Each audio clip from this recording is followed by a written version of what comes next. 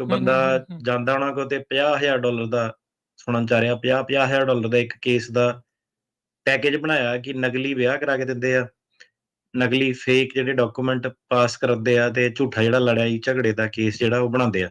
Okay. ਤੇ ਕਾਫੀ ਦੇਰ ਤੋਂ ਜਿਹੜਾ ਚੱਲ ਰਿਹਾ ਸੀਗਾ ਤੇ ਇੱਕ ਕਹਿ ਲਓ ਤੁਸੀਂ ਪੈਕੇਜ ਇਸ ਹਿਸਾਬ ਦਾ ਡਿਜ਼ਾਈਨ ਕੀਤਾ ਸੀਗਾ ਕਿ ਜੇ ਬੰਦੇ ਦਾ ਕਿਸੇ ਦਾ ਉਹ ਕਹਿੰਦੇ ਕਿ ਫੇਲ ਵੀ ਕੇਸ ਹੋ ਜਾਂਦਾ ਸੀ ਨਾ, ਜਿਹੜੇ ਝੂਠੇ ਵਕੀਲ ਜਿਹੜੇ ਸੀਗੇ ਇਹ ਪੈਕੇਜ ਬਣਾ ਕੇ ਅੱਗੇ ਉਹਨਾਂ ਨੂੰ ਮਾਰਕੀਟ ਕਰਦੇ ਸੀਗੇ, ਫਰਾਡ ਜਿਹੜੇ ਕੇਸ ਜਿਹੜੇ ਕਾਫੀ ਫਾਈਲਿੰਗ ਜਿਹੜੀ ਹੁੰਦੀ ਸੀ।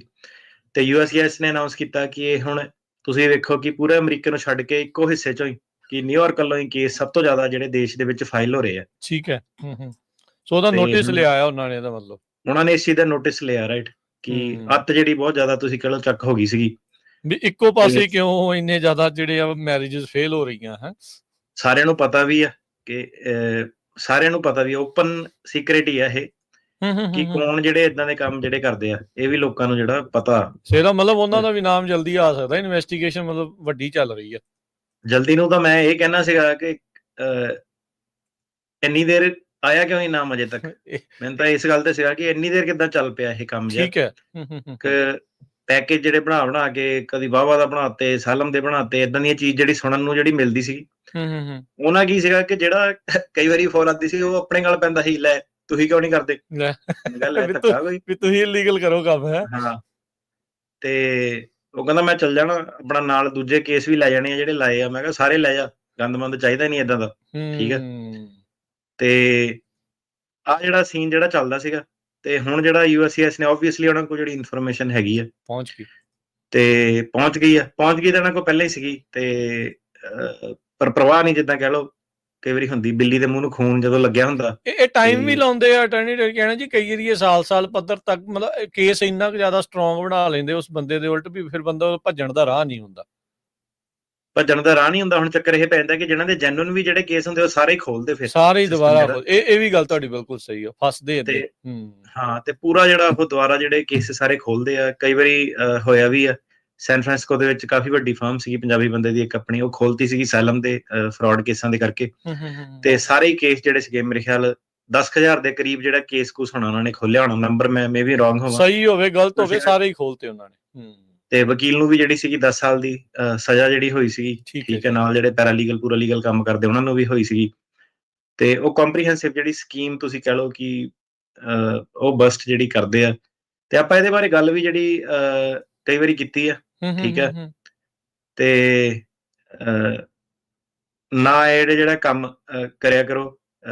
ਵਿਆਹ ਜਿਹੜਾ ਆਬਵੀਅਸਲੀ ਕਿੱਦਾਂ ਕਰਦੇ ਆ ਕਿ ਜਿਹੜਾ ਸੋਸ਼ਲੀ ਤੁਸੀਂ ਕਹਿ ਲਓ ਕਿ ਜਿਹੜੇ ਪੈਸੇ ਪੂਹੇ ਦੀ ਜਿੱਦਾਂ ਲੋੜਵੰਦ ਹੁੰਦੀ ਹੈ, ਏਦਾਂ ਦੇ ਲੋਕਾਂ ਜਿਹੜਾ ਵਿਆਹ ਕਰਾ ਕੇ ਸੈਟਿੰਗ ਸ਼ੂਟਿੰਗ ਪੂਰਾ ਜਿਹੜਾ ਰੈਕਟ ਜਿਹੜਾ ਸੀਗਾ ਉਹ ਚੀਜ਼ ਸੀਗੀ, ਉਹ ਬਸਟ ਹੋਣ ਜਾ ਰਹੀ ਹੈ। ਹੁਣ ਕੀ ਹੁੰਦਾ ਕਿ ਇਸ ਵੇਲੇ ਜਦੋਂ ਆਪਾਂ ਗੱਲ ਕਰ ਵੀ ਰਹੇ ਹਾਂ, ਕਾਫੀ ਹੱਦ ਤੱਕ ਜਿਹੜੇ ਲੋਕੀ ਆ ਟਰੰਪ ਦੇ ਆਉਣ ਦੇ ਨਾਲ ਹੀ ਜਿਹੜਾ ਸੀਗਾ ਆਪਾਂ ਦੇਖਿਆ ਕਿ ਇੱਕ ਐਟੀਟਿਊਡ ਜਿਹੜਾ ਲੋਕਾਂ ਦੇ ਵਿੱਚ ਫਰਕ ਜਿਹੜਾ ਆ ਗਿਆ। ਠੀਕ ਹੈ। ਆਪਾਂ ਵੀਡੀਓ ਪਾਈ, ਕਈਆਂ ਨੇ ਧੰਨਵਾਦ ਕੀਤਾ ਕਿ ਯਾਰ ਚੰਗਾ ਹੋਇਆ ਤੁਸੀਂ ਦੱਸਤਾ, ਲੋਕੀ ਏਦਾਂ ਦਾ ਪੁੱਠਾ ਸਿੱਧਾ ਕੰਮ ਕਰਦੇ ਸੀ, ਕਈ ਰੁਕ ਜਾਊਗੇ।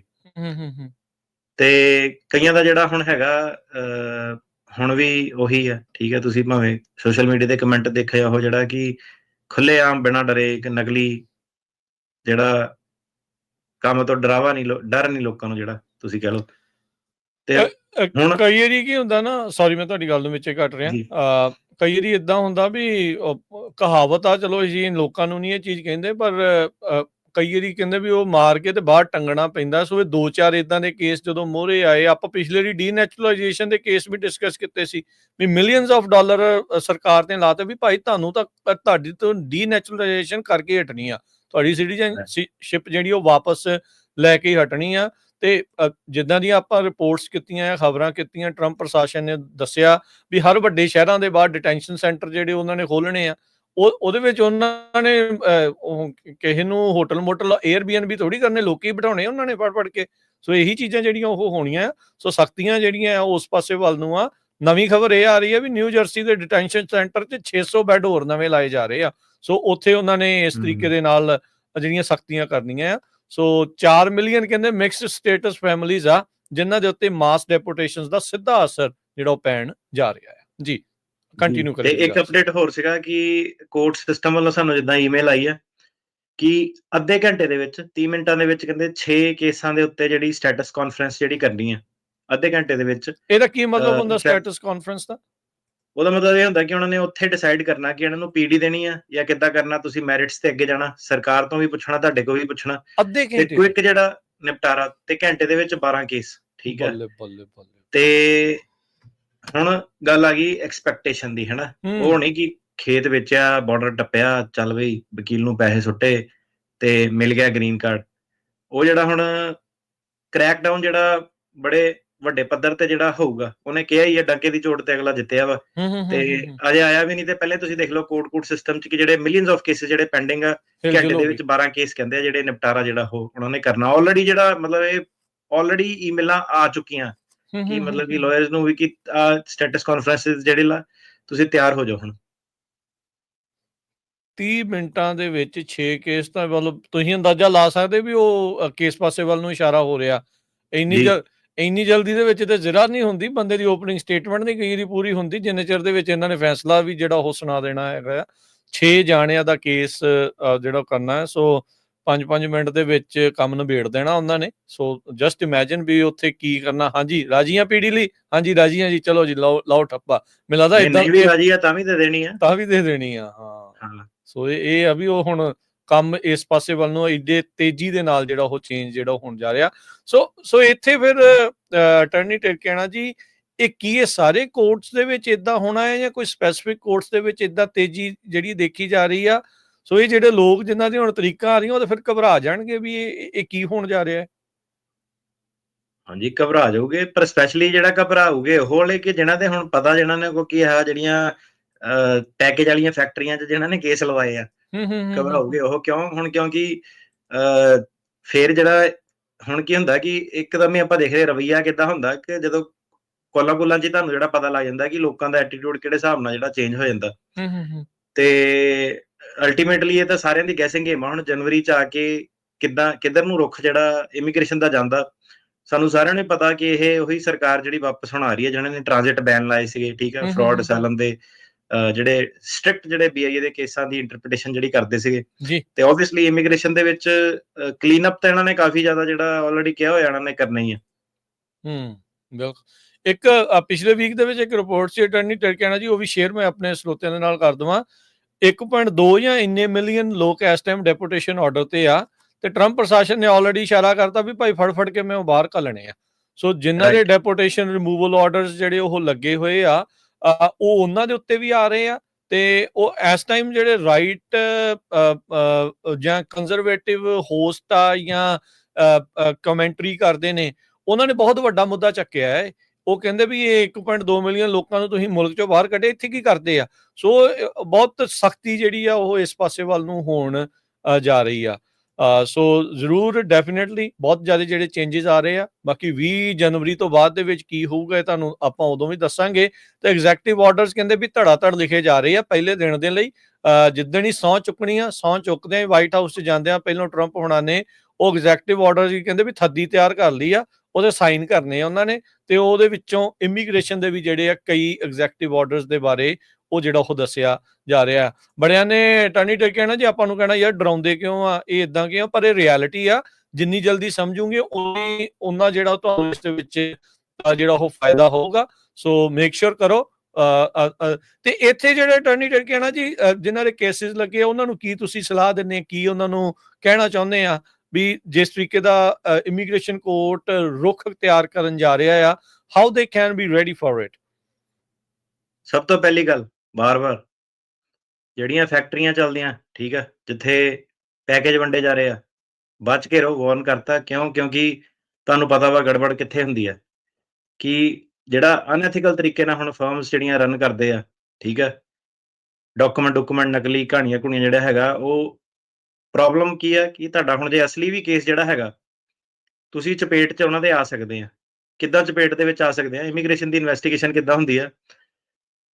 ਇਹ ਸਟਿੰਗ ਆਪਰੇਸ਼ਨ ਜਿਹੜੇ ਕਹਿ ਲਓ ਤੁਸੀਂ ਕਰਦੇ ਆ, ਤਾਰਾ ਲਾ ਕੇ ਜਿਹੜਾ ਪਹਿਲਾਂ ਵੀ ਬੰਦੇ ਜਿਹੜੇ ਫਸੇ ਹੋਏ ਸੀ ਫਾਰਮ ਵਰਕਰ ਦੇ, ਜਿਹੜੇ ਪਹਿਲਾਂ ਵੀ ਜਿਹੜੇ ਵਕੂਲ ਕਈ ਜਿਹੜੇ ਜੇਲ੍ਹਾਂ ਦੀ ਹਵਾ ਜਿਹਨਾਂ ਨੇ ਖਾਧੀ ਆ, ਉਹ ਏਦਾਂ ਹੀ ਰੈੱਡ ਹੈਂਡਡ ਜਿਹੜੇ ਫੜਦੇ ਆ। ਠੀਕ ਆ, ਕਿਉਂਕਿ ਓਪਨ ਹੀ ਉਹਨਾਂ ਦੇ ਆਫਿਸਾਂ ਜਿਹੜਾ ਓਪਨ ਹੀ ਇਹ ਕੰਮ ਜਿਹੜੇ ਇਦਾਂ ਦੇ ਚੱਲਦੇ ਸੀਗੇ। ਉਹ ਕੀ ਹੈ ਕਿ ਇੱਕ ਬੰਦਾ ਫੜਿਆ ਗਿਆ। ਹੁਣ ਯੂਨੀਵਰਸਿਟੀ ਜਿਹੜੀਆਂ ਇਹ ਸਿਰਫ ਅਸਾਈਲਮ ਦੀ ਗੱਲ ਨਹੀਂ ਆਪਾਂ ਕਰ ਰਹੇ, F1 ਵੀਜ਼ੇ ਦੇ ਵਿੱਚ, H1 ਵੀਜ਼ੇ ਦੇ ਵਿੱਚ, ਹਰੇਕ ਜਿਹੜਾ ਵੀਜ਼ੇ ਦੇ ਵਿੱਚ ਫਰਾਡ ਕੋਈ ਨਾ ਕੋਈ ਕਿਸੇ ਤਰ੍ਹਾਂ ਦਾ ਹੁੰਦਾ ਹੀ ਆ ਵਾਵਾ ਦੇ ਵਿੱਚ, ਠੀਕ ਹੈ। ਤੇ ਉਰੇ ਵੀ ਆਪਣੇ ਇਵਨ ਬੇ ਏਰੀਏ ਦੇ ਵਿੱਚ ਵੀ ਕਾਫੀ ਵੱਡੀਆਂ ਨਾਮਚੀਨ ਜਿਹੜੀਆਂ ਯੂਨੀਵਰਸਿਟੀਆਂ ਸੀਗੀਆਂ, ਉਹ ਜਿਹੜੇ ਸਟੂਡੈਂਟ ਦੇ ਵੀਜ਼ਿਆਂ ਦੇ ਵਿੱਚ ਘਪਲੇ ਕਰਦੇ ਸੀਗੇ, ਉਹਨਾਂ ਨੂੰ ਜੇਲ੍ਹਾਂ ਦੀ ਜਿਹੜੀ ਹਵਾ ਜਿਹੜੀ ਖਾਣੀ ਪਈ ਹੈ। ਕਾਫੀ ਏਸ਼ੀਅਨ ਜਿਹੜੇ ਲੋਕੀ ਸੀਗੇ ਉਹ ਮੂਲ ਦੇ ਵੀ ਜਿਹੜੇ ਜੇਲ੍ਹ ਦੇ ਵਿੱਚ ਗਏ ਆ। ਸੋ ਪਹਿਲੀ ਚੀਜ਼ ਤਾਂ ਇਹ ਆ ਕਿ ਤੁਸੀਂ ਵੇਖੋ, ਠੀਕ ਆ। ਹੁਣ ਉਹ ਗੱਲਾਂ ਜਿੱਦਾਂ ਤੁਸੀਂ ਕਹਿੰਦੇ ਨਾ ਕਿ ਕਈਆਂ ਨੇ ਕਹਿਣਾ ਡਰਾਉਂਦੇ ਆ। ਹੁਣ ਚੱਕਰ ਕੀ ਆ ਕਿ ਮੈਂ ਇਸ ਵੇਲੇ ਲਾਈਵ ਕਰ ਰਿਹਾ, ਮੇਰੀ ਫੀਡ ਦੇ ਵਿੱਚ ਵੀ ਹੈਗੇ 1-2 ਬੰਦੇ ਏਦਾਂ ਡਰਾਉਂਦੇ ਆ, ਪਰ ਤੁਸੀਂ ਕਿਉਂ ਮੇਰੀ ਫੀਡ ਦੇ ਵਿੱਚ ਹੈਗੇ ਆ? ਤੁਸੀਂ ਕਿਉਂ ਨਹੀਂ ਕਿਤੇ ਹੋਰ ਜਾ ਰਹੇ ਹੈਗੇ? ਤੁਸੀਂ ਵੀ ਤਾਂ ਸੁਣ ਰਹੇ ਆ ਨਾ। ਕਿਉਂਕਿ ਹੁਣ ਡਰਾਵਾ ਨਹੀਂ ਰਹੇ, ਹੁਣ ਇਨਫੋਰਮੇਸ਼ਨ ਜਿਹੜੀ ਸੱਚ ਹੋ ਗਈ ਹੈ। ਪਹਿਲਾਂ ਕੀ ਸੀਗਾ ਕਿ ਖੁੱਲ੍ਹ ਦੇ ਦਿੱਤੀ ਸੀਗੀ, ਬਾਰਡਰ ਉਹਨਾਂ ਨੇ ਖੋਲ੍ਹਤੇ, ਬਿਆਨ ਉਹਨਾਂ ਨੇ ਲੈਣੇ ਬੰਦ ਕਰਤੇ, ਹਰੇਕ ਬੰਦਾ ਜਿਹੜਾ ਈਜ਼ੀਲੀ ਅੰਦਰ ਆ ਗਿਆ, ਠੀਕ ਹੈ। ਹਰ ਤਰ੍ਹਾਂ ਦਾ ਬੰਦਾ ਜਿਹੜਾ ਈਜ਼ੀਲੀ ਅੰਦਰ ਆ ਗਿਆ। ਹੁਣ ਕੀ ਸੀਗਾ ਕਿ ਪਹਿਲੀ ਗੱਲ ਤਾਂ ਇਹ ਕਿ ਜਿਹੜੀ ਕ੍ਰੈਡੀਬਲ ਫੇਅਰ ਇੰਟਰਵਿਊ, ਕਿ ਜਿਹੜੇ ਬਿਆਨ ਹੁੰਦੇ ਆ ਉਹ ਬਾਰਡਰ ਤੇ ਜਿਹੜੇ ਓਬਵੀਅਸਲੀ ਹੋਊਗੇ ਤੇ ਹੋਣੇ ਵੀ ਚਾਹੀਦੇ ਆ, ਕਿ ਉੱਥੋਂ ਦੀ ਵੈਟ ਹੋ ਜਾਂਦਾ ਕਿ ਕਿਹੜੇ ਬੰਦੇ ਨੇ ਕੁਛ ਕਿਹਾ ਕਿ ਨਹੀਂ ਕਿਹਾ, ਰਾਈਟ। ਉੱਥੇ ਹੀ ਉਹਨੂੰ ਪੁੱਛ ਲੈਂਦੇ ਆ, ਪਹਿਲਾਂ ਹੀ ਉਹਦੀ ਜਿਹੜੀ ਸਟੋਰੀ ਹੈ, ਜਿਹੜੀ ਉਹਦੀ ਕੀ ਤੇਰੇ ਨਾਲ ਹੱਡ ਬੀਤੀ ਆ, ਉੱਥੇ ਹੀ ਉਹ ਕੋ ਪੁੱਛ ਲੈਂਦੇ ਆ। ਉਹਦੇ ਵਿੱਚ ਜਿਹਦੇ ਕੋਲ, ਤੇ ਇਹ ਜਿਹੜੇ ਅਕਸਰ ਜਿਹੜੇ ਕੈਂਪ ਹੈਗੇ, ਲੁਈਜ਼ੀਆਨਾ ਵਾਲੇ, ਜਾਰਜੀਆ ਵਾਲੇ, ਮਿਸੀਸਿਪੀ ਵਾਲੇ, ਠੀਕ ਆ, ਐਰੀਜ਼ੋਨਾ ਵਾਲੇ, ਇਹ ਕੈਂਪਾਂ ਦੇ ਵਿੱਚ ਕੀ ਹੁੰਦਾ ਕਿ ਆਲਰੇਡੀ ਪਹਿਲਾਂ ਹੀ ਜਿਹੜਾ ਕਾਫੀ ਸਟ੍ਰਿਕਟ ਜਿਹੜੇ ਬਾਰਡਰ ਪੈਟਰੋਲ ਵਾਲੇ, ਅਸਾਈਲਮ ਆਫਿਸਰ ਜਿਹੜੇ ਹੈਗੇ ਆ, ਉਹ ਤੇ ਇਵਨ ਇਮੀਗ੍ਰੇਸ਼ਨ ਜੱਜ ਜਿਹਨਾਂ ਨੂੰ ਤੁਸੀਂ ਅੱਗੇ ਅਪੀਲ ਕਰਨੀ ਹੁੰਦੀ ਹੈ ਜੇ ਬਿਆਨ ਫੇਲ ਹੋ ਜਾਣਾ, ਉਹ ਵੀ ਕਾਫੀ ਜਿਹੜੇ ਸਟ੍ਰਿਕਟ ਹੁੰਦੇ ਆ। ਲੋ ਰੈਂਕ ਵਾਲੇ, ਲੋਅਰ ਰੇਟਿੰਗ ਵਾਲੇ ਜਿਹੜੇ ਜੱਜ ਉੱਥੇ ਹੁੰਦੇ ਆ, 5-5, 10-10% ਵਾਲੇ। ਲੁਈਜ਼ੀਆਨਾ ਤਾਂ ਕਈ ਵਾਰੀ ਤੁਹਾਨੂੰ 2-2, 1-1% ਵਾਲਾ ਵੀ ਮਿਲ ਜਾਂਦਾ, ਠੀਕ ਆ। ਕਿ 1% ਦਾ ਮਤਲਬ ਹੈਗਾ ਕਿ ਜੇ 100 ਲੋਕੀ ਆਏ ਤੇ ਇੱਕ ਬੰਦਾ ਉਰੇ ਆਇਆ। ਔਨ ਟੌਪ ਆਫ ਦੈਟ ਆਪਾਂ ਜਿਹੜੀ ਗੱਲ ਨਹੀਂ ਕੀਤੀ ਕਿ CLP ਵਗੈਰਾ ਜਿਹੜੇ ਉਹ ਮੁੱਦੇ ਆ, ਜਿਹੜੇ ਟਰੰਪ ਨੇ ਹੋਰ ਰੂਲ ਜਿਹੜੇ ਪਾਸ ਕਰਨੇ ਉਹ ਜੇ ਲੱਗਣੇ ਆ। ਸ਼ੋਅ ਦਾ ਮਕਸਦ ਕੀ ਹੁਣ ਹੈਗਾ ਕਿ ਪੈਸੇ ਆਪਣੇ ਖਰਾਬ ਨਾ ਕਰਿਓ, ਮਾਹੌਲ ਜਿਹੜਾ ਦੇਖ ਲਿਓ, ਠੀਕ ਹੈ। ਤੇ ਜਿਹੜੀ ਇਨਫੋਰਮੇਸ਼ਨ ਆ ਉਹ ਬਾਅਦ ਚ ਫੈਲਦੀ ਹੈ, ਲੋਕਾਂ ਤੱਕ ਬਾਅਦ ਚ ਪਹੁੰਚਦੀ ਹੈ।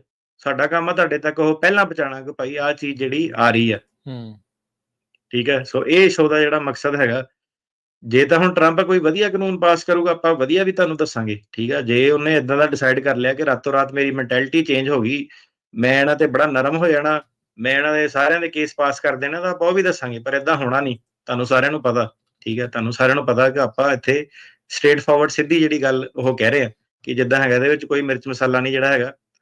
ਤੇ ਆਪਣੇ ਕੇਸਾਂ ਦੇ ਵਿੱਚ ਤੁਸੀਂ ਕੀ ਕਰ ਸਕਦੇ ਆ? ਪਹਿਲੀ ਗੱਲ ਤਾਂ ਜਿਹੜੀ ਏਦਾਂ ਦੀ ਵੀਜ਼ਾ ਮਿਲਾਂ ਜਿਹੜੀਆਂ ਹੈਗੀਆਂ, ਠੀਕ ਹੈ, ਜਿਹੜੀਆਂ ਫਰਾਡ ਫੈਕਟਰੀਆਂ ਹੈਗੀਆਂ, ਇਹਨਾਂ ਤੋਂ ਬਚੋ, ਠੀਕ ਆ। ਆਪਣੀ ਜਜਮੈਂਟ ਜਿਹੜੀ ਐਕਸਰਸਾਈਜ਼ ਕਰੋ।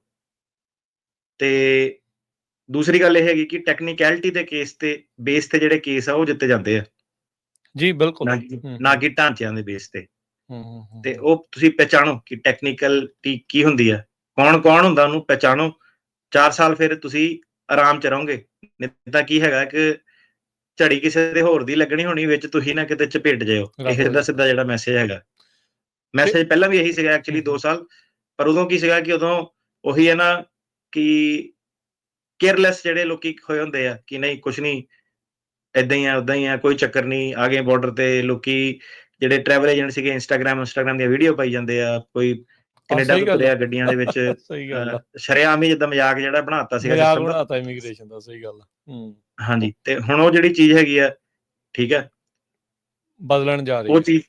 ਉਹ ਚੀਜ਼ ਨਾਲ ਆਪਣੇ ਆਪ ਨੂੰ ਐਸੋਸੀਏਟ ਨਾ ਕਰੋ। ਜਿਹੜੇ ਇਦਾਂ ਦੇ ਵਕੀਲ ਆ, ਪੈਰਾਲੀਗਲ ਜਿਹੜੇ ਖਾਸ ਕਰਕੇ ਜਿਹਨਾਂ ਦੇ ਦਫ਼ਤਰ ਇਦਾਂ ਦੇ ਚੱਲਦੇ ਆ, ਇੰਟਰਪ੍ਰੈਟਰ ਜਿਹੜੇ ਵਿੱਚ ਹੁੰਦੇ ਨਾ, ਜਿਹਨਾਂ ਦਾ ਕੰਮ ਸਿਰਫ ਤੇ ਸਿਰਫ ਪੰਜਾਬੀ ਚ ਅਨੁਵਾਦ ਕਰਨਾ ਹੈਗਾ, ਉਹ ਜਿਹੜੇ ਹੈਗੇ ਉਹਨਾਂ ਨੇ ਅਸਾਈਲਮ ਆਫਿਸ ਖੋਲੇ ਹੋਏ ਆ, ਉਹ ਅਨੁਵਾਦ ਕਰਕੇ ਇੱਧਰ ਉੱਧਰੋਂ ਵਕੀਲਾਂ ਦੀਆਂ ਕਹਾਣੀਆਂ ਫੜ ਕੇ ਲੋਕਾਂ ਨੂੰ ਗੁੰਮਰਾਹ ਕਰੀ ਜਾ ਰਹੇ ਆ। ਇਹ ਚੀਜ਼ਾਂ ਤੋਂ ਬਚੋ, ਠੀਕ ਆ। ਸਿੱਧੀ ਗੱਲ ਆ ਕਿ ਜੇ ਪੈਰਾਲੀਗਲ ਮਿਹਨਤ ਕਰਨਾ ਚਾਹੁੰਦਾ ਹੁੰਦਾ, ਲਾਅ ਸਕੂਲ ਜਾ ਸਕਦਾ ਹੁੰਦਾ, 3 ਸਾਲ ਦੀ, 5 ਸਾਲ ਦੀ, ਜੋ ਵੀ ਸਿਸਟਮ ਦੇ ਹਿਸਾਬ ਨਾਲ ਉਹ ਚੱਲਿਆ, LLM, JD, ਬਾਰ ਐਗਜ਼ਾਮ, ਜੇ ਉਹ ਕਰ ਸਕਦਾ ਹੁੰਦਾ ਉਹਨੇ ਕਰ ਲੈਣਾ ਸੀਗਾ।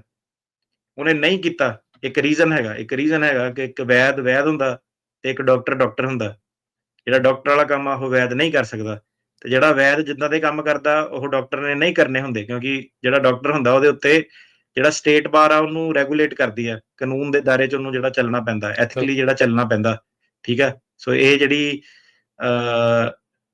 ਟਰੰਪ ਐਡਮਿਨਿਸਟ੍ਰੇਸ਼ਨ ਜਿਹੜੀ ਹੈਗੀ ਆਬਵੀਅਸਲੀ ਉਹਨਾਂ ਦਾ ਜਿਹੜਾ ਰਵੱਈਆ ਇਹੀ ਹੈਗਾ ਕਿ ਇੰਨੇ ਸਾਰੇ ਲੋਕ ਜਿਹੜੇ ਹੈਗੇ ਆ ਉਹ ਆ ਰਹੇ ਆ, ਤੇ ਇਹਨਾਂ ਦੇ ਵਿੱਚ ਹੁਣ ਦੇਖਣਾ ਸਿਰਫ ਇਹੀ ਹੈ ਕਿ ਕਿਹੜੇ ਲੋਕ ਆ ਜਿਹੜੇ ਉਹ ਇਹ ਚਪੇਟ ਦੇ ਵਿੱਚ ਆਉਂਦੇ ਆ, ਤੇ ਕਿਹੜੇ ਲੋਕ ਜਿਹੜੇ ਇਹਨੂੰ ਈਜ਼ੀਲੀ ਨੈਵੀਗੇਟ ਜਿਹੜਾ ਕਰ ਸਕਦੇ ਆ ਜੀ। ਤੇ ਨਾਲ ਹੀ ਦੱਸੀ ਜਾਈਏ, ਅਸੀਂ ਵੀ ਪੰਜਾਬੀ ਰੇਡੀਓ USA ਦੇ ਵੀ ਟਿਕਟੌਕ ਚੈਨਲ ਦੇ ਉੱਤੇ ਆਪਾਂ ਵੀ ਨਾਲ ਇਸ ਟਾਈਮ ਜਿਹੜਾ ਲਾਈਵ ਜਿਹੜਾ ਉਹ ਚੱਲ ਰਹੇ ਆ। ਤੇ ਇੱਕ ਟੱਡੀ ਕਹਿਣਾ ਜੀ, ਸਕਰੀਨ ਤੇ ਨਜ਼ਰ ਮਾਰਿਓ, ਮੈਂ ਇੱਕ ਜਿਹੜੀ ਖਬਰ ਆ ਨਾ ਉਹ ਆਪਣੇ ਜਿਹੜੇ ਦੇਖਣ ਵਾਲੇ ਆ ਉਹਨਾਂ ਨੂੰ ਵੀ ਸ਼ੇਅਰ ਕਰਕੇ ਦਿਖਾ ਦੇਵਾਂ ਵੀ ਕਹਿ ਕੀ ਰਹੇ ਆ। ਸੋ ਉੱਥੋਂ ਤੁਹਾਨੂੰ ਅੰਦਾਜ਼ਾ ਜਿਹੜਾ ਉਹ ਹੋ ਜਾਣਾ ਚਾਹੀਦਾ ਵੀ ਜਿਹੜੇ ਇਹਨਾਂ ਨੇ ਨਵੇਂ ਅਟਾਰਨੀ ਜਨਰਲ ਵੀ ਜਿਹੜੇ ਲਾ ਰਹੇ ਆ ਨਾ, ਮੈਟ ਗੇਟਸ ਦਾ ਚਲੋ ਉਹਨੇ ਨਾਮ ਵਾਪਸ ਲੈ ਲਿਆ, ਜਿਹੜੇ ਸਾਬਕਾ ਅਟਾਰਨੀ ਜਨਰਲ ਰਹੇ ਆ ਫਲੋਰੀਡਾ ਦੇ Pam Bondi, president elect Donald Trump ਦੇ ਇਨਕਮਿੰਗ ਐਡਮਿਨਿਸਟ੍ਰੇਸ਼ਨ ਤੋਂ ਤੁਸੀਂ ਉਮੀਦ ਕੀ ਜਿਹੜਾ ਉਹ ਲਾ ਸਕਦੇ ਆ। ਸੋ ਉਹ ਜੇ ਤੁਹਾਡੇ ਨਾਲ ਮੈਂ ਸ਼ੇਅਰ ਕਰਦਾ ਜਾਵਾਂ, ਅਟਾਰਨੀ ਟਿਰਕਿਆਨਾ ਜੀ ਉਹਨਾਂ ਨੇ ਜਿਹੜਾ ਸਪਸ਼ਟ ਰੂਪ ਦੇ ਵਿੱਚ ਦੱਸ ਦਿੱਤਾ ਵੀ ਟਰੰਪ ਇਮੀਗ੍ਰੇਸ਼ਨ ਕ੍ਰੈਕਡਾਊਨ, ਡੀਨੈਚੁਰਲਾਈਜੇਸ਼ਨ ਤੇ ਕਹਿੰਦੇ ਡ੍ਰੌਪ ਇਨ ਦਾ ਬਕਟ ਆ। ਸੋ ਜਿਹੜਾ ਫਸਟ ਐਡਮਿਨਿਸਟ੍ਰੇਸ਼ਨ ਦੇ ਵਿੱਚ ਡੀਨੈਚੁਰਲਾਈਜੇਸ਼ਨ ਉਹਨਾਂ ਨੇ ਜਿਹੜਾ ਸ਼ੁਰੂਆਤ ਕੀਤੀ ਸੀ, ਤੇ ਜਿਹੜੇ deputy chief of staff Stephen Miller ਜਿਹੜਾ ਬਹੁਤ ਹੀ ਸ਼ਰੂਡ ਆ ਇਮੀਗ੍ਰੇਸ਼ਨ ਨੂੰ ਲੈ ਕੇ ਬਹੁਤ ਜ਼ਿਆਦਾ ਸਖਤ ਆ, ਉਹਨੇ ਕਿਹਾ ਵੀ ਇਹ ਸੁਪਰ ਚਾਰਜਡ ਹੋਊਗਾ। ਜਿੱਦਾਂ ਗੱਡੀਆਂ ਸੁਪਰ ਚਾਰਜਡ ਹੁੰਦੀਆਂ ਨਾ, ਆਪਾਂ ਲਵਾਉਂਦੇ ਆ ਐਕਸਟਰਾ ਚਾਰਜਰ ਵੀ ਗੱਡੀ ਤੇਜ਼ ਜਿਹੜੀ ਉਹ ਚੱਲੇ, ਸੋ ਹਾਰਸ ਪਾਵਰ ਵਧਾਉਣੀ ਆ। ਸੋ ਇਹਨਾਂ ਨੇ ਵੀ ਹਾਰਸ ਪਾਵਰ ਵਧਾ ਕੇ ਇਸ ਵਾਰ ਇਸ ਇਮੀਗ੍ਰੇਸ਼ਨ ਦੇ ਵਿੱਚ ਉਹਨਾਂ ਨੇ ਇਹ ਸਪਸ਼ਟ ਕਿਹਾ, ਇਹ ਮੇਰਾ ਬਿਆਨ ਨਹੀਂ ਆ, ਇਹ ਅਟਾਰਨੀ ਟਿਰਕਿਆਨਾ ਦਾ ਬਿਆਨ ਨਹੀਂ ਆ, ਇਹ ਕਿਸੇ ਦਾ ਨਹੀਂ ਬਿਆਨ ਆ, ਇਹਨਾਂ ਦੀ ਆਪਣੀ ਐਡਮਿਨਿਸਟ੍ਰੇਸ਼ਨ ਦਾ ਜਿਹੜਾ ਇਹ ਬਿਆਨ ਆ। ਸੋ ਜਿੱਦਾਂ ਤੁਸੀਂ ਕਿਹਾ ਵੀ ਰਾਤੋਂ ਰਾਤ ਇਹਨਾਂ ਦਾ ਸ਼ਾਇਦ ਮਨ ਬਦਲ ਜੇ, ਉਹਦੇ ਚਾਂਸ ਤਾਂ ਘੱਟ ਹੈਗੇ ਆ, ਪਰ ਜੋ ਇਸ ਟਾਈਮ ਸਾਹਮਣੇ ਆ ਉਹ ਇਹ ਸਪਸ਼ਟ ਰੂਪ ਦੇ ਵਿੱਚ ਦੱਸ ਰਹੇ ਆ ਵੀ ਅਸੀਂ ਬਹੁਤ ਸਖਤੀ ਜਿਹੜੀ ਆ ਇਸ ਚੀਜ਼ ਦੇ ਵਿੱਚ ਕਰਨ ਜਾ ਰਹੇ ਆ। ਇਹ ਵੀ ਦੱਸਦੇ ਜਾਈਏ ਅਟਾਰਨੀ ਟਿਰਕਿਆਨਾ ਜੀ, ਜਦੋਂ ਟਰੰਪ ਉਹਨਾਂ ਦਾ ਪਹਿਲਾ ਐਡਮਿਨਿਸਟ੍ਰੇਸ਼ਨ ਆਇਆ ਸੀ, ਉਦੋਂ ਇਹਨਾਂ ਨੇ ਗ੍ਰੀਨ ਕਾਰਡ ਦੇਣ ਦਾ ਨੰਬਰ ਵੀ ਘਟਾ ਦਿੱਤਾ ਸੀ।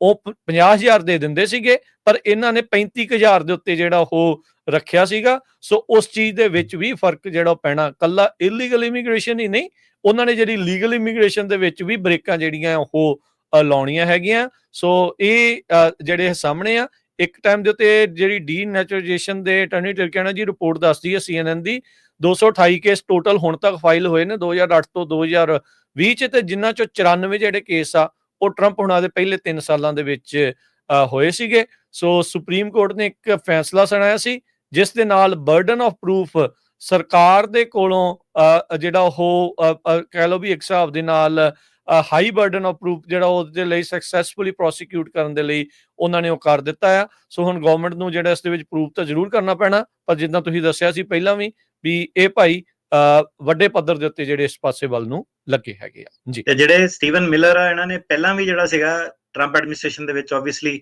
ਕੰਮ ਜਿਹੜਾ ਕੀਤਾ ਹੋਇਆ ਹੈ, ਐਂਟੀ ਇਮੀਗ੍ਰੇਸ਼ਨ ਜਿਹੜਾ ਇਹਨਾਂ ਦਾ ਮੈਸੇਜ ਜਿਹੜਾ ਸੀਗਾ ਪਹਿਲਾਂ ਵੀ ਬੜਾ ਜਿਹੜਾ ਲਾਊਡ ਐਂਡ ਕਲੀਅਰ ਸੀਗਾ। ਇਹ ਜਿਹੜੀ ਸਰਕਾਰਾਂ ਇਹ ਚਾਹੁੰਦੀਆਂ ਨਹੀਂ ਕਿ ਹੋਰ ਇਮੀਗ੍ਰੈਂਟ ਜਿਹੜੇ ਆਣ, ਕਈਆਂ ਨੇ ਤਾਂ ਇਹਨਾਂ ਤੇ ਜਿਹੜਾ ਰੋਪ ਇਹ ਵੀ ਲਾਇਆ ਕਿ ਇਹ ਸਿਰਫ ਤੇ ਸਿਰਫ ਜਿਹੜੇ ਯੂਰਪੀਅਨ ਇਮੀਗ੍ਰੈਂਟ ਆ ਉਹਨਾਂ ਨੂੰ ਹੀ ਆਣ ਦੇਣਾ ਜਿਹੜਾ ਚਾਹੁੰਦੇ, ਉਹਨਾਂ ਦੇ ਲਈ ਰੂਲ ਸੌਖੇ ਕਰ ਦਿੰਦੇ ਆ, ਤੇ ਬਾਕੀ ਜਿਹੜੇ ਹੈਗੇ ਆ ਸਟਰਗਲਿੰਗ ਕੰਟਰੀਜ਼ ਵਾਲੇ ਜਿਹੜੇ ਇਮੀਗ੍ਰੈਂਟ ਆ, ਇਹ ਤੁਸੀਂ ਦੇਖਿਆ ਹੋਣਾ ਕਿ ਬਿਆਨਬਾਜ਼ੀ ਵੀ ਟਰੰਪ ਸਾਹਿਬ ਦੀ ਉਹਨਾਂ ਦੇ ਅਗੇਂਸਟ ਹੀ ਜਿਹੜੀ ਉਹ ਆਈ ਆ।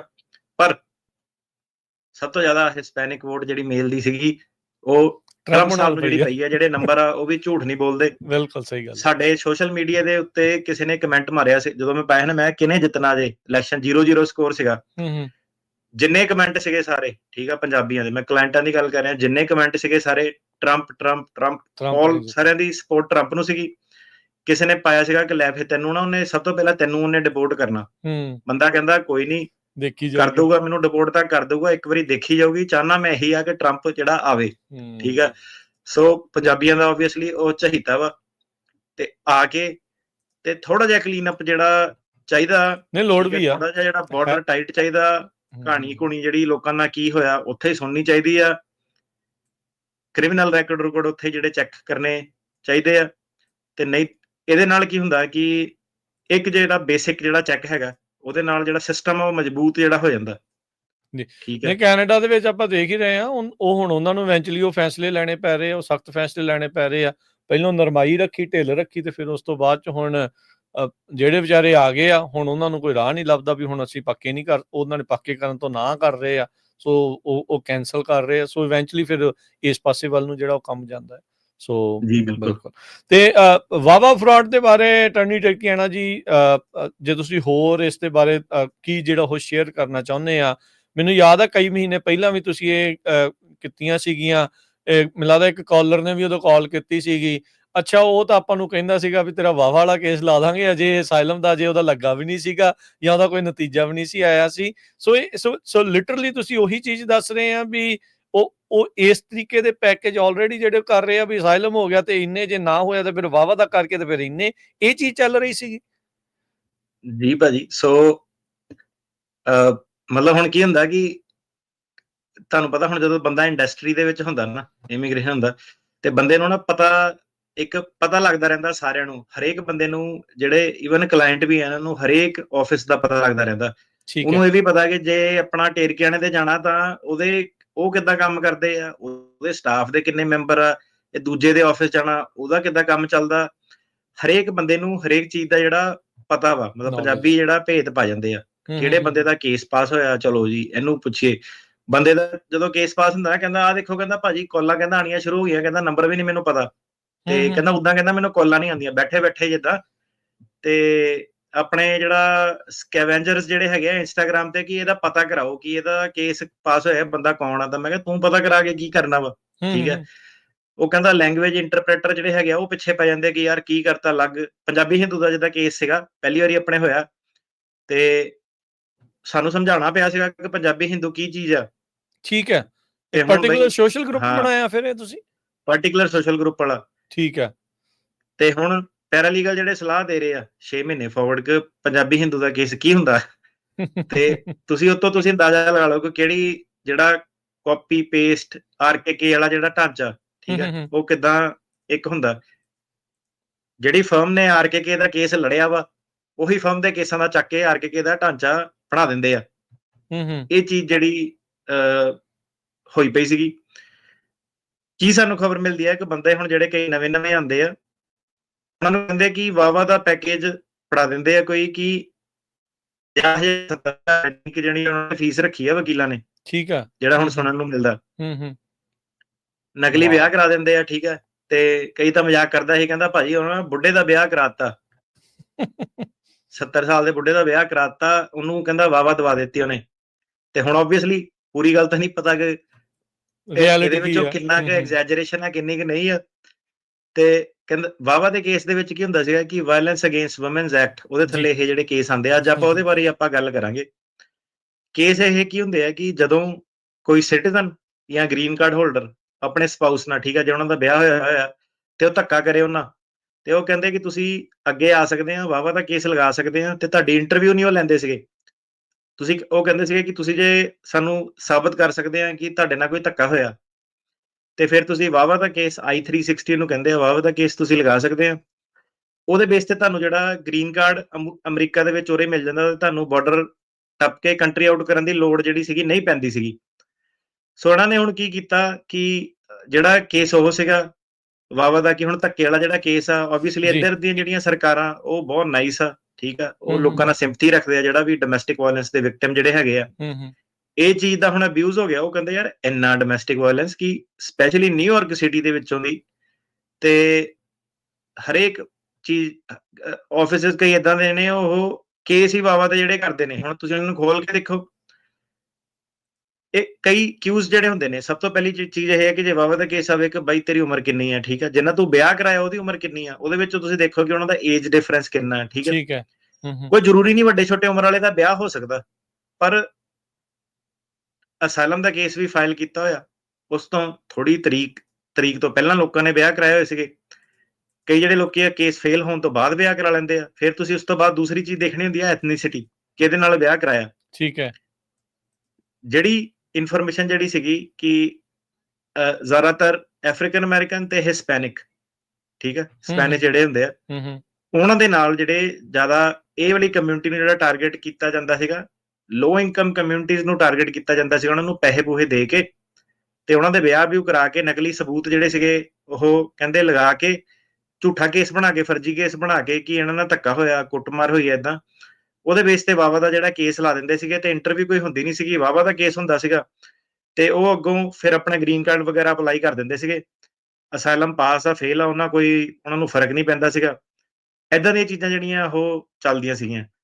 ਤੇ ਹੁਣ ਇੰਨੇ ਕੁ ਜ਼ਿਆਦਾ ਕੇਸ ਜਦੋਂ ਉਹ ਏਰੀਏ 'ਚ ਵੱਧ ਗਏ, ਉਹ ਕਹਿੰਦੇ ਯਾਰ ਇੰਨੇ ਕੇਸ, ਤੇ ਜਦੋਂ ਤੁਸੀਂ ਰੈਕਡ ਚੈੱਕ ਕਰੋਗੇ ਜਿਹੜਾ ਬੰਦਾ ਡਿਪੋਰਟ ਹੋਇਆ ਜਿਹੜਾ ਬੰਦਾ ਡਿਪੋਰਟ ਹੋਇਆ, ਉਹ ਇੱਕ ਕਾਮਨ ਨੌਲੇਜ ਜਿਹੜੀ ਕਹਿ ਲਓ ਤੁਸੀਂ ਕਮਿਊਨਿਟੀ ਦੇ ਵਿੱਚ ਜਿਹੜੀ ਉਹਨੂੰ ਪੈਕੇਜ ਹੀ ਵੰਡ ਰਹੇ ਸੀ ਕਿ ਅੱਛਾ ਏਦਾਂ ਅਪੀਲ ਨਹੀਂ ਲਾਣੀ, ਵਾਹਵਾ ਦਾ ਕੇਸ ਕਰ ਦਿਓ, ਠੀਕ ਹੈ। ਸਾਰਿਆਂ ਨੂੰ ਜਿਹੜੇ ਤੁਸੀਂ ਸੁਣ ਰਹੇ ਆ ਤੁਹਾਨੂੰ ਪਤਾ ਕਿ ਮੈਂ ਸੱਚ ਗੱਲ ਕਹਿ ਰਿਹਾ, ਸਾਰਿਆਂ ਨੂੰ ਤੁਹਾਨੂੰ ਪਤਾ, ਠੀਕ ਹੈ। ਜਿਹੜਾ ਕੋਈ ਕਮੈਂਟਾਂ ਦੇ ਵਿੱਚ ਜੇ ਕਿਸੇ ਨੂੰ ਇਹ ਇਨਫੋਰਮੇਸ਼ਨ ਤੋਂ ਬੜੀ ਤਕਲੀਫ ਆ, ਠੀਕ ਆ, ਵਕੀਲ ਆ ਭਾਵੇਂ ਕਲਾਇੰਟ ਆ, ਮੈਨੂੰ ਇਹ ਦੱਸੋ ਕਿ ਤਕਲੀਫ ਕਿਉਂ ਆ। ਜੇ ਤੁਸੀਂ ਸੱਚੇ ਆ ਤਾਂ ਫਿਰ ਤੁਹਾਨੂੰ ਤਕਲੀਫ ਨਹੀਂ ਹੋਣੀ ਚਾਹੀਦੀ, ਠੀਕ ਹੈ। ਤੁਸੀਂ ਆਪਣਾ, ਜੇ ਤੁਹਾਨੂੰ ਬੜੀ ਪ੍ਰੋਬਲਮ ਆ, ਤੁਹਾਨੂੰ ਲੱਗ ਰਿਹਾ ਕਿ ਮੈਂ ਗਲਤ ਕਹਿ ਰਿਹਾ ਵਾਂ, ਤੁਸੀਂ ਆਪਣਾ ਕੇਸ ਲਾਈਨ ਤੇ ਰੱਖ ਲਓ, ਆਪਾਂ ਵੇਖ ਲੈਂਦੇ ਆ ਕੀ ਚੀਜ਼ ਹੈਗੀ ਆ, ਕੌਣ ਸੱਚ ਬੋਲਦਾ ਕੌਣ ਝੂਠ ਬੋਲਦਾ, ਠੀਕ ਹੈ। ਹੁਣ ਪਰ ਇਹ ਆ ਕਿ ਲੋਕਾਂ ਨੂੰ ਵੈਸੇ ਹੀ ਗੁੰਮਰਾਹ ਕਰੀ ਜਾਣਾ, ਠੀਕ ਹੈ, ਕਿ ਇਹ ਡਰਾਉਂਦੇ ਆ, ਏਦਾਂ ਕਰਦੇ ਆ, ਓਦਾਂ ਕਰਦੇ ਆ। ਸਿੱਧੀ ਜਿਹੜੀ ਸੱਚ ਗੱਲ ਦੱਸ ਰਿਹਾ ਕਿ ਭਾਈ ਆਹ ਜਿਹੜੀ ਚੀਜ਼ ਸੀਗੀ ਡੇਟਾ ਬੇਸਡ ਉਹਨਾਂ ਨੇ ਕੱਢਿਆ ਕਿ ਨਿਊਯਾਰਕ ਵਾਲੇ ਏਰੀਏ ਤੋਂ ਸਭ ਤੋਂ ਜ਼ਿਆਦਾ ਜਿਹੜੇ ਹੋ ਰਹੇ ਆ। ਹੁਣ ਕੋਈ ਏਦਾਂ ਤਾਂ ਨਹੀਂ ਹੈਗਾ ਕਿ ਨਿਊਯਾਰਕ ਵਾਲੇ ਜ਼ਿਆਦਾ ਕੁੱਟਦੇ ਆਪਣੇ ਘਰ ਵਾਲਿਆਂ ਨੂੰ, ਠੀਕ ਹੈ। ਉਹ ਤਾਂ ਹਰ ਚੀਜ਼ ਉਹੀ ਹੈ ਕਿ ਕੈਲੀਫੋਰਨੀਆ ਤੋਂ ਨਹੀਂ ਇਹ ਕੰਮ ਹੋ ਰਿਹਾ, ਠੀਕ ਆ, ਹੋਰ ਕਿਤੋਂ ਨਹੀਂ ਹੋ ਰਿਹਾ, ਟੈਕਸਸ ਚੋਂ ਨਹੀਂ ਹੋ ਰਿਹਾ, ਇੰਡੀਆਨਾ ਤੋਂ ਨਹੀਂ ਹੋ ਰਿਹਾ, ਨਿਊਯਾਰਕ ਤੋਂ ਕਿਉਂ ਹੋ ਰਿਹਾ ਇਹ, ਠੀਕ ਹੈ ਕਿ ਨਹੀਂ। ਜਿਹਦਾ ਕੈਲੀਫੋਰਨੀਆ 'ਚ ਵੀ ਕੇਸ ਲੱਗਾ ਵਾ, ਇੱਥੋਂ ਕੇਸ ਫੇਲ ਹੋ ਜਾਵੇ, ਉਹ ਕਹਿੰਦਾ ਮੈਂ ਜਾ ਕੇ ਨਿਊਯਾਰਕ ਤੋਂ ਵਾਵਾ ਕਰ ਲੈਣੀ ਹੈ।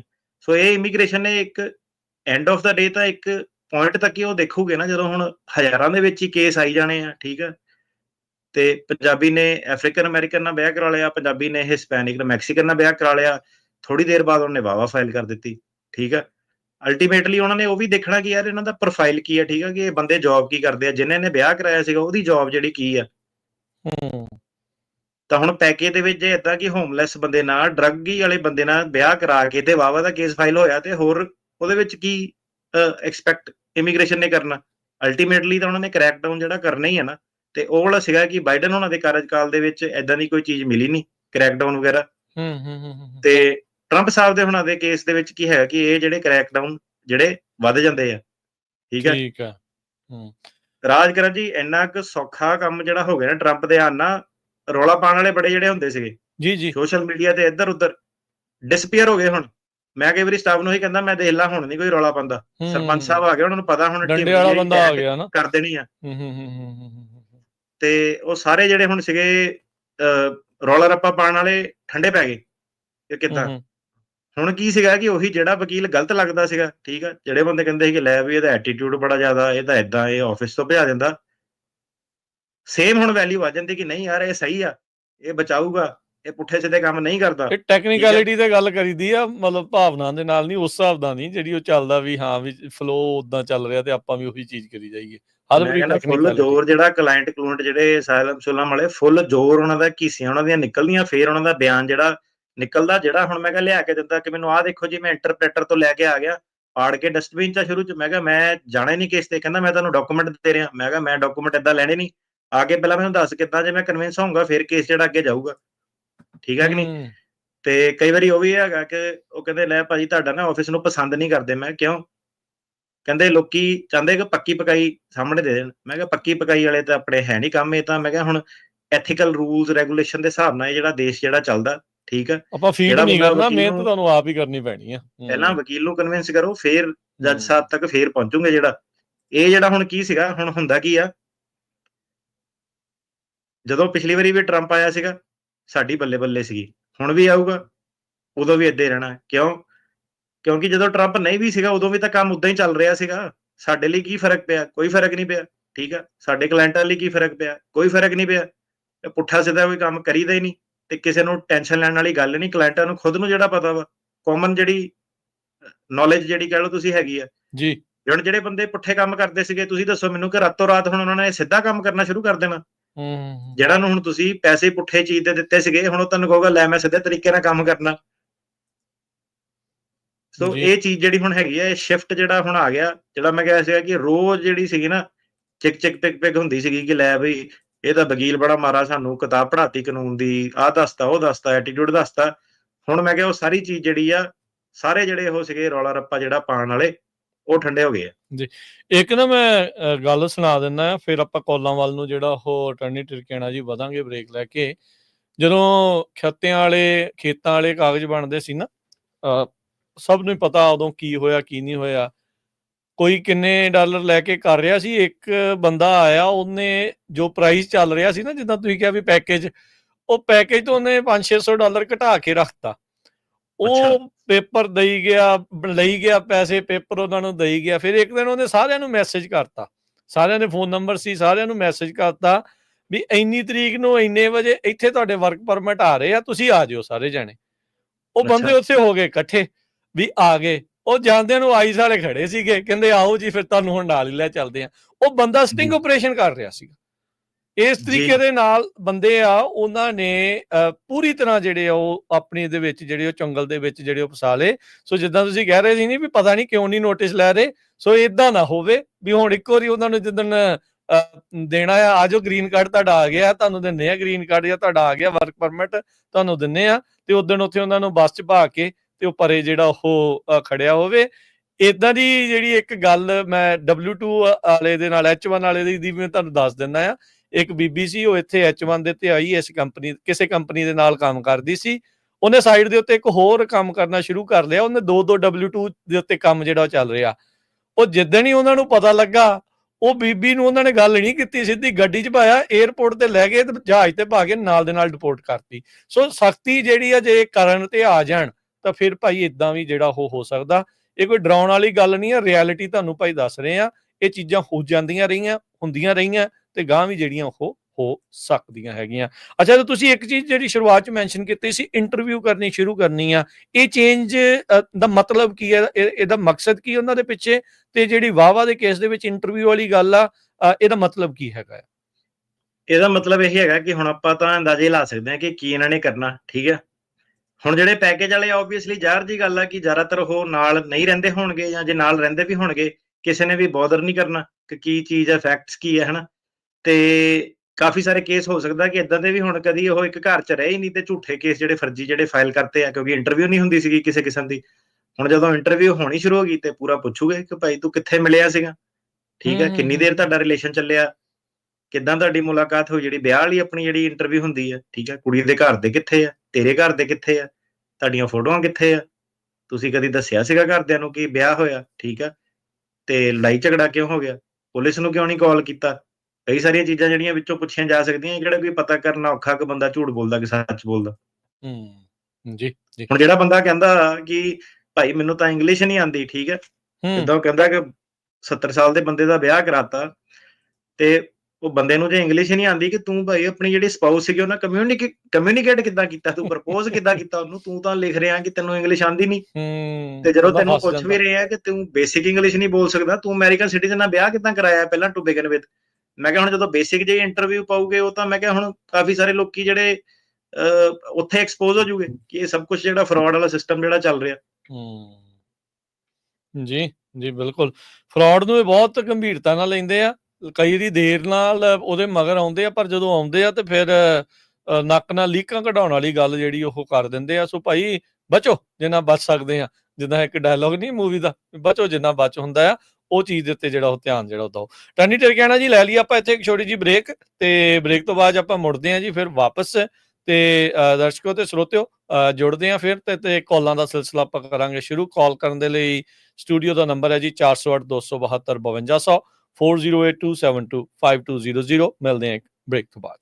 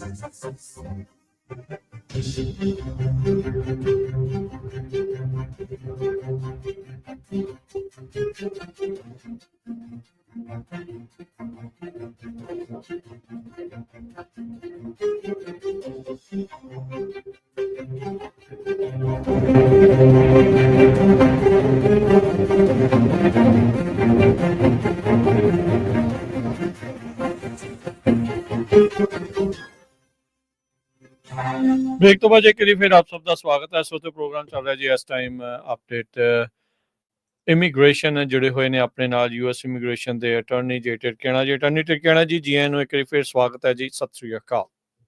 ਧੰਨਵਾਦ ਜੀ, ਸਤਿ ਸ੍ਰੀ ਅਕਾਲ ਸਾਰਿਆਂ ਨੂੰ। ਜੀ ਸਰੋਤੇ ਕਾਲ ਕਰਨ ਦੇ ਲਈ ਸਟੂਡੀਓ ਦਾ ਨੰਬਰ ਹੈ ਜੀ 408 272 5200 4082725200 408 272 5200।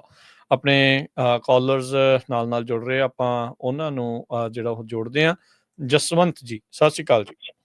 ਸਤਿ ਸ਼੍ਰੀ ਅਕਾਲ ਭਾਜੀ। ਜੀ ਪੁੱਛੋ ਜੀ ਸਵਾਲ। ਜੀ ਭਾਜੀ ਮੈਂ ਨਾ ਆਪਣਾ I-130 ਲਾਇਆ ਸੀਗਾ ਗ੍ਰੀਨ ਕਾਰਡ ਤੇ, ਉਹਦਾ ਪ੍ਰੋਸੈਸਿੰਗ ਟਾਈਮ ਕਿੰਨਾ ਭਾਜੀ? ਭਾਜੀ ਸਰਵਿਸ ਸੈਂਟਰ ਤੇ ਜਿਹੜਾ ਡਿਪੈਂਡ ਕਰਦਾ ਕਿਹੜੇ ਸਰਵਿਸ ਸੈਂਟਰ 'ਚ ਫਾਈਲ ਕੀਤਾ ਹੋਇਆ ਤੁਸੀਂ, ਤੇ ਤੁਸੀਂ uscis.gov ਦੀ ਵੈਬਸਾਈਟ ਤੇ ਜਾ ਕੇ ਖੁਦ ਜਿਹੜਾ ਚੈੱਕ ਕਰ ਸਕਦੇ ਹੋ। ਉੱਥੇ ਉਹਨਾਂ ਨੇ ਨਾ ਪ੍ਰੋਸੈਸਿੰਗ ਟਾਈਮ ਦਾ ਟੈਬ ਜਿਹੜਾ ਬਣਾਇਆ ਹੋਇਆ, ਤੇ ਉੱਥੇ ਜਾ ਕੇ ਆਪਣਾ ਫਾਰਮ ਨੰਬਰ ਪਾ ਕੇ ਤੇ ਚੈੱਕ ਕਰੋ, ਤੁਹਾਨੂੰ ਸਾਰੀ ਇਨਫੋਰਮੇਸ਼ਨ ਜਿਹੜੀ ਮਿਲ ਜੂਗੀ। ਤੇ ਮੈਨੂੰ obviously top of my head ਤਾਂ ਯਾਦ ਨਹੀਂ ਰਹਿੰਦਾ, ਚੇਂਜ ਹੁੰਦੇ ਰਹਿੰਦੇ ਹਰ ਮਹੀਨੇ। ਉਹ ਠੀਕ ਹੈ ਜੀ। ਇੱਕ ਭਾਜੀ ਮੇਰਾ ਹੋਰ ਕੁਐਸਚਨ ਸੀਗਾ, ਜਿਹੜਾ ਆਪਾਂ ਬੰਦੇ ਗ੍ਰੀਨ ਕਾਰਡ ਤੇ ਇੰਡੀਆ ਚਲੇ ਜਾਂਦੇ ਆ ਸੁਣਨ ਤੋਂ ਬਾਅਦ ਜੀ, ਉਹਨਾਂ ਨੂੰ ਉਹ ਕੀ ਪ੍ਰੋਬਲਮ ਪੁੱਛ ਲੈਂਦੇ ਆ ਜੀ ਉਹਨਾਂ ਨੂੰ ਜਦ ਵਾਪਸ ਆਉਂਦੇ ਆ ਜੀ? ਉਹ ਕਹਿਣਾ ਚਾਹੀਦਾ ਜੀ ਏਦਾਂ? ਦੇਖੋ ਪੁੱਛਦੇ ਤਾਂ ਨਹੀਂ, ਪਰ ਪੁੱਛਣਾ ਜ਼ਰੂਰ ਚਾਹੀਦਾ। ਕਿਉਂ ਪੁੱਛਣਾ ਚਾਹੀਦਾ? ਕਿਉਂਕਿ ਆਪਾਂ ਤਾਂ ਜਦੋਂ ਦਾ ਅਸਾਈਲਮ ਹੁਣ ਕਰਦੇ ਆ, ਲੋਕਾਂ ਨੂੰ ਇਹੀ ਸਲਾਹ ਕਿ ਭਾਈ ਤੂੰ ਜਿਹੜੇ ਦੇਸ਼ ਚੋਂ ਦੱਸ ਰਿਹਾ ਕਿ ਤੈਨੂੰ ਪ੍ਰੋਬਲਮ ਆ, ਤੂੰ ਉਸ ਦੇਸ਼ ਵਾਪਸ ਕੀ ਕਰਨ ਜਾਣਾ? ਪਹਿਲਾ ਸਵਾਲ ਤਾਂ ਇਹ ਉੱਠਦਾ, ਠੀਕ ਹੈ। ਦੂਸਰਾ ਸਵਾਲ, ਜੇ ਮੰਨ ਲਓ ਕਿ ਲੱਖਾਂ ਚੋਂ ਇੱਕ ਬੰਦੇ ਦਾ ਕਹਿ ਰਿਹਾ ਕਿ ਮੇਰੇ ਭਾਈ ਹਾਲਾਤ ਬਦਲ ਗਏ, ਸੁਧਰ ਗਏ ਆ, ਬਾਕੀਆਂ ਤੇ ਵੀ ਤਾਂ ਸਾਰਿਆਂ ਤੇ ਸਵਾਲ ਆਉਂਦਾ ਨਾ। ਹੁਣ ਜਦੋਂ ਇਹੀ ਬੰਦੇ ਵਾਪਸ ਜਦੋਂ ਆਉਂਦੇ ਆ, ਠੀਕ ਹੈ, ਇਮੀਗ੍ਰੇਸ਼ਨ ਜਿਹੜੀ ਦੇਖਦੀ ਆ, ਸੋ ਕੀ ਕਹਿੰਦੇ ਹੁੰਦੇ ਸੀ ਉਦੋਂ? ਕਈ ਵਾਰੀ ਮੈਂ ਦੇਖਿਆ ਕਿ ਜਿੱਦਾਂ ਸਵਾਲ ਚੱਲਦਾ ਹੁੰਦਾ ਨਾ, ਨਾਲ ਹੀ ਥੱਲੇ ਸੋਸ਼ਲ ਮੀਡੀਆ ਤੇ ਕਮੈਂਟ ਆ ਰਿਹਾ ਹੁੰਦਾ, ਲੈ ਇਹਨੂੰ ਕੀ ਪਤਾ, ਟੈਨਸ਼ਨ ਨਾ ਲਓ, ਤੁਸੀਂ ਜਾਓ, ਮੈਂ ਖੁਦ ਜਾ ਕੇ ਆਇਆ, ਠੀਕ ਆ। ਤੇ ਅਕਸਰ ਲੋਕਾਂ ਨੇ ਇਦਾਂ ਕਿ ਪੀਡੀ ਜਿਹੜੇ ਨਹੀਂ ਲੈਂਦੇ, ਜੱਜ ਹੁਣ ਨੋਟ ਕਰ ਲੈਂਦੇ ਆ ਕਿ ਪੀਡੀ ਨਹੀਂ ਲੈਣੀ। ਪੀਡੀ ਕੀ ਹੁੰਦਾ ਕਿ ਕੇਸ ਡਿਸਮਿਸ ਕਰਕੇ ਅਸਾਈਲਮ ਆਫਿਸ ਭੇਜ ਦਿੰਦੇ ਆ, ਤੇ ਉੱਥੇ ਜਾ ਕੇ ਆਪਣਾ ਲੜੋ। ਬੰਦਾ ਕਹਿੰਦਾ ਲੈ ਮੇਰੀ ਇੰਨੀ ਉਮਰ ਹੋ ਗਈ, ਮੈਂ ਵਿਆਹ ਕਿੱਦਾਂ ਕਰਾਊਂਗਾ, ਮੈਂ ਇੰਡੀਆ ਜਾਣਾ ਵਾ, ਉਹ ਕਰਨਾ। ਉਹ ਸਾਰੀ ਚੀਜ਼ਾਂ ਜਿਹੜੀਆਂ ਇਦਾਂ ਦਾ ਨਾ ਸਿਸਟਮ ਦੇ ਵਿੱਚ ਲੋਕ ਇੰਨੇ ਕਿ ਜਿਹੜੇ ਆ ਗਏ ਕਿ ਜਿਹੜਾ ਪ੍ਰੋਸੈਸ ਉਹਨੂੰ ਅਬਿਊਜ਼ ਕਰਤਾ, ਡਿਸਰਿਗਾਰਡ ਕਰਤਾ ਕਿ ਠੀਕ ਆ ਕੇਸ। ਕਈਆਂ ਦਾ ਤਾਂ ਗ੍ਰੀਨ ਕਾਰਡ ਆਉਣ ਤੋਂ ਪਹਿਲਾਂ ਵੀ ਲੋਕੀ ਜਿਹੜੇ ਹੈਗੇ ਆ ਨੇਪਾਲ ਰਾਹੀਂ, ਜਿੱਦਾਂ ਦੀਆਂ ਆਪਾਂ ਗੱਲਾਂ ਸੁਣਦੇ ਆ, ਜਿਹੜੇ ਚੱਲ ਜਾਂਦੇ ਆ। ਤੇ ਇਹ ਜਿਹੜੀ ਚੀਜ਼ ਆਬਵੀਅਸਲੀ ਇਮੀਗ੍ਰੇਸ਼ਨ ਜਦੋਂ ਐਂਡ ਆਫ ਦਾ ਡੇ, ਤਾਂ ਇਹ ਸਭ ਸਟੈਟਿਸਟਿਕਲੀ ਬੰਦਾ ਪ੍ਰੂਵ ਕਰ ਸਕਦਾ ਕਿ ਕਿਹੜਾ ਕਿੱਥੇ ਜਿਹੜਾ ਫਲਾਈਟ ਪੈਟਰਨ ਆ। ਗ੍ਰੀਨ ਕਾਰਡ ਆਬਵੀਅਸਲੀ ਸਕੈਨੇਬਲ ਆਈਟਮ, ਉਹਨਾਂ ਨੂੰ ਪਤਾ ਹੀ ਆ ਉਹਦੇ ਵਿੱਚ ਕਿ ਬੰਦਾ ਕਿੱਥੇ ਜਾ ਕੇ ਜਿਹੜਾ ਆਇਆ, ਕਿਹੜੀ 에ਅਰਲਾਈਨ ਤੋਂ ਜਿਹੜਾ ਚੜਿਆ। ਤੇ ਆਫ ਕੋਰਸ ਇਹਦੇ ਵਿੱਚ ਜੇ ਟਰੰਪ ਸਾਹਿਬ ਇਨਵੈਸਟੀਗੇਸ਼ਨ ਕਰਨ ਤੇ ਆਣ, ਠੀਕ ਆ, ਜਸਟ ਮੈਟਰ ਇਹ ਹੈ ਕਿ ਉਹਨਾਂ ਨੇ ਕਰਨੀ ਹੈ ਇਨਵੈਸਟੀਗੇਸ਼ਨ ਕਿ ਨਹੀਂ ਕਰਨੀ ਹੈ, ਸਿਰਫ ਇੰਨਾ ਜਿਹੜਾ ਫਰਕ ਹੁੰਦਾ। ਜੇ ਇਨਵੈਸਟੀਗੇਸ਼ਨ ਕਰਨ ਤੇ ਆਣ, ਦੁਬਾਰਾ ਮੰਨ ਲਓ ਕਿ ਕੇਸ ਰੀਓਪਨ ਕਰ ਦੇਣ, ਠੀਕ ਆ, ਕਿ ਪੁੱਛੋ ਕਿ ਫਰਾਡ ਦਾ ਐਲੀਗੇਸ਼ਨ ਜਿਹੜਾ ਲੱਗਦਾ, ਫਿਰ ਜਿਹੜੇ ਇਹੀ ਸਾਰੇ ਬੰਦੇ ਸੀਗੇ ਦੁਬਾਰਾ ਇਹਨਾਂ ਦੇ ਚੈੱਕ ਜਿਹੜੇ ਕੀਤੇ ਜਾਣ, ਕਿੰਨੇ ਜਾਣੇ ਲੋਕੀ ਜਿਹੜੇ ਪ੍ਰੋਬਲਮ ਦੇ ਵਿੱਚ ਆਉਗੇ, ਰਾਈਟ।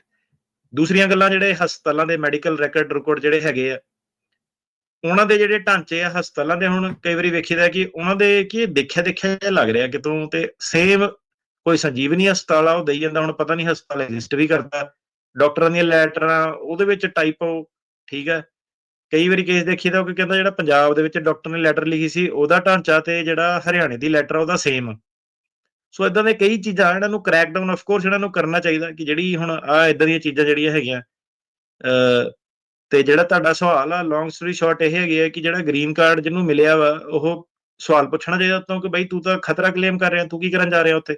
ਜੀ ਸੋ ਤੁਹਾਡੀ ਸਵਾਲ ਦਾ ਜਵਾਬ ਹੋਪਫੁਲੀ ਤੁਹਾਨੂੰ ਜਿਹੜਾ ਉਹ ਮਿਲ ਗਿਆ। ਮਨਦੀਪ, ਹਾਂਜੀ ਸਤਿ ਸ਼੍ਰੀ ਅਕਾਲ। ਅਸਾਈਲਮ ਆਫਿਸ 'ਚ ਲੱਗਿਆ ਸੀਗਾ ਜੀ। ਹਾਂਜੀ ਮਨਦੀਪ ਜੀ ਪੁੱਛੋ ਜੀ ਸਵਾਲ। 5 ਸਾਲ ਹੋ ਗਏ ਭਾਜੀ, ਉਹ ਪੈਂਡਿੰਗ 'ਚ ਹੀ ਹੈ ਜੀ।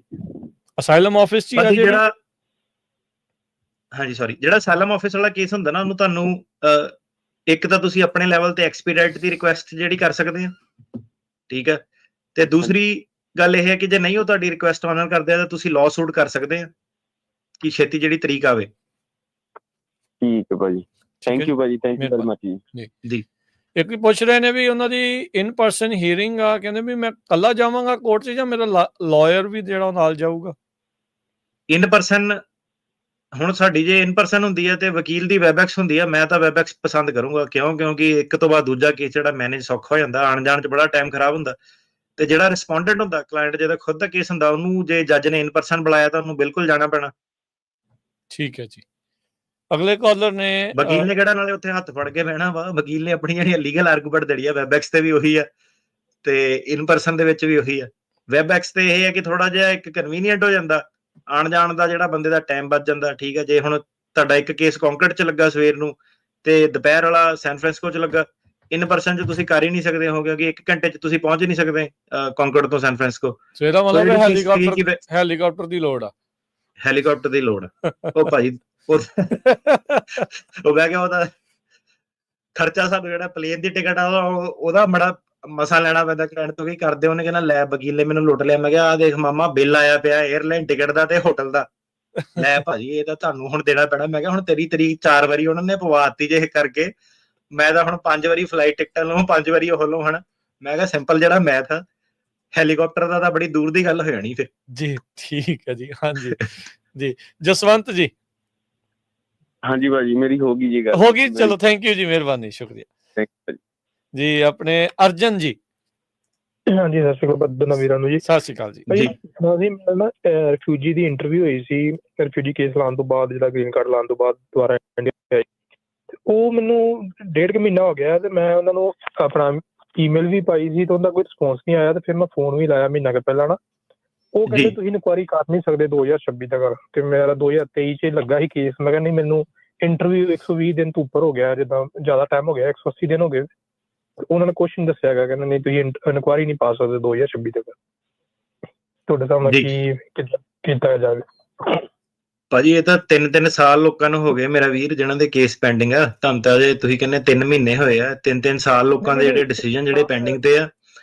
ਤੇ ਇਹਦੇ ਵਿੱਚ ਉਹਨਾਂ ਨੇ ਆਪਣੀ ਮਰਜ਼ੀ ਨਾਲ ਹੀ ਜਿਹੜਾ ਦੇਣਾ, ਠੀਕ ਆ। ਉਹ ਵੀ ਮੈਨੂੰ ਹੁਣ ਪਤਾ ਨਹੀਂ ਕੀ ਹੈ ਕਿ ਇਸੇ ਹਫ਼ਤੇ ਇੱਕ ਕੇਸ ਆਪਣਾ ਪਾਸ ਹੋਇਆ ਸੀਗਾ, ਜੱਜ ਕਹਿੰਦਾ ਕਿ ਮੈਂ ਕੇਸ ਪਾਸ ਕਰ ਰਿਹਾ, ਮੈਨੂੰ ਯਕੀਨ ਕੋਈ ਨਹੀਂ ਹੈਗਾ ਸਟੋਰੀ ਦੇ ਉੱਤੇ, ਬੰਦੇ ਦੀ ਮੂੰਹ ਤੇ ਉਹਦੇ ਕਹਿੰਦਾ ਕਿ ਪਰ ਮੇਰੀ ਮਜਬੂਰੀ ਆ ਕਿ 4 ਕਾਰਨਰਸ ਆਫ ਲਾਅ ਦੇ ਵਿੱਚ ਮੈਨੂੰ ਕਰਨਾ ਪੈ ਰਿਹਾ। ਸੋ ਜਿਹੜਾ ਜੱਜ ਸਾਹਿਬ ਨੇ ਉਹ ਸਟੈਂਡ ਲੈ ਜਾਂਦੇ ਨੇ, ਠੀਕ ਹੈ। ਤੇ ਜਿਹੜੇ ਅਸਾਈਲਮ ਆਫਿਸਰ ਜਿਹੜੇ ਹੈਗੇ ਉਹ ਤਕਰੀਬਨ ਜਿਹੜਾ ਸਟੈਂਡ ਨਹੀਂ ਲੈਂਦੇ, ਠੀਕ ਹੈ। 50% ਆਫ ਕੇਸਿਸ ਦੇ ਵਿੱਚ ਉਹ ਆਪਣੇ ਉੱਪਰ ਇਮੀਗ੍ਰੇਸ਼ਨ ਕੋਰਟ ਨੂੰ ਜਿਹੜੇ ਭੇਜ ਦਿੰਦੇ ਆ। ਉਹਨਾਂ ਦੀ ਹੁਣ ਗੱਲ ਕੀ ਆਉਂਦੀ ਹੈ ਕਿ ਜੇ ਮੰਨ ਲਓ ਕਿ ਬੰਦੇ ਨੇ ਸਹੀ ਵੀ ਬਿਆਨ ਦਿੱਤੇ, ਇਹਦਾ USCIS ਦੇ ਜਿਹੜੇ ਡਾਇਰੈਕਟਰ ਹੁੰਦੇ ਆ, ਠੀਕ ਹੈ, ਜਾਂ ਅਸਾਈਲਮ ਆਫਿਸਰ ਦੇ, ਜਿੱਦਾਂ ਇੱਥੇ ਹੁਣ ਮਿਲੀਆ ਬੱਡੀਨੀ ਆਪਣੇ ਸੈਨ ਫਰਾਂਸਿਸਕੋ ਸੀਗੇ, ਤੇ ਉਹ ਹੁਣ ਉਹਨਾਂ ਦੇ ਲਈ ਵੀ ਡਿਸਾਈਡ ਕਰਨਾ ਔਖਾ ਹੋ ਜਾਂਦਾ, ਕਿਉਂਕਿ ਇਹ 'ਚ ਕੋਈ ਸਰਕਾਰੀ ਵਕੀਲ ਤੇ ਹੈ ਨਹੀਂ, ਨਾ ਹੀ ਕੋਈ ਜੱਜ ਆ ਅਸਾਈਲਮ ਆਫਿਸ ਦੇ ਵਿੱਚ। ਸਿੱਧੀ ਜੀ ਸਿੰਪਲ ਜੀ ਇੰਟਰਵਿਊ ਹੁੰਦੀ ਆ। ਤੇ ਹੁਣ ਗੱਲ ਇਹ ਆ ਜਾਂਦੀ ਹੈ ਕਿ ਅਸਾਈਲਮ ਆਫਿਸ ਵਾਲਿਆਂ ਨੂੰ ਸਿੱਧਾ ਹੀ ਉਹ ਬਲੈਂਕਟ, ਉਹਨਾਂ ਦੀ ਪਾਲਿਸੀ ਕੀ ਹੋਣੀ ਚਾਹੀਦੀ ਹੈ ਕਿ ਸਾਰਿਆਂ ਨੂੰ ਰੈਫਰ ਕਰਨਾ, ਕਿ ਕੇਸ ਬਾਏ ਕੇਸ ਦੇਖਣਾ, ਜਾਂ ਕਿੱਦਾਂ ਕਰਨਾ। ਤੇ ਉਹ ਵੀ ਜਿਹੜੇ ਹੈਗੇ ਆ, ਕੋਈ ਉਹ ਦੇਖੋ ਇਨਸਾਨ ਹੀ ਆ, ਉਹ ਸਮਝਦਾਰ ਆ, ਕੋਈ ਏਦਾਂ ਤਾਂ ਨਹੀਂ ਉਹਨਾਂ ਦੇ ਹੱਥ ਬੰਨੇ ਹੋਏ ਕਿ ਜਿਹੜਾ ਮਰਜੀ ਆ ਕੇ ਕਹੇ ਕਿ ਮੇਰਾ ਕੇਸ ਕਿਉਂ ਨਹੀਂ ਅਪਰੂਵ ਹੁੰਦਾ। ਉਹਨਾਂ ਨੇ ਬਿਲਕੁਲ ਇਹਦੇ ਵਿੱਚ ਹੋਲਡ ਲਾਣੀ ਆ। ਤੇ ਹੁਣ ਜਿਹੜੀ ਅਗਲੀ ਪ੍ਰਸ਼ਾਸਨ ਦੇ ਉੱਤੇ ਜਿਹੜੀ ਗੱਲਬਾਤ ਜਿਹੜੀ ਉਹ ਕੀਤੀ ਹੈ, ਤੁਸੀਂ ਫੋਲੋ ਅਪ ਕਰ ਸਕਦੇ ਆ। ਜੇ ਤੁਹਾਨੂੰ ਲੱਗਦਾ ਕਿ ਨਹੀਂ, ਤੁਹਾਡੇ ਨਾਲ ਧੱਕਾ ਜਿਹੜਾ ਹੋ ਰਿਹਾ, ਨਹੀਂ ਜਵਾਬ ਦੇ ਰਿਹਾ, ਤਾਂ ਇੱਕ ਮੈਂਡੇਮਸ ਦਾ ਜਿਹੜਾ ਲਾਅ ਸੂਟ ਜਿਹੜਾ ਹੁੰਦਾ ਉਹ ਤੁਸੀਂ ਕਰ ਸਕਦੇ ਆ ਕਿ ਮੈਨੂੰ ਫੈਸਲਾ ਛੇਤੀ ਜਿਹੜਾ ਦਿੱਤਾ ਜਾਵੇ। ਤੇ ਅਗਲਿਆਂ ਨੇ ਜਿਹੜਾ ਲਾਅ ਸੂਟ ਆ ਉਹਦੇ ਵਿੱਚ ਫੈਸਲਾ ਦੇ ਦੇਣਾ, ਭਾਵੇਂ ਉਹ ਅਪਰੂਵਲ ਆ, ਭਾਵੇਂ ਉਹ ਰੈਫਰਲ ਆ। ਪਰ ਜ਼ਿਆਦਾਤਰ ਜਿਹੜੇ ਕੇਸ ਆ ਟਰੰਪ ਐਡਮਿਨਿਸਟ੍ਰੇਸ਼ਨ ਦੇ ਕਾਰਜਕਾਲ ਦੇ ਵਿੱਚ ਇਹਨਾਂ ਨੂੰ ਇਨਸਟਰਕਸ਼ਨਸ ਜਿਹੜੀਆਂ ਇਹੀ ਜਾਣੀਆਂ ਕਿ ਸਾਰੇ ਕੇਸ ਜਿਹੜੇ ਉੱਪਰ ਰੈਫਰ ਕਰੋ, ਜਿਹੜੇ ਇਮੀਗ੍ਰੇਸ਼ਨ ਕੋਰਟ ਚੋਂ ਅਪਰੂਵ ਹੋਏ ਉਹਨਾਂ ਦੀ ਅੱਗੇ ਅਪੀਲ ਕਰੋ। ਸਰਕਾਰੀ ਵਕੀਲ ਖੁਦ ਇਹ ਜਿਹੜੀ ਚੀਜ਼ ਕਹਿ ਰਹੇ ਆ। ਠੀਕ ਹੈ, ਚੇਂਜ ਹੋ ਰਿਹਾ ਪੂਰਾ ਕਨਸੈਪਟ ਜੀ। ਥੈਂਕ ਯੂ ਜੀ। ਗੁਰਦੀਪ ਜੀ। ਸਤਿ ਸ਼੍ਰੀ ਅਕਾਲ ਭਾਜੀ। ਸਤਿ ਸ਼੍ਰੀ ਅਕਾਲ ਜੀ। ਹਾਂਜੀ ਸਤਿ ਸ਼੍ਰੀ ਅਕਾਲ ਭਾਜੀ ਮੈਂ ਇਹ ਪੁੱਛਣਾ ਚਾਹੁੰਦਾ 2013 ਦੇ K1 ਵੀਜ਼ੇ ਤੇ ਆਏ ਸੀ, ਤੇ ਅਸੀਂ ਸੈਲੋ ਅਪਲਾਈ ਕਰ ਸਕਦੇ ਹਾਂ ਜੀ? 2013 ਭਾਜੀ 2-3 ਚੀਜ਼ਾਂ ਇੱਕ ਹੋ ਜਾਂਦੀਆਂ। ਸਭ ਤੋਂ ਪਹਿਲੀ ਗੱਲ ਤਾਂ ਇਹ ਹੈ ਕਿ 2013 ਦੇ ਵਿੱਚ ਤੇ ਹੁਣ 2024 ਦੇ ਵਿੱਚ ਏਦਾਂ ਦਾ ਕੀ ਹੋ ਗਿਆ ਕਿ ਅਸਾਈਲਮ ਅਪਲਾਈ ਕਰਨ ਦੀ ਲੋੜ ਪੈ ਰਹੀ ਹੈ ਤੁਹਾਨੂੰ? ਜੀ ਚੱਕਰ ਇਹ ਬਣਿਆ ਸੀ, ਮੈਰਿਜ ਕਰਾ ਕੇ ਆਏ ਸੀ, ਉਹਨਾਂ ਨੇ ਵਿੱਚ ਹੀ ਛੱਡਤਾ, ਕੇਸ ਲਟਕਾਈ ਰੱਖਿਆ ਬਹੁਤ ਚਿਰ, ਲੰਮਾ ਟਾਈਮ ਹੀ। ਹਾਰ ਕੇ ਹੁਣ ਆਪ ਹੀ ਡਿਸੀਜਨ ਲੈਣਾ ਪੈਣਾ, ਤਾਂ ਕਰਕੇ ਤੁਹਾਨੂੰ ਪੁੱਛ ਰਹੇ, ਸਲਾਹ ਲੈ ਰਹੇ। ਨਹੀਂ ਉਹ ਤਾਂ ਠੀਕ ਆ, ਵਿਆਹ ਵਾਲਾ ਤਾਂ ਹੋ ਗਿਆ, ਪਰ ਮੈਂ ਕਿਹਾ ਅਸਾਈਲਮ ਦਾ ਕੀ ਬੇਸ ਬਣਿਆ ਤੁਹਾਡਾ ਕਿ 2024 ਦੇ ਵਿੱਚ ਕੀ ਪ੍ਰੋਬਲਮ ਪੈ ਗਈ ਜਿਹੜਾ ਅਸਾਈਲਮ ਹੁਣ ਕਰ ਰਹੇ? ਮਤਲਬ ਗ੍ਰੀਨ ਕਾਰਡ ਨਹੀਂ ਉਹਨਾਂ ਨੇ ਦਵਾਇਆ, ਫਿਰ ਜਦੋਂ ਮੈਰਿਜ ਕਰਾਈ ਸੀ, ਹੁਣ ਕੋਈ ਤਾਂ ਡਿਸੀਜਨ ਲੈਣਾ ਹੀ ਪੈਣਾ ਜੀ। ਇਹ ਤਾਂ ਮੇਰਾ ਵੀਰ ਇਸੇ ਬਾਰੇ ਤਾਂ ਆਪਾਂ ਹੁਣ ਗੱਲ ਕਰਕੇ ਹਟੇ ਆ ਪੂਰਾ ਸ਼ੋਅ ਕਿ ਭਾਈ ਉਹ ਜਿਹੜਾ ਅਸਾਈਲਮ ਕੇਸ ਫਾਈਲ ਕਰੋ ਜਿਹਨਾਂ ਨੂੰ ਕੋਈ ਪ੍ਰੋਬਲਮ ਆ।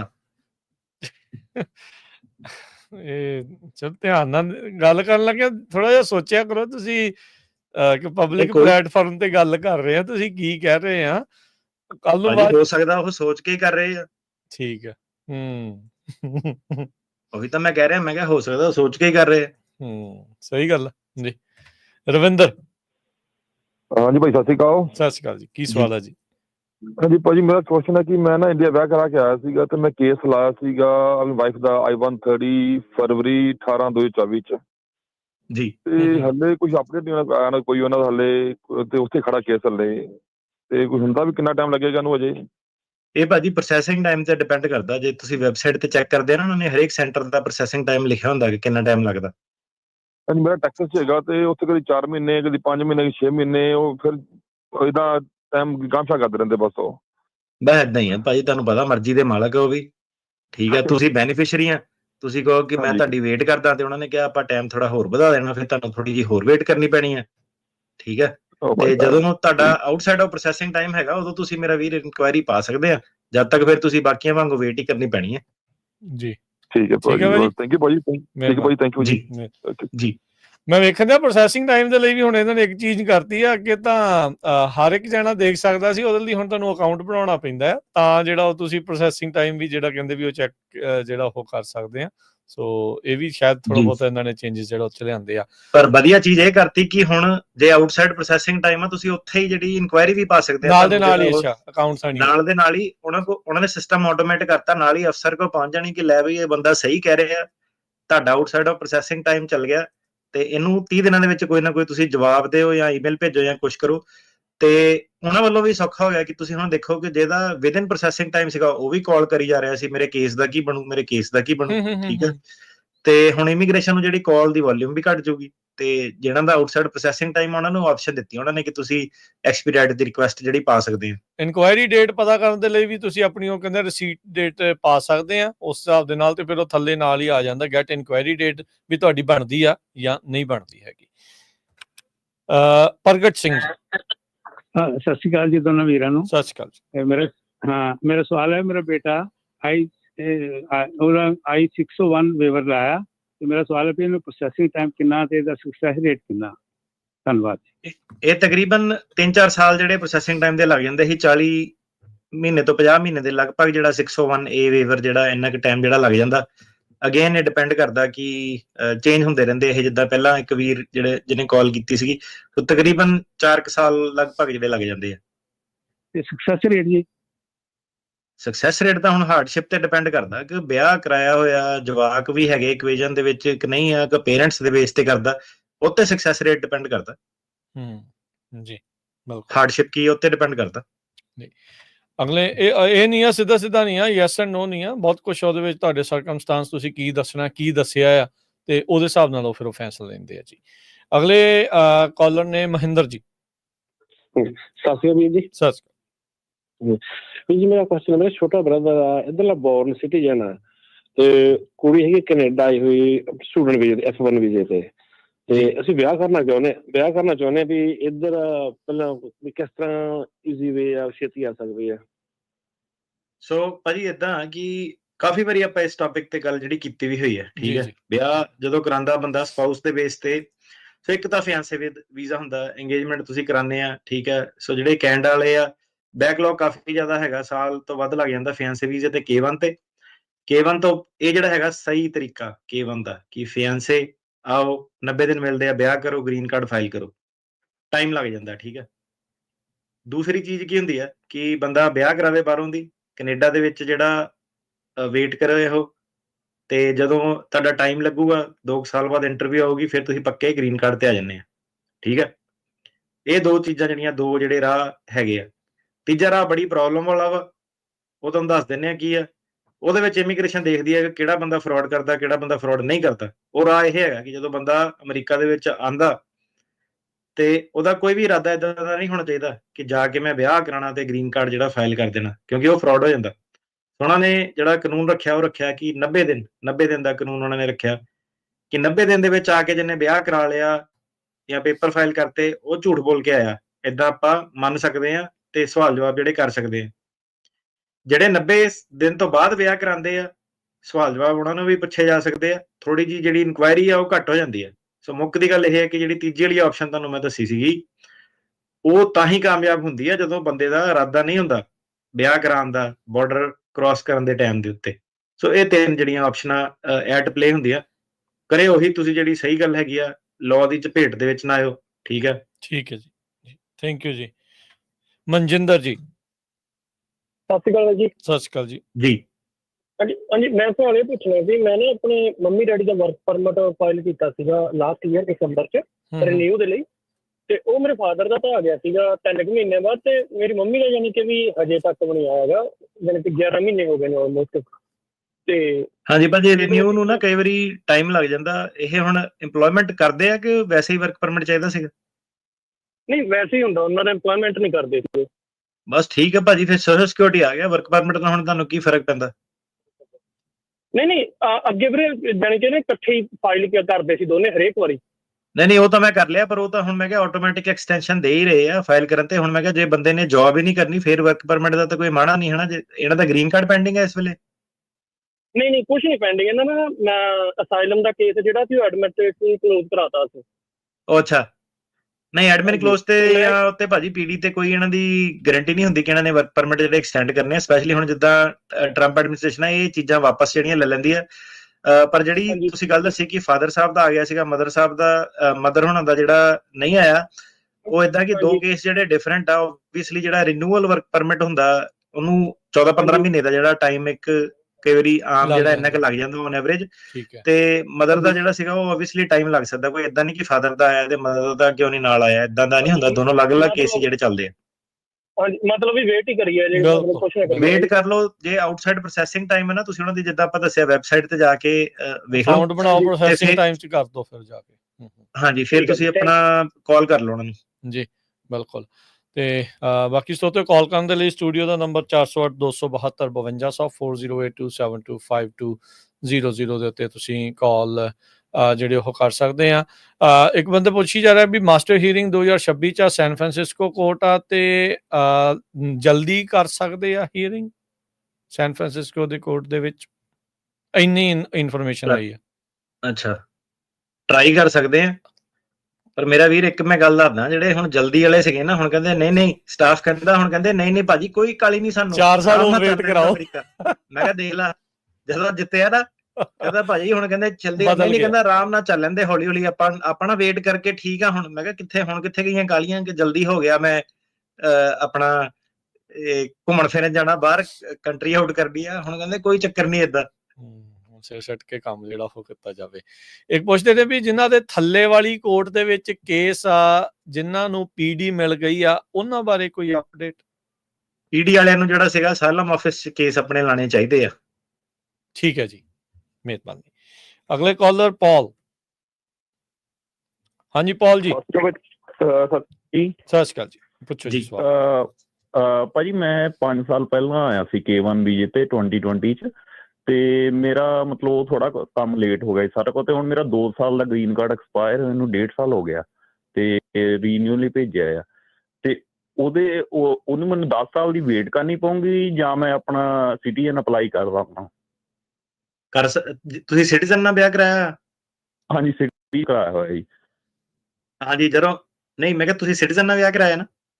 ਹਾਂਜੀ, ਸਿਟੀਜ਼ਨ ਕਰਾਇਆ ਭਾਜੀ ਵਿਆਹ। ਤੁਹਾਡੇ 2 ਸਾਲ ਗ੍ਰੀਨ ਕਾਰਡ ਦੇ ਹੋ ਗਏ ਤੇ 1.5 ਸਾਲ ਵੇਟ ਕਰਦੇ ਨੂੰ ਹੋ ਗਏ? ਹਾਂਜੀ, 1.5 ਸਾਲ ਮੈਨੂੰ ਜਿਹੜਾ ਫੰਕਸ਼ਨਲ ਗ੍ਰੀਨ ਕਾਰਡ ਹੁੰਦਾ ਉਹ ਵੇਟ ਕਰਦੇ ਨੂੰ 1.5 ਸਾਲ ਹੋ ਗਿਆ। ਰੀਨਿਊ ਲਈ ਭੇਜਿਆ ਬਟ ਆ ਨਹੀਂ ਰਿਹਾ ਹਜੇ। ਹਾਂਜੀ, ਤੁਸੀਂ ਜਦੋਂ ਤੁਹਾਡੇ 3 ਸਾਲ ਹੋ ਗਏ ਨਾ, ਤੁਸੀਂ ਅਪਲਾਈ ਕਰ ਸਕਦੇ ਆ, ਤੁਹਾਨੂੰ ਵੇਟ ਕਰਨ ਦੀ ਲੋੜ ਨਹੀਂ ਪੱਕੇ ਗ੍ਰੀਨ ਕਾਰਡ ਦੀ।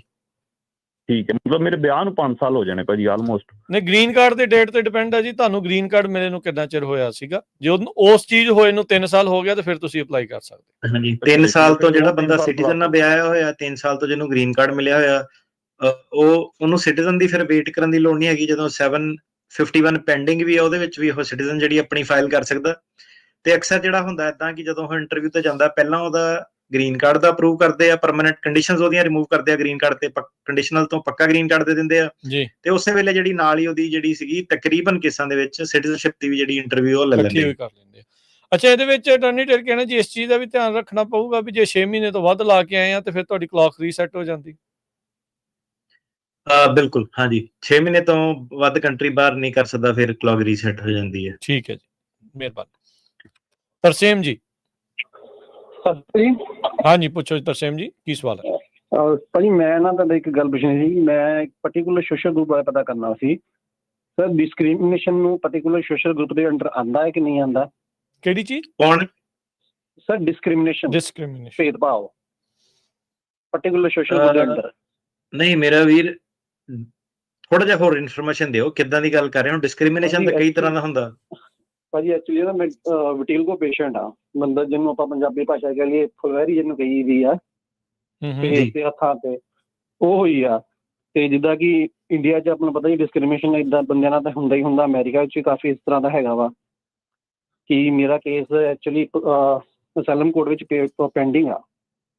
ਡਿਸਕ੍ਰਿਮੀਨੇਸ਼ਨ ਮਤਲਬ ਕਿੱਦਾਂ ਦਾ? ਕਿ ਮਤਲਬ ਤੁਹਾਨੂੰ ਫਿਜ਼ੀਕਲੀ ਕਿਸੇ ਨੇ ਹਰਟ ਕੀਤਾ, ਕੀ ਕੀਤਾ? ਨਹੀਂ ਸਰ, ਫਿਜ਼ੀਕਲੀ ਜਿੱਦਾਂ ਕਿ ਫੇਸ ਤੇ ਪੈਚਿਸ ਹੋ ਜਾਂਦੇ, ਚਿੱਟੇ ਹੋ ਜਾਂਦੇ ਦਾਗ ਹੁੰਦੇ ਹੱਥਾਂ ਤੇ, ਮੂੰਹ ਤੇ। ਜਿੱਦਾਂ ਕਿ ਵੱਖ-ਵੱਖ ਨਾਵਾਂ ਦੇ ਨਾਲ ਬੁਲਾਉਂਦੇ ਆ, ਤੁਸੀਂ ਕਹਿੰਦੇ ਵੀ ਇਸ ਢੰਗ ਦੇ ਨਾਲ ਉੱਥੇ ਹੁੰਦਾ ਰਿਹਾ? ਮਤਲਬ ਹੀਨ ਭਾਵਨਾ ਨਾਲ ਦੇਖਦੇ ਆ। ਹੀਨ ਭਾਵਨਾ ਦੇ ਨਾਲ। ਇਹ ਦੇਖੋ ਭਾਜੀ, ਦੇਖਣ ਦੁੱਖਣ ਦਾ ਕੋਈ ਨਹੀਂ, ਇੱਥੇ ਤਾਂ ਫਸਟ ਅਮੈਂਡਮੈਂਟ ਰਾਈਟ ਆ। ਅਮਰੀਕਾ 'ਚ ਤਾਂ ਗਾਲ ਕੱਢ ਲਓ ਕਿਸੇ ਨੂੰ ਤਾਂ ਨਹੀਂ ਉਹ ਕਹਿੰਦੇ, ਉਹਨਾਂ ਨੇ ਕਹਿਣਾ ਫਸਟ ਅਮੈਂਡਮੈਂਟ ਰਾਈਟ ਆ, ਠੀਕ ਹੈ। ਸੋ ਜਿਹੜਾ ਹੁਣ ਕੀ ਹੈ ਕਿ ਇਹ ਕੇਸ ਦੇ ਵਿੱਚ ਇੱਕ ਜਿਹੜੀ ਇਹ ਕੇਸ ਦੀ ਵੈਲਿਡਿਟੀ ਆ ਕੀ ਹੋ ਸਕਦੀ ਆ, ਮੈਨੂੰ ਹੁਣ ਆਪਣੇ ਕੇਸ ਦਾ ਨਹੀਂ ਪਤਾ ਕਿ ਕੰਟਰੀ ਕੰਡੀਸ਼ਨਸ ਉੱਥੇ ਦੇ ਕੀ ਬੋਲਦੇ ਆ। ਮੈਂ ਨਹੀਂ ਕਦੀ ਦੇਖਿਆ ਕਿ ਡਿਸਕ੍ਰਿਮੀਨੇਸ਼ਨ ਇਸ ਲੈਵਲ ਦਾ ਹੁੰਦਾ ਕਿ ਉਹ ਪਰਸੀਕਿਊਸ਼ਨ, ਉਹਨੂੰ ਕਹਿੰਦੇ ਪਾਸਟ ਪਰਸੀਕਿਊਸ਼ਨ, ਕਿ ਇਹਨਾਂ ਪਰਸੀਕਿਊਸ਼ਨ ਹੋਈ ਹੈ ਕਿ ਨਹੀਂ ਹੋਈ ਆ, ਹੋਰ ਕਿੱਦਾਂ ਦੇ ਜਿਹੜੇ ਐਗਜ਼ਾਮਪਲ ਹੈਗੇ ਆ। ਹੁਣ ਇਹ ਜ਼ਰੂਰ ਹੋ ਸਕਦਾ ਕਿ ਤੁਸੀਂ ਕਹੋ ਕਿ ਕਿਸੇ ਕੰਟਰੀ ਦੇ ਵਿੱਚ ਕੋਈ ਟਰਾਈਬਸ ਆ, ਠੀਕ ਆ, ਉਹ ਡਾਰਕ ਰੰਗ ਦੇ ਲੋਕ ਆ, ਉਹਦੇ ਵਿੱਚ ਜਿਹੜਾ ਅਲਬਾਈਨੋ ਬੰਦਾ ਪੈਦਾ ਹੋ ਗਿਆ ਉਹਨੂੰ ਇਹ ਆਊਟਕਾਸਟ ਕਰ ਦਿੰਦੇ ਆ ਕਿ ਨਹੀਂ ਇਹ ਸਾਡੇ ਨਾਲੋਂ ਵੱਖ ਜਿਹੜਾ ਹੈਗਾ, ਠੀਕ ਆ। ਤੇ ਉਹ ਚੀਜ਼ਾਂ ਦੀ ਜੇ ਐਗਜ਼ਾਮਪਲ ਜਿਹੜੀ ਹੈਗੀ ਆ ਕਿ ਉਹਨੂੰ ਕੋਈ ਮੂੰਹ ਮੱਥੇ ਨਹੀਂ ਲਾਉਂਦਾ ਇਦਾਂ ਦਾ, ਕਿ ਪੂਰੀ ਸਮਾਜਿਕ ਲੈਵਲ ਤੇ ਬਾਈਕਾਟ ਜਿਹੜੀ ਹੋ ਜਾਂਦੀ ਆ, ਫਿਰ ਆਪਣਾ ਜਿਹੜਾ ਕੇਸ ਬੰਦੇ ਦਾ ਜ਼ਰੂਰ ਕਹਿ ਸਕਦਾ। ਪਰ ਹੁਣ ਜੇ ਬੰਦਾ ਕਵੇ ਕਿ ਐ ਆ ਕਿ 50% ਲੋਕੀ ਮੇਰੇ ਤੋਂ ਔਖੇ ਆ, 50% ਮੇਰੇ ਸਪੋਰਟਰ ਆ, ਤਾਂ ਮੇਰੇ ਤੋਂ ਵੀ ਹੁਣ 50% ਲੋਕੀ ਔਖੇ ਆ, ਉਹਦਾ ਕੋਈ ਏਦਾਂ ਨਹੀਂ। ਇਹ ਤਾਂ ਹੁਣ ਫਸਟ ਅਮੈਂਡਮੈਂਟ ਰਾਈਟਸ ਲੋਕਾਂ ਦੇ ਆ ਜਾਂਦੇ ਆ। ਮੇਰੇ ਹਿਸਾਬ ਨਾਲ ਥੋੜਾ ਜਿਹਾ ਸਟ੍ਰੈਚ ਹੋ ਜਾਣਾ। ਕੇਸ ਬੰਦਾ ਜ਼ਰੂਰ ਆਪਣਾ ਪ੍ਰੈਜ਼ੈਂਟ ਕਰ ਸਕਦਾ ਔਨ ਟਾਪ ਆਫ ਜੋ ਵੀ ਉਹਦੇ ਕੇਸ ਦੇ ਵਿੱਚ ਚੱਲਦਾ ਪਿਆ, ਪਰ ਕੀ ਇਹਨੂੰ ਜੱਜ ਨੇ ਕਰਨਾ ਅਪਰੂਵ ਕਿ ਨਹੀਂ ਕਰਨਾ, ਠੀਕ ਆ, ਕਿ ਪੈਟਰਨ ਤੁਸੀਂ ਸ਼ੋਅ ਕਰ ਸਕਦੇ ਆ, ਕੰਟਰੀ ਕੰਡੀਸ਼ਨ ਤੁਹਾਨੂੰ ਸਪੋਰਟ ਕਰਦੇ ਆ, ਇਹ ਡਿਪੈਂਡ ਕਰਦਾ ਜੱਜ ਸਾਹਿਬ ਤੇ, ਡਿਪੈਂਡ ਕਰਦਾ ਕੇਸ ਦੀ ਪ੍ਰੈਜ਼ੈਂਟੇਸ਼ਨ ਤੇ, ਡਿਪੈਂਡ ਕਰਦਾ ਕੀ ਤੁਸੀਂ ਇਨਸੀਡੈਂਟਸ ਜਿਹੜੇ ਆਪਣੇ ਦੱਸ ਰਹੇ ਆ ਡਿਸਕ੍ਰਿਮੀਨੇਸ਼ਨ ਵਾਲੇ, ਉਹ ਚੀਜ਼ਾਂ ਤੇ ਡਿਪੈਂਡ ਕਰਦਾ। ਇਹਦੇ ਵਿੱਚ ਇਹ ਵੀ ਕੁਝ ਨਾਲ ਤੁਹਾਨੂੰ ਚਾਹੀਦਾ ਨਹੀਂ ਹੈ, ਇਹ ਨਹੀਂ ਸਿਰਫ ਆਪਾਂ ਕਹਿ ਸਕਦੇ ਵੀ ਹਾਂ ਉੱਥੇ ਤੇ ਇਦਾਂ ਹੀ ਆ। You have to show some proof ਵੀ ਉਸ ਚੀਜ਼ ਦੇ ਲਈ ਤੁਹਾਨੂੰ ਦਿਖਾਉਣਾ ਵੀ ਜਿਹੜਾ ਉਹ ਪੈਣਾ ਹੈ ਵੀ ਹਾਂ ਆਪਾਂ ਜਾਣਦੇ ਹੀ ਆ। ਇਹ ਕਹਿ ਕੇ ਅਦਾਲਤ ਜਿਹੜੀ ਉਹ ਨਹੀਂ ਮੰਨਦੀ ਹੁੰਦੀ ਜੀ, ਰਾਈਟ, ਅਨਲੈਸ ਆਲਰੇਡੀ ਪਹਿਲਾਂ ਹੀ ਸਿਸਟਮੈਟਿਕ ਇੱਕ ਪੈਟਰਨ ਹੋਵੇ ਕਿ ਪਹਿਲਾਂ ਹੀ ਪ੍ਰੂਵੇਬਲ ਹੈ ਕਿ ਸੁਸਾਇਟੀ ਦੇ ਵਿੱਚ, ਜਿੱਦਾਂ ਮੈਂ ਐਗਜ਼ਾਮਪਲ ਦਿੱਤੀ ਕਿ ਅਲਬਾਈਨੋ ਜਿਹੜੇ ਬੰਦੇ ਹੁੰਦੇ ਸੀ ਕਈ ਕਮਿਊਨਿਟੀ, ਉਹਨਾਂ ਨੂੰ ਈਵਨ ਐਨੀਮਲ ਕਿੰਗਡਮ ਦੇ ਵਿੱਚ ਜਿਹੜਾ ਸੀਗਾ ਅਲਬਾਈਨੋ ਜਿਹੜਾ ਕਿ ਪੂਰਾ ਸਫੇਦ ਜਿਹੜਾ ਜਾਨਵਰ ਸੀ, ਪੈਦਾ ਹੋ ਗਿਆ ਐਨੀਮਲ, ਤੇ ਉਹਨੂੰ ਉਹ ਕਹਿੰਦੇ ਸੀ ਕਿ ਯਾਰ ਇਹ ਕੋਈ ਜਾਦੂ ਕਰਤਾ ਇਹਦੇ ਉੱਤੇ, ਕੋਈ ਗਲਤ ਚੀਜ਼ ਜਿਹੜੀ ਹੈਗੀ ਹੈ ਨਾ, ਜਿਹੜਾ ਪਿਛੜਿਆ ਸਮਾਜ ਜਿਹਨੂੰ ਕਹਿੰਦੇ ਹੈਗਾ ਕੋਈ, ਤੇ ਪ੍ਰੈਜ਼ੈਂਟ ਤੁਸੀਂ ਕਰ ਸਕਦੇ ਹੋ ਉਹਦੇ ਵਿੱਚ ਕੋਈ ਨਹੀਂ, ਜਿਹੜਾ ਮਰਜ਼ੀ ਸੋਸ਼ਲ ਗਰੁੱਪ ਦੇ। ਤਾਂ ਏਦਾਂ ਹੁੰਦਾ ਕਿ ਬੜੀ ਸਾਰੀ ਲੋਕਾਂ ਦੀ ਪ੍ਰੈਜ਼ੈਂਟੇਸ਼ਨ ਹੁੰਦੀ ਹੈ ਕਿ ਆਹ ਸੋਸ਼ਲ ਗਰੁੱਪ, ਉਹ ਸੋਸ਼ਲ ਗਰੁੱਪ, ਤੇ ਬੰਦੇ ਦਾ ਕੰਮ ਹੁੰਦਾ ਪ੍ਰੈਜ਼ੈਂਟ ਕਰਨਾ ਵਕੀਲ ਦੇ ਨਾਲ ਮਿਲ ਕੇ। ਜੱਜ ਦਾ ਕੰਮ ਜਾਂ ਸਰਕਾਰੀ ਵਕੀਲ ਦਾ ਕੰਮ ਉਹਨੂੰ ਵੇਖਣਾ ਕਿ ਇਹ ਕਰ ਸਕਦਾ ਕਿ ਨਹੀਂ ਕਰ ਸਕਦਾ, ਸੋਸ਼ਲ ਗਰੁੱਪ ਚ ਆਉਂਦਾ ਕਿ ਨਹੀਂ ਆਉਂਦਾ, ਤੇ ਹਰੇਕ ਸੋਸ਼ਲ ਗਰੁੱਪ ਜਿਹੜਾ ਅਪਰੂਵੇਬਲ ਨਹੀਂ ਹੁੰਦਾ। ਪਰ ਇੱਕ ਚੀਜ਼ ਆ ਅਟਾਰਨੀ ਟਰਕੀਆਣਾ ਜੀ, ਵੀ ਜਦੋਂ ਤੋਂ ਆਪਾਂ PSG ਦੇ ਬਾਰੇ ਜ਼ਿਆਦਾ ਦੱਸਣ ਲੱਗੇ, ਲੋਕ ਦੇਖਦੇ ਪਏ ਆ ਇੱਕ ਡਿਫਰੈਂਟ ਐਂਗਲ ਤੋਂ ਵੀ ਕੀ ਮੇਰਾ ਪਰਟੀਕੁਲਰ ਸੋਸ਼ਲ ਗਰੁੱਪ ਕਿਸੇ ਐਂਗਲ ਦੇ ਨਾਲ ਬਣ ਸਕਦਾ ਨਹੀਂ। ਸੋ ਇੱਥੇ ਤੁਹਾਨੂੰ ਵਧਾਈ ਆ ਵੀ ਤੁਸੀਂ ਲੋਕਾਂ ਦੇ ਖਾਨੇ ਦੇ ਵਿੱਚ ਉਹ ਚੀਜ਼ ਪਾਈ ਆ ਵੀ ਇਹ ਚੀਜ਼ਾਂ ਵੀ ਤੁਸੀਂ ਸੋਚ ਸਕਦੇ ਆ, ਆਊਟ ਆਫ ਬਾਕਸ ਵੀ ਜਿਹੜਾ ਕਈ ਵਾਰੀ ਸੋਚਣਾ ਪੈਂਦਾ ਹੈ। ਬਿਲਕੁਲ ਜੀ, ਬਿਲਕੁਲ। ਇੰਦਰਜੀਤ ਜੀ, ਹਾਂਜੀ ਸਤਿ ਸ਼੍ਰੀ ਅਕਾਲ ਜੀ। ਸਰ ਮੇਰਾ ਨਾਲ ਵਿਆਹ ਹੋਇਆ ਸੀਗਾ, ਤੇ I-130 ਪਟੀਸ਼ਨ ਫਾਈਲ ਹੋ ਗਿਆ, I-48 ਫਾਈਲ ਹੋ ਗਿਆ, ਤੇ I-765, ਤੇ ਮੋਰ ਦੈਨ 3 ਵੀਕਸ ਹੋ ਗਿਆ, ਤੇ ਮੈਨੂੰ ਨੋਟੀਫਿਕੇਸ਼ਨ ਆਈ ਹੈ ਕੋਈ USCIS ਵੱਲੋਂ, ਤੇ ਨਾਰਮਲੀ ਕਹਿੰਦੇ ਵੀ 2 ਤੋਂ 3 ਵੀਕਸ ਦੇ ਵਿੱਚ ਆ ਜਾਂਦੀ ਆ। ਇਹ ਤਾਂ ਭਾਜੀ ਹੁਣ ਦੇਖੋ, ਜਾਂ ਤਾਂ ਉਹਨਾਂ ਕੋਲ ਡਿਲੇ ਹੋ ਸਕਦਾ, ਅੱਜ ਕੱਲ੍ਹ ਚਾਹਣ ਵਾਲੀ ਹੋਣੀ ਆ, ਜਾਂ ਤੁਹਾਡੀ ਫਾਈਲਿੰਗ ਗਲਤ ਹੋਈ ਆ, ਦੋਨਾਂ ਚੋਂ ਇੱਕ ਹੀ ਕੰਮ ਹੋ ਸਕਦਾ। ਵੇਟ ਕਰ ਲਓ ਥੋੜੀ ਜੀ, ਨਹੀਂ ਜੇ ਆਂਦੀ ਤੇ ਫਿਰ ਆਪਣਾ ਜਿਹਨੇ ਫਾਈਲ ਕੀਤੀਆਂ ਉਹਨੂੰ ਪੁੱਛੋ ਕਿ ਕੀ ਚੱਕਰ ਪੈ ਗਿਆ ਸੀਗਾ। ਫਾਈਲ ਤਾਂ ਮੈਂ ਹੀ ਕੀਤੀ ਸੀਗੀ ਜੀ, ਤੇ ਉਹਦਾ ਵੈਸੇ ਵੀ ਪ੍ਰੋਸੈਸਿੰਗ ਟਾਈਮ ਕਿੱਦਾਂ, ਮਤਲਬ ਕਿ ਉਹਦਾ ਕੀ ਚੱਲਦਾ ਪਿਆ ਵਾ? USCIS ਦੀ ਵੈਬਸਾਈਟ ਤੇ ਜਾਓ ਤੇ ਉੱਥੇ ਪ੍ਰੋਸੈਸਿੰਗ ਟਾਈਮ ਦੇ ਟੈਬ 'ਚ ਜਾ ਕੇ ਆਪਣਾ ਰਸੀਟ ਨੰਬਰ ਪਾਓ ਤੇ ਉੱਥੇ ਚੈੱਕ ਕਰ ਸਕਦੇ ਅਕਾਊਂਟ ਬਣਾ ਕੇ। ਉਹ ਐਗਜ਼ੈਕਟਲੀ ਉਹਨਾਂ ਨੇ ਤੁਹਾਨੂੰ ਦੱਸ ਦੇਣਾ ਵੀ ਕੀ ਜਿਹੜਾ ਉਹ ਚੱਲ ਰਿਹਾ ਹੈਗਾ ਜੀ। ਮਨਦੀਪ, ਹਾਂਜੀ ਭਾਈ ਸਤਿ ਸ਼੍ਰੀ ਅਕਾਲ ਜੀ। ਸਤਿ ਸ਼੍ਰੀ ਅਕਾਲ ਜੀ। ਹਾਂਜੀ ਭਾਜੀ, ਮੈਂ ਆਪਣੇ ਫਰੈਂਡ ਬਾਰੇ ਪੁੱਛਣਾ ਵਾ ਭਾਜੀ। ਤੇ ਭਾਜੀ ਉਹਦਾ ਮੈਰਿਜ ਹੋਈ ਸੀ 2021 ਦੇ ਵਿੱਚ, ਤੇ ਭਾਜੀ ਸਾਨੂੰ 2 ਸਾਲ ਦਾ ਕੰਡੀਸ਼ਨਲ ਗ੍ਰੀਨ ਕਾਰਡ ਮਿਲਿਆ ਸੀ ਤੇ ਪੰਜਾਬੀ ਕੁੜੀ ਨਾਲ ਆਪਣਾ ਵਿਆਹ ਹੋਇਆ ਸੀਗਾ ਪਰਿਵਾਰ ਦੇ ਵਿੱਚ। ਤੇ ਭਾਜੀ ਉਹਨਾਂ ਦਾ ਡਿਵੋਰਸ ਹੋ ਗਿਆ ਲਾਸਟ ਈਅਰ। ਤੇ ਭਾਜੀ ਹੁਣ ਉਹਨਾਂ ਨੇ ਆਪਣਾ ਜਿੱਦਾਂ ਗ੍ਰੀਨ ਕਾਰਡ ਅਪਲਾਈ ਕੀਤਾ ਸੈਪਰੇਟ, ਜਿੱਦਾਂ ਮਤਲਬ ਡਿਵੋਰਸ ਹੋ ਗਿਆ ਹਨਾ ਉਹਨਾਂ ਇਕੱਲਿਆਂ ਨੇ। ਤੇ ਭਾਜੀ ਤੇ ਉਹਨਾਂ ਨੇ 48 ਮੰਥ ਦਾ ਉਹਨੂੰ ਦੁਆ ਦੇ ਦਿੱਤਾ ਵਾ ਆਪਣਾ, ਉਹ ਜਿਹੜਾ ਲੈਟਰ ਆਉਂਦਾ ਹੁੰਦਾ ਐਕਸਟੈਂਸ਼ਨ। ਹਾਂਜੀ ਤੇ ਭਾਜੀ ਉਹ ਟਰੈਵਲ ਕਰ ਸਕਦੇ ਆ ਜੀ? ਹਾਂਜੀ ਕਰ ਸਕਦੇ ਆ, ਪਰ ਇੱਕ ਚੀਜ਼ ਦੇਖ ਲਿਓ ਕਿ ਕਈ 에ਅਰਲਾਈਨਸ ਆ ਨਾ, ਜਿੱਦਾਂ ਹੁਣ 에ਅਰ ਇੰਡੀਆ ਵਾਲੀ ਚ ਚੜੇ, ਉਹ ਕਈ ਵਾਰੀ ਨਾ 에ਅਰਪੋਰਟ ਵਾਲੇ ਜਿਹੜੇ ਬੰਦੇ ਖੱਜਲ ਖਰਾਬੀ ਬਹੁਤ ਜਿਹੜੀ ਕਰਦੇ ਆ ਤੇ ਉਹਨੂੰ ਰੈਕਗਨਾਈਜ਼ ਨਹੀਂ ਕਰਦੇ। ਸੋ ਮੈਂ ਇਹੀ ਸਲਾਹ ਦਊਂਗਾ ਕਿ ਜਿਹੜੇ ਅਮਰੀਕਨ 에ਅਰਲਾਈਨਸ ਹੈ ਨਾ, ਉਹਨੂੰ ਹੀ ਜਿਹੜਾ ਤੁਸੀਂ ਉੱਤੇ ਟਰੈਵਲ ਜਿਹੜਾ ਕਰਿਓ। ਤੇ ਕਈ ਵਾਰੀ ਜਿਹੜੀਆਂ ਈਵਨ ਯੂਰਪੀਅਨ 에ਅਰਲਾਈਨਸ ਹੈਗੀਆਂ, ਉਹ ਕਈ ਵਾਰੀ ਉਹ ਜਿਹੜੇ ਡਾਕੂਮੈਂਟ ਆ ਉਹਨੂੰ ਮਾਨਤਾ ਨਹੀਂ ਦਿੰਦੇ, ਕਿਉਂਕਿ ਉਹਨਾਂ ਨੂੰ ਪਤਾ ਨਹੀਂ, ਉਹ ਕਹਿੰਦੇ ਆਹ ਕੀ ਚੀਜ਼ ਸਾਨੂੰ ਦਿਖਾਈ ਜਾਂਦੇ ਆ ਹਨਾ, ਪੇਪਰ ਜਿਹਾ ਦਿਖਾਈ ਜਾਂਦੇ ਆ। ਤੇ ਉਹ ਪਹਿਲਾਂ ਹੀ ਜਿਹੜਾ ਸੀਗਾ 에ਅਰਲਾਈਨਸ ਨੂੰ ਪੁੱਛ ਕੇ ਜਾਇਓ ਕਿ ਉਹਨਾਂ ਨੇ ਉਹ ਡਾਕੂਮੈਂਟ ਆਨਰ ਕਰਨਾ ਕਿ ਨਹੀਂ ਕਰਨਾ, ਨਹੀਂ ਤਾਂ ਐਵੇਂ ਬੰਦਾ ਫਿਰ ਫਸਿਆ ਰਹਿ ਜਾਂਦਾ ਕਈ ਵਾਰੀ। ਠੀਕ ਹੈ। ਹਾਂਜੀ ਉਹ ਮੈਂ ਨਾ ਤੁਹਾਡੇ ਨਾਲ ਮੇਰੀ ਪਹਿਲਾਂ ਵੀ ਗੱਲ ਹੋਈ ਸੀ, ਤਾਂ ਉਹਨਾਂ ਕੋਲ ਵੀ ਗਏ ਸੀ USCIS ਵਾਲਿਆਂ ਕੋਲ। ਤੁਸੀਂ ਕਹਿੰਦੇ ਨਾ ਮੋਹਰ ਲਵਾ ਲਓ ਉਹਨਾਂ ਤੋਂ ਜਾ ਕੇ, ਜਿੱਦਾਂ ਮਤਲਬ ਆਪਣੇ ਹਾਂਜੀ ਉਹਨਾਂ ਕੋਲ ਗਏ, ਉਹਨੇ ਦਿੱਤਾ ਨਹੀਂ। ਉਹ ਕਹਿੰਦੇ ਤੁਹਾਨੂੰ ਜਿਹੜਾ ਲੈਟਰ ਭੇਜਤਾ ਬਸ ਉਹੀ ਸਭ ਕੁਝ ਆ, ਉਹਨੇ ਮੋਹਰ ਨਹੀਂ ਲਾ ਕੇ ਦਿੱਤੀ ਭਾਜੀ ਪਾਸਪੋਰਟ ਦੇ। ਰਾਈਟ, ਮੋਹਰਾਂ ਹੁਣ ਅੱਜ ਕੱਲ੍ਹ ਇਹਨਾਂ ਨੇ ਬੰਦ ਕਰਤੀਆਂ ਸੀਗੀਆਂ, ਕਹਿੰਦੇ ਉਹ ਇਨਫ। ਤੇ 에ਅਰਲਾਈਨਸ ਦਾ ਮਸਲਾ ਬਸ ਹੁਣ ਇਹ ਰਹਿ ਜਾਂਦਾ ਇਸ ਵੇਲੇ। ਉਹਨਾਂ ਦੇ ਨਾਲ ਇੱਕ ਵਾਰੀ ਕਰ ਲਓ ਗੱਲ। ਦੇਖੋ ਜੇ ਤੁਸੀਂ ਹੁਣ ਬੰਦਾ ਮੈਕਸੀਕੋ ਤੱਕ ਪਹੁੰਚ ਗਿਆ, ਕੈਨੇਡਾ ਤੱਕ ਪਹੁੰਚ ਗਿਆ, ਜਿਹੜੀ US ਦਾ ਬਾਰਡਰ ਹੈ ਨਾ, ਇਹ ਇਹਨੂੰ ਆਨਰ ਕਰਦਾ। ਤੇ ਜ਼ਿਆਦਾ ਜੇ ਇਹਦੇ ਵਿੱਚ ਗੱਲ ਹੋਵੇ ਤਾਂ ਤੁਸੀਂ ਜਿੱਦਾਂ ਅਬੂ ਧਾਬੀ ਜਾਂ ਕਈ ਦੇਸ਼ਾਂ ਦੇ ਵਿੱਚ ਜਿਹਨਾਂ ਚ ਪ੍ਰੀ ਫਲਾਈਟ ਇਨਸਪੈਕਸ਼ਨ, ਕਿ ਜਿਹੜੀ ਇਮੀਗ੍ਰੇਸ਼ਨ ਉਹਨਾਂ ਨੇ ਉੱਥੇ ਬਹਾਲੀ ਹੁੰਦੀ ਆ, ਉਹਨਾਂ ਚ ਜਾਣ ਚ ਕਈ ਵਾਰੀ ਫਿਰ ਜਿਹੜੀ ਸਿਆਣਪ ਹੋ ਜਾਂਦੀ ਹੈ ਕਿ ਇਮੀਗ੍ਰੇਸ਼ਨ ਜਿੱਦਾਂ ਹੁਣ ਕੈਨੇਡਾ ਤੋਂ ਆ ਰਿਹਾ ਬੰਦਾ ਪਹਿਲਾਂ ਹੀ ਕਰ ਦਿੰਦੇ ਆ, ਤੇ ਉਹ ਦੇਸ਼ਾਂ ਤੋਂ ਵੀ ਤੁਸੀਂ ਜਿਹੜੀ ਫਲਾਈਟ ਕੈਚ ਅਪ ਕਰ ਸਕਦੇ ਆ। ਠੀਕ ਹੈ, ਇੰਡੀਆ ਚ ਕਈ ਵਾਰੀ ਪ੍ਰੋਬਲਮ ਜਿਹੜੀ ਆ ਜਾਂਦੀ ਹੈ। ਚੜਨਾ ਤਾਂ ਫਿਰ ਇੰਡੀਆ ਤੋਂ ਹੀ ਪੈਣਾ ਨਾ, ਉੱਥੇ ਤੱਕ ਜਾਣ ਲਈ ਵੀ। ਉੱਥੇ ਪਤਾ ਨਹੀਂ ਨਾ ਅੱਗੋਂ ਕਿੱਦਾਂ ਦਾ ਬੰਦੇ ਨੇ ਜਿਹੜਾ ਉਹ ਟੱਕਰਨਾ ਹੈ ਜੀ। ਆਪਣੇ ਅਗਲੇ ਕਾਲਰ ਨੇ ਜੀ ਹਰਜਿੰਦਰ ਜੀ। ਸਤਿ ਸ਼੍ਰੀ ਅਕਾਲ ਭਾਜੀ। ਸਤਿ ਸ਼੍ਰੀ ਅਕਾਲ ਭਾਜੀ। ਮੇਰਾ ਨਾ 2016 ਦੇ ਵਿੱਚ ਕੇਸ ਡਿਨਾਈ ਹੋ ਗਿਆ ਸੀਗਾ, ਮੈਂ ਲੇਟ ਹੋ ਗਿਆ ਸੀਗਾ। ਉਸ ਤੋਂ ਬਾਅਦ ਮੈਂ ਰੀਓਪਨ ਪਾਏ ਸੀ ਤੇ ਮੇਰਾ ਰੀਓਪਨ ਵੀ ਹੋ ਗਿਆ ਤੇ ਮੇਰਾ ਕੇਸ ਹੁਣ ਗ੍ਰਾਂਟਡ ਵੀ ਹੋ ਗਿਆ, ਸਾਰਾ ਕੁਝ ਹੋ ਗਿਆ। ਪਰ ਭਾਜੀ ਉਹ ਬੌਂਡ ਉਹਨਾਂ ਨੇ ਕੈਂਸਲ ਕਰਤਾ। ਬੌਂਡ ਦਾ ਕੋਈ ਹੱਲ ਹੋ ਸਕਦਾ ਭਾਜੀ ਕਿ ਨਹੀਂ? ਬੌਂਡ ਕਿਉਂ ਕੈਂਸਲ ਕਰਤਾ ਸੀ ਭਾਜੀ? ਭਾਜੀ ਉਹ ਕਹਿੰਦੇ ਕਿ 2016-17 ਦੇ ਜਾਈ ਤੁਹਾਨੂੰ ਲੱਭਦੇ ਫਿਰਦੇ ਸੀਗੇ, ਉਹ ਘਰੇ ਵੀ ਆਏ ਸੀਗੇ ਜਿੱਦਾਂ ਮੈਨੂੰ ਪੁੱਛਣ ਨੂੰ, ਮੈਂ ਪਰ ਉਸ ਐਡਰੈਸ ਤੇ ਰਹਿੰਦਾ ਨਹੀਂ ਸੀ ਉਦੋਂ। ਤੇ ਉਹ ਮੈਂ ਮੁੜ ਗਏ ਸੀਗੇ। ਨਹੀਂ ਹਾਂਜੀ ਭਾਜੀ, ਬੌਂਡ ਦਾ ਮਤਲਬ ਇਹੀ ਹੁੰਦਾ ਕਿ ਬੰਦਾ ਭਗੌੜਾ ਨਾ ਹੋਵੇ, ਜਦੋਂ ਉਹਨੂੰ ਹਾਜ਼ਰੀ ਲਾਉਣ ਲਈ ਕਿਹਾ ਹੋਵੇ ਤੇ ਉਹ ਰਿਪੋਰਟ ਕਰੇ, ਤੇ ਜਿਹੜਾ ਐਡਰੈਸ ਆ ਉਹ ਅਪਡੇਟਡ ਹੋਵੇ। ਤੇ ਤੁਸੀਂ ਏਦਾਂ ਕਰੋ, ਉਹਨਾਂ ਨੂੰ ਜਾ ਕੇ ਨਾ ਆਪਣੀ ਜਿਹੜੀ ਅਪਰੂਵਲ ਵਾਲੀ ਉਹੀ ਕਰ ਦੋ ਕਿ ਯਾਰ ਮੈਂ ਤਾਂ ਆਹ ਮੇਰੀ ਪ੍ਰੋਬਲਮ ਜਿਹੜੀ ਪੈ ਗਈ ਸੀਗੀ, ਜੇ ਤੁਸੀਂ ਦੇ ਸਕਦੇ ਹੋ ਦੇ ਦਿਓ। ਪਰ ਇਹ ਹੈ ਕਿ ਗਲਤੀ ਤੁਹਾਡੀ ਉਹਨਾਂ ਨੇ ਕੱਢਣੀ ਹੈ ਕਿ ਤੂੰ ਸੀਗੇ ਕਿਉਂ ਨਹੀਂ ਉੱਥੇ ਤੇ ਲੱਭਣਾ ਸੀ। ਹਾਂਜੀ ਭਾਜੀ ਗਏ ਸੀਗੇ ਅਸੀਂ, ਪਰ ਉਹਨਾਂ ਨੇ ਮੋੜਤਾ, ਕਹਿੰਦੇ ਨਹੀਂ ਤੁਹਾਡਾ ਬੌਂਡ ਕੈਂਸਲ ਹੋ ਗਿਆ ਆਲਰੇਡੀ 2017। ਨਹੀਂ ਹਾਂਜੀ ਭਾਜੀ, ਹੁਣ ਤੇ ਏਦਾਂ ਹੁੰਦਾ ਕਿ ਇਹ ਤਾਂ ਤੁਸੀਂ ਬਾਅਦ ਚ ਜਿੱਤੇ ਆ ਨਾ, ਮੋਸ਼ਨ ਟੂ ਰੀਓਪਨ ਵਗੈਰਾ ਕਰਕੇ। ਹੋ ਸਕਦਾ ਕਿ ਤੁਸੀਂ ਜੇ ਜਿੱਤ ਜਾਂਦੇ, ਨਾ ਜਿੱਤਦੇ ਤਾਂ ਤੁਸੀਂ ਦੁਬਾਰਾ ਸਾਹਮਣੇ ਨਹੀਂ ਆਉਣਾ ਸੀਗਾ। ਠੀਕ ਹੈ, ਫਿਰ ਉਹ ਬੌਂਡ ਕਿਉਂ ਵਾਪਸ ਮੁੜਨ? ਕਿਉਂਕਿ ਉਹ ਤਾਂ ਜਦੋਂ ਤੁਹਾਨੂੰ ਫੜਨ ਆਏ, ਡਿਪੋਰਟੇਸ਼ਨ ਲੱਗੀ, ਉਦੋਂ ਤੁਸੀਂ ਨਹੀਂ ਮਿਲੇ, ਚਕਮਾ ਦੇ ਗਏ ਉਹਨਾਂ ਨੂੰ। ਠੀਕ ਆ, ਤੇ ਹੁਣ ਤੁਸੀਂ ਜਿੱਤ ਗਏ, ਦਾ ਖੇਡ ਲਿਆ ਆਪਣਾ, ਤੇ ਹੁਣ ਤੁਸੀਂ ਸਾਹਮਣੇ ਆ ਗਏ। ਸੋ ਇਹ ਚੀਜ਼ ਜਿਹੜੀ ਉਹਨਾਂ ਦੇ ਸਿਧਾਂਤਾਂ ਦੇ ਖਿਲਾਫ ਹੈ ਇਸ ਵੇਲੇ, ਕਿਉਂਕਿ ਜਦੋਂ ਉਹ ਤੁਹਾਨੂੰ ਚੱਕਣ ਸੀਗੇ, ਡਿਪੋਰਟ ਕਰਨ ਸੀਗੇ, ਅਸਾਈਲਮ ਦੀ ਫੀਸ ਹੀ ਸਮਝੋ ਹੁਣ ਤੁਸੀਂ ਉਹਨੂੰ, ਉਹ ਅਪਰੂਵਲ ਦੀ। ਜੀ ਭੁੱਲ ਜਾਓ ਭਾਜੀ, ਅਮਰੀਕਾ ਚ ਬਣਾਓ ਹੁਣ, ਨੋਟ ਛਾਪੋ ਤੁਸੀਂ, ਕੇਸ ਪੈ ਗਿਆ ਤੁਹਾਡੇ ਲਈ। ਹਾਂਜੀ ਅਮਿਤ ਜੀ ਸਤਿ ਸ਼੍ਰੀ ਅਕਾਲ। ਸਤਿ ਸ਼੍ਰੀ ਅਕਾਲ ਭਾਜੀ, ਥੈਂਕਸ ਭਾਜੀ। ਮੇਰਾ ਇੱਕ ਕੁਐਸਚਨ ਸੀਗਾ, ਮੇਰਾ ਅਸਾਈਲਮ ਕੇਸ ਹੋ ਗਿਆ ਸੀ 2020 ਚ, ਤੇ ਉਸ ਤੋਂ ਬਾਅਦ ਮੈਂ ਆਪਣੇ ਵਾਈਫ ਔਰ ਬੱਚਿਆਂ ਦਾ I-730 ਅਪਲਾਈ ਕੀਤਾ ਸੀਗਾ, ਤੇ ਉਹ ਪਿਛਲੇ ਸਾਲ ਹੀ ਉਹ ਕੇਸ ਟ੍ਰਾਂਸਫਰ ਹੋ ਗਿਆ, ਬਟ ਹਾਲੇ ਤੱਕ ਹੋਇਆ ਨਹੀਂ ਜੀ। ਸੋ ਭਾਜੀ ਉਹ ਤੁਹਾਡੀ ਪ੍ਰੋਸੈਸਿੰਗ ਟਾਈਮ ਵਾਲੀ ਕੁਐਸਚਨ ਆ ਜਾਂਦਾ, ਉਹ ਉਹਨਾਂ ਨੂੰ ਹੀ ਤੁਹਾਨੂੰ ਫੋਲੋ ਅਪ ਕਰਨਾ ਪੈਣਾ। ਤੇ ਉਹਨਾਂ ਨੂੰ ਭਾਜੀ ਨਾਰਮਲ ਲੈਟਰ ਪਾਵਾਂ ਜਾਂ ਕਿੱਦਾਂ ਕਰਾਂ?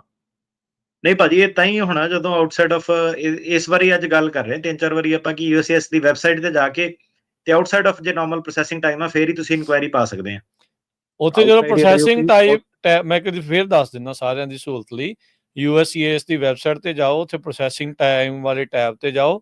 ਉੱਥੇ ਜਦੋਂ ਤੁਸੀਂ ਆਪਣਾ ਪਾਉਂਦੇ ਆ ਵੀ ਕਿਹੜਾ ਫਾਰਮ ਆ, ਕਿਹੜੀ ਕੈਟਾਗਰੀ ਆ, ਇੱਕ ਤਾਂ ਕਹਿੰਦੇ ਆ ਵੀ ਹੁਣ ਅਕਾਊਂਟ ਬਣਾ ਲਓ, ਜੇ ਨਹੀਂ ਬਣਾਇਆ ਤੇ ਉਹ ਬਣਾ ਲਓ, ਤੇ ਉਹ ਥੱਲੇ ਰਸੀਟ ਨੰਬਰ ਕਹਿੰਦੇ ਵੀ ਪਾ ਕੇ ਦੇਖ ਲਓ ਤੁਹਾਡੇ ਰਸੀਟ ਨੰਬਰ ਕਿਹੜਾ ਸੀ, ਤੇ ਇਨਕੁਆਇਰੀ ਡੇਟ ਹਾਸਲ ਕਰ ਲਓ। ਤੁਹਾਨੂੰ ਪਤਾ ਲੱਗ ਜਾਊਗਾ ਵੀ ਤੁਸੀਂ ਇਨਕੁਆਇਰੀ ਪਾਉਣ ਦੇ ਵਿੱਚ ਤੁਹਾਡੀ ਤਰੀਕ ਆ ਗਈ ਆ ਜਾਂ ਨਹੀਂ ਆਈ। ਜੇ ਨਹੀਂ ਆਈ ਤਾਂ ਫਿਰ ਵੇਟ, ਜੇ ਆਈ ਆ ਤਾਂ ਫਿਰ ਨਾਲ ਦੇ ਨਾਲ ਤੁਸੀਂ ਇਨਕੁਆਇਰੀ ਉੱਥੇ ਪਾ ਸਕਦੇ ਹੈਗੇ। ਠੀਕ ਹੈ ਜੀ। ਉਹ ਚੈੱਕ ਕੀਤਾ ਸੀਗਾ ਮੈਂ, ਉਹ 24 ਮਹੀਨੇ ਦਿਖਾ ਰਿਹਾ ਸੀਗਾ, ਬਟ ਮੇਰਾ ਕੇਸ ਨੂੰ 36 ਮਹੀਨੇ ਹੋ ਗਏ। ਫਿਰ ਤੁਸੀਂ ਪਾਓ ਜੀ ਇਨਕੁਆਇਰੀ। ਓਕੇ ਭਾਜੀ, ਓਕੇ, ਠੀਕ ਹੈ ਜੀ, ਥੈਂਕਸ ਭਾਜੀ, thank you very much. Chandramohan ਜੀ। ਹਾਂਜੀ, ਸਤਿ ਸ਼੍ਰੀ ਅਕਾਲ ਜੀ। ਜੀ ਸਤਿ ਸ਼੍ਰੀ ਅਕਾਲ। ਮੈਂ ਬੇਕਰਫੀਲਡ ਤੋਂ ਬੋਲ ਰਿਹਾ ਜੀ। ਮੇਰੀ ਵਾਈਫ ਦੀ 19 ਤਰੀਕ ਨੂੰ ਸੀਗੀ ਇੰਟਰਵਿਊ ਸਿਟੀਜ਼ਨਸ਼ਿਪ ਦੀ। ਠੀਕ ਹੈ ਜੀ। ਅੱਗੇ ਤਾਂ ਫਿਲਮ ਨੂੰ ਜਾਣਾ ਪੈਂਦਾ ਸੀ, ਇਸ ਵਾਰ ਉਹਨਾਂ ਨੇ ਬੇਕਰਫੀਲਡ ਆਫਿਸ 'ਚ ਹੀ ਬੁਲਾਇਆ ਸੀ। ਉੱਥੇ ਗਏ ਤੇ ਪਹਿਲਾਂ ਇੱਕ EMPLOYEE ਲੜਕੀ ਸੀ, ਉਹਨੇ ਇਹਨਾਂ ਦੇ ਜੋ ਫਿੰਗਰਪ੍ਰਿੰਟ ਲਾਏ ਤੇ ਹੋਰ ਲੇਡੀ ਦੀ ਆ ਰਹੀ ਸੀ, ਉਹਨਾਂ ਦੇ ਕੰਪਿਊਟਰ ਦੇ ਨਾਮ ਸੇਮ ਆ, ਜਸਵੀਰ ਕੌਰ ਇਹਦਾ ਨਾਂ, ਉਹਦਾ ਸਪੈਲਿੰਗ ਥੋੜਾ ਫਰਕ ਸੀਗਾ। ਅੱਛਾ ਖੈਰ, ਉਹਨੇ ਆਪਣੇ ਹਾਇਰ ਅਥਾਰਟੀ ਨਾਲ ਗੱਲ ਕੀਤੀ, ਜਾ ਕੇ ਪਹਿਲਾਂ ਉੱਠ ਕੇ ਗਈ, ਕਰਕੇ ਆ ਕੇ ਇਹਨਾਂ ਨੂੰ ਇੱਕ ਕੈਬਿਨ 'ਚ ਬਿਠਾਤਾ ਬੰਦ, ਉੱਥੇ ਕੰਪਿਊਟਰ ਲੱਗਾ ਸੀ। ਇਹਨਾਂ ਦੀ ਵੀਡੀਓ ਕਾਲ ਤੇ ਇੰਟਰਵਿਊ ਹੋਈ ਜੀ, ਸਕਰੀਨ ਤੇ ਕਿਸੇ ਲੜਕੀ ਨੇ ਇੰਟਰਵਿਊ ਲਈ, ਸਾਰਾ ਕੁਝ ਇਹਨਾਂ ਨੇ ਦੱਸਤਾ। ਉਹਦੇ ਬਾਅਦ 'ਚ ਜੀ ਉਸ ਦੂਜੀ ਲੜਕੀ ਨੇ ਇਹਨਾਂ ਨੂੰ ਇੱਕ N652 ਫਾਰਮ ਦੇ ਦਿੱਤਾ, ਜਿਹਦੇ ਤੇ ਪਹਿਲਾ ਨੰਬਰ ਤੁਸੀਂ ਇੱਕ ਮਿੰਟ ਮੇਰੀ ਗੱਲ ਸੁਣੋ, ਮੈਂ ਤੁਹਾਨੂੰ ਕੱਟਦਾ। ਇਹ ਸਾਡਾ ਰੋਜ਼ ਦਾ ਪ੍ਰੋਸੈਸ ਆ, ਤੁਸੀਂ ਮੈਨੂੰ ਪ੍ਰੋਸੈਸ ਸਮਝਾਉਣ ਲੱਗ ਪਏ, ਕਿੱਦਾਂ ਹੋ ਗਿਆ ਇਹ ਤਾਂ ਮੈਨੂੰ ਤੁਸੀਂ ਮੈਨੂੰ ਇਹ ਦੱਸੋ ਕਿ ਮੁੱਦਾ ਕੀ ਪਿਆ ਹੈਗਾ। ਮੁੱਦਾ ਇਹ ਹੈ ਜੀ, ਉਹਨਾਂ ਨੇ you pass the English test and US history and government test, ਇਹਨੂੰ ਟਿਕ ਕੀਤਾ, ਤੇ ਦੂਜਾ ਕੀਤਾ ਇਹ decision cannot be made yet about your application. So wait. ਹਾਂਜੀ, ਸੋ 120 ਦਿਨ ਤੱਕ ਉਹ ਲਾ ਦਿੰਦੇ ਆ ਫੈਸਲਾ ਕਰਨ ਨੂੰ। 120 ਦਿਨ ਤੱਕ ਜੇ ਨਹੀਂ ਤੁਹਾਨੂੰ ਜਵਾਬ ਆਇਆ ਤੇ ਤੁਸੀਂ ਦੁਬਾਰਾ ਫੋਨ ਕਰਕੇ ਉਹਨਾਂ ਨਾਲ ਫੋਲੋ ਅਪ ਕਰੋ। ਪਰ ਓਵਰਆਲ ਉਹਨਾਂ ਨੇ ਤਾਂ ਪਾਸ ਕਰਤਾ, ਸੋ ਹੋਪਫੁਲੀ ਗੁੱਡ ਨਿਊਜ਼ ਹੀ ਆ। ਹਾਂਜੀ ਹਾਂਜੀ ਜੀ, ਵੇਟਿੰਗ ਹੀ ਆ ਇਹ ਤਾਂ। ਬਾਈ ਜੀ ਤੁਸੀਂ ਹੁਣ ਪ੍ਰੋਸੈਸ ਦੱਸਣ ਲੱਗ ਪਏ ਕਿ ਕੰਪਿਊਟਰ ਤੇ ਉਹਨਾਂ ਨੇ ਟੈਸਟ ਕਿੱਦਾਂ ਦਿੱਤਾ, ਇਹ ਤਾਂ ਸਾਨੂੰ ਪਤਾ ਵਾ ਭਾਜੀ ਸਾਰਾ। ਤੁਸੀਂ ਹੁਣ ਵੇਟ ਕਰੋ ਥੋੜੀ ਜੀ, ਤੇ ਫਿਰ ਬਾਅਦ ਚ ਉਹਨਾਂ ਨੂੰ ਕਾਲ ਕਰੋ ਜੀ। ਥੈਂਕ ਯੂ ਜੀ। ਆਪਣੇ ਅਗਲੇ ਕਾਲਰ ਨੇ ਇਸ ਟਾਈਮ ਜੁੜੇ ਹੋਏ ਰਮਨਦੀਪ। ਸਤਿ ਸ਼੍ਰੀ ਅਕਾਲ ਦੋਵਾਂ ਵੀਰਾਂ ਨੂੰ। ਸਤਿ ਸ਼੍ਰੀ ਅਕਾਲ। ਸਤਿ ਸ਼੍ਰੀ ਅਕਾਲ ਜੀ। ਭਾਜੀ ਪਹਿਲਾਂ ਤਾਂ ਤੁਹਾਡਾ ਧੰਨਵਾਦ, ਬਹੁਤ ਕਮਿਊਨਿਟੀ ਸੇਵਾ ਕਰ ਰਹੇ ਤੁਸੀਂ ਜੀ। ਭਾਜੀ ਮੇਰਾ ਛੋਟਾ ਜਿਹਾ ਸਵਾਲ ਸੀ, ਤੇ ਜਿੱਦਾਂ ਮੇਰਾ ਭਾਜੀ ਦਾ ਕੇਸ ਆ ਰਿਹਾ ਸੀ ਤੇ ਨੈਕਸਟ ਮੰਥ, ਤੇ ਮੇਰਾ ਬ੍ਰਦਰ ਭਾਜੀ ਜਿੱਦਾਂ ਇੰਡੀਆ ਜੀ, ਵੱਡੇ ਭਾਜੀ, ਤੇ ਉਹ ਜਿੱਦਾਂ ਐਕਟਿਵ ਮੈਂਬਰ ਨਹੀਂ ਹੈਗੇ ਪਾਰਟੀ ਦੇ ਭਾਜੀ, ਤੇ ਜੇ ਮੰਨ ਲਓ ਜੱਜ ਕੱਲ ਨੂੰ ਪੁੱਛਦੇ ਕਿ ਮਤਲਬ ਉਹ ਕਾਹਤੇ ਨਹੀਂ ਵੱਡਾ ਤੇਰੇ ਤੋਂ ਨਾ, ਤੇ ਉਹਨੂੰ ਜਾਣ ਦਾ ਖਤਰਾ ਕਾਹਤੇ ਨਹੀਂ ਹੈਗਾ ਨਾ, ਤੇ ਇਹ ਚੱਕਰ ਭਾਜੀ ਜਿੱਦਾਂ ਕੋਈ ਬੈਡ ਇੰਪੈਕਟ ਪਾਊਗਾ ਕੇਸ ਤੇ ਜੀ ਨਾ ਕੋਈ? ਨਹੀਂ ਭਾਜੀ, ਇਹ ਤਾਂ ਹੁਣ ਆਪਣੀ ਮਰਜ਼ੀ ਆ ਕਿ ਕਿਹੜੀ ਪਾਰਟੀ 'ਚ। ਇਹ ਤਾਂ ਹੁਣ ਜ਼ਰੂਰੀ ਥੋੜਾ ਨਾ ਕਿ ਸਾਰੇ ਘਰਦਿਆਂ ਦੇ ਵਿਚਾਰ ਜਿਹੜੇ ਆ ਰਲਣੇ ਚਾਹੀਦੇ ਆ। ਜੇ ਨਹੀਂ ਆ ਤਾਂ ਨਹੀਂ ਆ, ਕੋਈ ਚੱਕਰ ਨਹੀਂ ਉਹਦੇ ਵਿੱਚ, ਕੋਈ ਪ੍ਰੋਬਲਮ ਨਹੀਂ, ਸਧਾਰਨ ਜੀ ਗੱਲ। ਜੇ ਨਹੀਂ ਹੈ ਤਾਂ ਨਹੀਂ ਹੈ, ਠੀਕ ਹੈ ਜੀ, ਹਨਾ। ਨਹੀਂ ਆ ਤਾਂ ਨਹੀਂ ਆ, ਹਾਂਜੀ ਭਾਜੀ, ਬਿਲਕੁਲ ਠੀਕ। ਥੈਂਕ ਯੂ ਭਾਜੀ, ਥੈਂਕ ਯੂ ਵੈਰੀ ਮਚ ਜੀ। ਸ਼ੁਕਰੀਆ ਜੀ। ਜੀ ਮਨਜੀਤ ਜੀ। ਸਤਿ ਸ੍ਰੀ ਅਕਾਲ ਜੀ। ਸਤਿ ਸ਼੍ਰੀ ਅਕਾਲ ਜੀ। ਮੈਂ ਸਵਾਲ ਇਹ ਹੈ ਜੀ, ਮੈਂ 2 ਸਾਲ ਪਹਿਲਾਂ ਆਇਆ ਸੀ, ਤੇ ਆਉਣ ਤੋਂ ਬਾਅਦ ਮੇਰੀ ਇੱਥੇ ਜਾਣੀ ਹਫ਼ਤੇ ਕੁ ਬਾਅਦ ਫੋਟੋ ਪੈਂਦੀ ਸੀ, ਆ ਵੀ ਜਾਂਦੇ ਸੀ, ਦੇਖ ਵੀ ਜਾਂਦੇ ਸੀ। ਉਸ ਤੋਂ ਬਾਅਦ ਚਲੋ ਮੇਰਾ ਵਰਕ ਪਰਮਿਟ ਆ ਗਿਆ, ਵਰਕ ਪਰਮਿਟ ਤੋਂ ਬਾਅਦ ਮਹੀਨੇ ਕੁ ਬਾਅਦ ਹੋ ਗਿਆ, ਤੇ ਹੁਣ ਮੈਂ ਟਰੱਕ ਤੇ ਆ। ਹੁਣ ਮੈਨੂੰ ਰਿਕੁਐਸਟ ਵੀ ਮੈਂ ਪਾਈ ਸੀ ਵੀ ਚਲੋ ਜੀ ਇਹ ਖਤਮ ਹੋ ਜਾਵੇ ਮਹੀਨੇ ਕੁ ਬਾਅਦ ਵਾਲੀ, ਚਲੋ ਹੈ ਤਾਂ ਕੋਈ ਇੰਨਾ ਹੈ ਨਹੀਂ, ਫਿਰ ਵੀ ਆਇਆ ਵੀ ਉੱਥੇ ਦਫ਼ਤਰ ਜਾ ਸਕਦੇ ਹਾਂ, ਜਾ ਕੇ ਉਹਨਾਂ ਕਹਿ ਸਕਦੇ ਹਾਂ ਅਸੀਂ? ਬਿਲਕੁਲ ਟਰਾਈ ਕਰ ਸਕਦੇ ਹੋ ਤੁਸੀਂ, ਠੀਕ ਹੈ। ਤੇ ਕਈ ਵਾਰੀ ਮੰਨ ਲੈਂਦੇ ਆ ਗੱਲਬਾਤ, ਕਈ ਵਾਰੀ ਨਹੀਂ ਵੀ ਮੰਨਦੇ, ਠੀਕ ਹੈ। ਕਈ ਵਾਰੀ ਵਕੀਲ ਨਾਲ ਲਿਜਾ ਕੇ ਗੱਲਬਾਤ ਮੰਨ ਲੈਂਦੇ ਆ, ਤੇ ਆਪਾਂ ਨਹੀਂ ਇਹ ਪਰ ਮਤਲਬ ਨਾਲ ਲਿਜਾ ਕੇ ਆ ਜਿਹੜਾ ਹਟਾ ਫੋਟੋ ਵਾਲਾ, ਆਪਾਂ ਨਹੀਂ ਉਹ ਕੰਮ ਕਰਦੇ। ਪਰ ਇਹ ਹੈ ਕਿ ਤੁਸੀਂ ਇੱਕ ਵਾਰੀ ਜਾ ਕੇ ਉਹਨਾਂ ਨੂੰ ਦੇਖਿਓ, ਠੀਕ ਹੈ, ਜੇ ਤੁਹਾਡੀ ਉਹ ਹੈਲਪ ਕਰਦੇ ਆ। ਠੀਕ ਹੈ ਜੀ, ਸਤਿ ਸ੍ਰੀ ਅਕਾਲ। ਸਤਿ ਸ਼੍ਰੀ ਅਕਾਲ ਜੀ। ਜੀ। ਕੰਸੋਲੀਡੇਟ ਕੇਸ ਬਾਰੇ ਪੁੱਛ ਰਹੇ ਨੇ ਵੀ ਕੀ ਨਵੇਂ ਪ੍ਰਸ਼ਾਸਨ ਦੇ ਆਉਣ ਨਾਲ ਉਹਦੇ ਵਿੱਚ ਕੋਈ ਫਰਕ ਆ ਸਕਦਾ ਆ? ਕੀ ਉਹ ਜ਼ਿਆਦਾ ਕਹਿ ਸਕਦੇ ਕੰਸੋਲੀਡੇਟ ਕਰਨ ਨੂੰ, ਜਾਂ ਕੀ ਹੋ ਸਕਦਾ? ਕੰਸੋਲੀਡੇਟ ਕੇਸਾਂ ਦੇ ਵਿੱਚ ਵੀ ਇੱਕ ਤਰੀਕਾ ਆਣਾ ਕੋ ਫਰਾਡ ਨੂੰ ਜਿਹੜਾ ਪਤਾ ਕਰਨ ਦਾ। ਤਿੰਨ ਜਿੱਦਾਂ ਪਰਿਵਾਰ ਦੇ ਮੈਂਬਰ ਭਰਾ ਭੈਣ ਆਏ ਹੋਏ ਆ, ਇੱਕ ਜਣਾ ਕੁਛ ਕਹੀ ਜਾ ਰਿਹਾ, ਇੱਕ ਜਣਾ ਕੁਛ ਕਹੀ ਜਾ ਰਿਹਾ, ਠੀਕ ਹੈ। ਘਰਦਿਆਂ ਦੇ ਐਫੀਡੇਵਿਟ ਕਿਸੇ ਦੇ ਲਈ ਕੁਛ ਕਹਿ ਰਹੇ, ਕਿਸੇ ਦੇ ਲਈ ਕੁਛ ਕਹਿ ਰਹੇ ਆ। ਸੋ ਜਿਹੜਾ ਕੰਸੋਲੀਡੇਟਡ ਕੇਸਿਸ ਹੈ, ਜਿਹੜੇ ਹੁਣ ਤੱਕ ਬਚਾਅ ਇਹਨਾਂ ਦਾ ਤਾਂ ਹੁੰਦਾ ਸੀਗਾ ਕਿ ਪ੍ਰਾਈਵੇਸੀ ਜਿਹੜਾ ਵੇਵਰ ਦੀਆਂ ਪ੍ਰੋਵੀਜ਼ਨਸ ਜਿਹੜੀਆਂ ਉਹਦੇ ਵਿੱਚ ਹੈਗੀਆਂ, ਠੀਕ ਹੈ, ਕਿ ਇੱਕ ਫਾਈਲ ਦੂਜੀ ਫਾਈਲ ਦੇ ਨਾਲ ਸ਼ੇਅਰ ਨਹੀਂ ਕਰਨੀ। ਤੇ ਜੇ ਇਹ ਕਾਨੂੰਨ ਆਪਣੇ ਚੇਂਜ ਕਰ ਦਿੰਦੇ ਆ ਕਿ ਨਹੀਂ, ਜੇ ਫੈਮਿਲੀ ਤੁਹਾਡੀ ਆਉਂਦੀ ਆ ਤੇ ਆਪਾਂ ਜੇ ਤੁਸੀਂ ਅਸਾਈਲਮ ਫਾਈਲ ਕਰਦੇ ਆ, ਤੁਸੀਂ ਕੰਸੈਂਟ ਕਰਦੇ ਆ ਕਿ ਏਦਾਂ, ਜੇ ਲਾਅ ਚੇਂਜ ਕਰ ਦਿੰਦੇ ਆ ਤੇ ਫਾਈਲਾਂ ਦੀ ਇਹਨਾਂ ਨੂੰ ਇੱਕ ਦੂਜੇ ਦੀ ਜਾਣਕਾਰੀ ਜਿਹੜੀ ਇਹ ਜੇ ਜੇ ਇਮੀਗ੍ਰੇਸ਼ਨ ਪੜ੍ਹ ਸਕਦੀ ਹੋਵੇ, ਤੇ ਫਿਰ ਕਾਫੀ ਜਿਹੜੇ ਲੋਕ ਆ ਇਹ ਇਹਨਾਂ ਨੂੰ ਪ੍ਰੋਬਲਮ ਜਿਹੜੀ ਆਊਗੀ। ਤੇ ਸਾਨੂੰ ਕਈ ਵਾਰੀ ਬੜਾ ਹਾਰਡ ਟਾਈਮ ਹੁੰਦਾ, ਕਦੀ ਵਕੀਲ ਨਹੀਂ ਮੰਨਦਾ, ਕਦੀ ਠੀਕ ਆ, ਕਦੀ ਕਹਿੰਦਾ ਭਰਾ ਦਾ ਲੜਾਈ ਹੋ ਗਈ ਮੇਰੀ, ਗਵਾਹ ਨਹੀਂ ਦੇਣੇ। ਪਰ ਅਲਟੀਮੇਟਲੀ ਇਹ ਹੈ ਕਿ ਜੇ ਬਾਈ ਕਿਸੇ ਦੀ ਸੱਚ ਕਹਾਣੀ ਆ, ਤੁਸੀਂ ਇਹ ਕਲੇਮ ਕਰ ਰਹੇ ਆ ਤੇ ਇੱਕੋ ਪਰਿਵਾਰ ਚੋਂ ਹੈਗੇ ਆ, ਤੇ ਫਿਰ ਓਬਵੀਅਸਲੀ ਕੇਸ ਤੁਹਾਡੇ ਜਿਹੜੇ ਗਵਾਹੀ ਵੀ ਤੁਹਾਨੂੰ ਇੱਕ ਦੂਜੇ ਦੇ ਬੇਸ ਫੇਵਰ ਚ ਦੇਣੀ ਚਾਹੀਦੀ ਆ, ਤੇ ਪੇਸ਼ਕਸ਼ ਵੀ ਤੁਹਾਨੂੰ ਜਿਹੜੀ ਕਰਨੀ ਚਾਹੀਦੀ ਹੈ, ਠੀਕ ਹੈ, ਤਾਂ ਕਿ ਜਿਹੜਾ ਸਾਰਾ ਉਹ ਕਲੀਅਰ ਹੋ ਜਾਵੇ। ਪਰ ਇਹ ਚੀਜ਼ ਦੇ ਵਿੱਚ ਜਿਹੜਾ ਹੈਗਾ ਕੰਸੋਲੀਡੇਟਡ ਕੇਸਿਸ ਦੇ ਵਿੱਚ, ਮਤਲਬ ਇੰਨੇ ਜ਼ਿਆਦਾ ਕੇਸਿਸ ਨਹੀਂ ਹੁੰਦੇ, ਸਿੰਗਲ ਬੰਦਿਆਂ ਦੇ ਜਿਹੜੇ ਜ਼ਿਆਦਾ ਹੁੰਦੇ ਆ, ਠੀਕ ਹੈ, ਤਾਂ ਕਰਕੇ ਅਜੇ ਸ਼ਾਇਦ ਇੱਧਰ ਨੂੰ ਚੱਕਾ ਨਾ ਘੁੰਮੇ, ਪਰ ਓਬਵੀਅਸਲੀ ਇੱਧਰ ਨੂੰ ਵੀ ਘੁੰਮਣਾ ਚਾਹੀਦਾ ਇੱਕ ਵਾਰੀ, ਤਾਂ ਕਿ ਜਿਹੜਾ ਫਰਾਡ ਆ ਸਾਹਮਣੇ ਆਵੇ, ਜਿਹੜਾ ਕਿ ਕਿੱਦਾਂ ਕਿ ਕਿਤੇ ਇਦਾਂ ਤਾਂ ਨਹੀਂ ਕਿ ਇੱਕ ਪਰਿਵਾਰ ਚੋਂ ਅਲੱਗ-ਅਲੱਗ ਮਨਘੜਤ ਕੇਸ ਜਿਹੜੇ ਲਗਾ ਰਹੇ ਆ। ਸਾਡੀ ਪੋਜੀਸ਼ਨ ਪੂਰੀ ਕਲੀਅਰ ਸੀਗੀ ਕਿ ਜੇ ਭਾਈ ਤੁਸੀਂ ਆਨੇ ਆ ਕੰਸੋਲੀਡੇਟਡ ਕਰੋ, ਗਵਾਹੀ ਦਿਓ, ਫਾਇਦਾ ਤੁਹਾਨੂੰ ਹੋ ਸਕਦਾ ਉਹਦਾ, ਠੀਕ ਹੈ, ਡਰਨ ਦੀ ਲੋੜ ਨਹੀਂ ਹੈਗੀ। ਠੀਕ ਹੈ ਜੀ। ਗੁਰਦੀਪ ਜੀ, ਸਤਿ ਸ਼੍ਰੀ ਅਕਾਲ ਜੀ। ਸਤਿ ਸ਼੍ਰੀ ਅਕਾਲ ਜੀ। ਹਾਂਜੀ ਵੀਰ ਜੀ, ਮੈਂ ਪੁੱਛਣਾ ਸੀਗਾ ਕਿ ਮੈਂ R1 ਵੀਜ਼ੇ ਤੇ ਆਇਆ ਜੀ, ਗੁਰੂ ਘਰ ਦਾ ਜਿਹੜਾ ਵੀਜ਼ਾ ਹੁੰਦਾ ਨਾ R1 ਜੀ, ਉਹਦੇ ਤੇ ਆਇਆ ਸੀਗਾ, ਤੇ ਮੇਰੀ ਫੈਮਿਲੀ R2 ਤੇ ਆਈ ਸੀ, ਪਰ ਉਹਦੇ ਬਾਅਦ ਮੈਨੂੰ ਉੱਥੋਂ ਜਿੱਦਾਂ ਕਿ ਮੇਰੀ ਸਰਵਿਸ ਉਦੋਂ ਚਲੀ ਗਈ ਹੈ, ਤੇ ਕੀ ਮੈਂ ਹੁਣ ਅਸਾਈਲਮ ਵਾਲੇ ਪਾਸੇ ਜਾ ਸਕਦਾ ਜੀ? ਤੁਸੀਂ R ਵੀਜ਼ੇ ਤੇ ਆਏ ਸੀਗੇ, ਕਦੋਂ ਆਏ ਸੀਗੇ ਭਾਜੀ?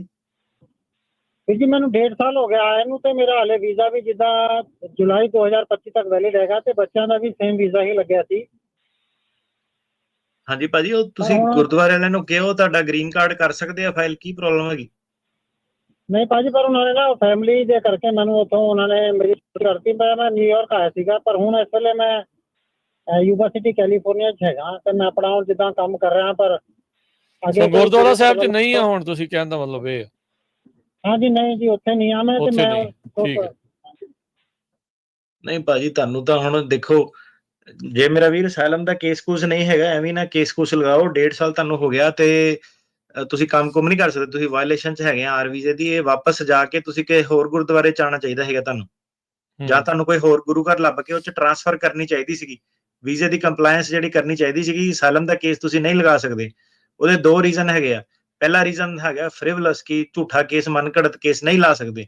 ਦੂਸਰਾ ਰੀਜ਼ਨ ਇਹ ਆ ਜਾਂਦਾ ਕਿ ਜਿਹਨਾਂ ਦੇ ਵੀ ਅਸਾਈਲਮ ਦੇ ਕੇਸ ਹੁੰਦੇ ਉਹਨਾਂ ਨੇ ਸਾਲ ਦੇ ਵਿੱਚ ਲਾਣਾ ਹੁੰਦਾ ਹੈ, ਸਾਲ ਦੇ ਵਿੱਚ ਨਹੀਂ ਲਾਉਂਦੇ ਆ, ਇਮੀਗ੍ਰੇਸ਼ਨ ਸ਼ੱਕ ਵੀ ਕਰਦੀ ਆ ਤੇ ਉਹਨਾਂ ਨੂੰ ਗ੍ਰੀਨ ਕਾਰਡ ਨਹੀਂ ਮਿਲਦਾ, ਵਿਦ ਹੋਲਡਿੰਗ ਮਿਲਦੀ ਆ। ਸੋ ਇਹ ਜਿਹੜੇ ਸਾਰੇ ਦੋਨੋਂ ਮੈਂ ਰੀਜ਼ਨ ਦੱਸੇ ਆ, ਮੇਰੀ ਤੁਸੀਂ ਦੁਬਾਰਾ ਰਿਵਾਈਂਡ ਕਰਕੇ ਸੁਣੋ, ਤੇ ਨਹੀਂ, ਤੁਹਾਨੂੰ ਅਸਾਈਲਮ ਦਾ ਕੇਸ ਨਹੀਂ ਲਾਣਾ ਚਾਹੀਦਾ। ਮੇਰੇ ਹਿਸਾਬ ਨਾਲ ਫਰਾਡ 'ਚ ਪੈ ਜਾਊਗਾ। ਆਪੋਜ਼ਿਟ ਕੇਸ ਵੀ ਹੋ ਸਕਦਾ, ਕਿਸੇ ਨੇ ਅਸਾਈਲਮ ਦਾ ਲਾਇਆ ਆ, ਬਾਅਦ ਦੇ ਵਿੱਚ ਜੇ ਗੁਰੂ ਘਰ ਦੇ ਵਿੱਚ ਕਿਸੇ ਨੂੰ ਨੌਕਰੀ ਮਿਲ ਜਾਂਦੀ, ਉਹਦਾ R1 ਵੀ ਲੱਗ ਜਾਂਦਾ ਆ, ਉਹਦੇ ਵਿੱਚ ਕੀ ਬਣਦੀ ਹੈ ਗੱਲ?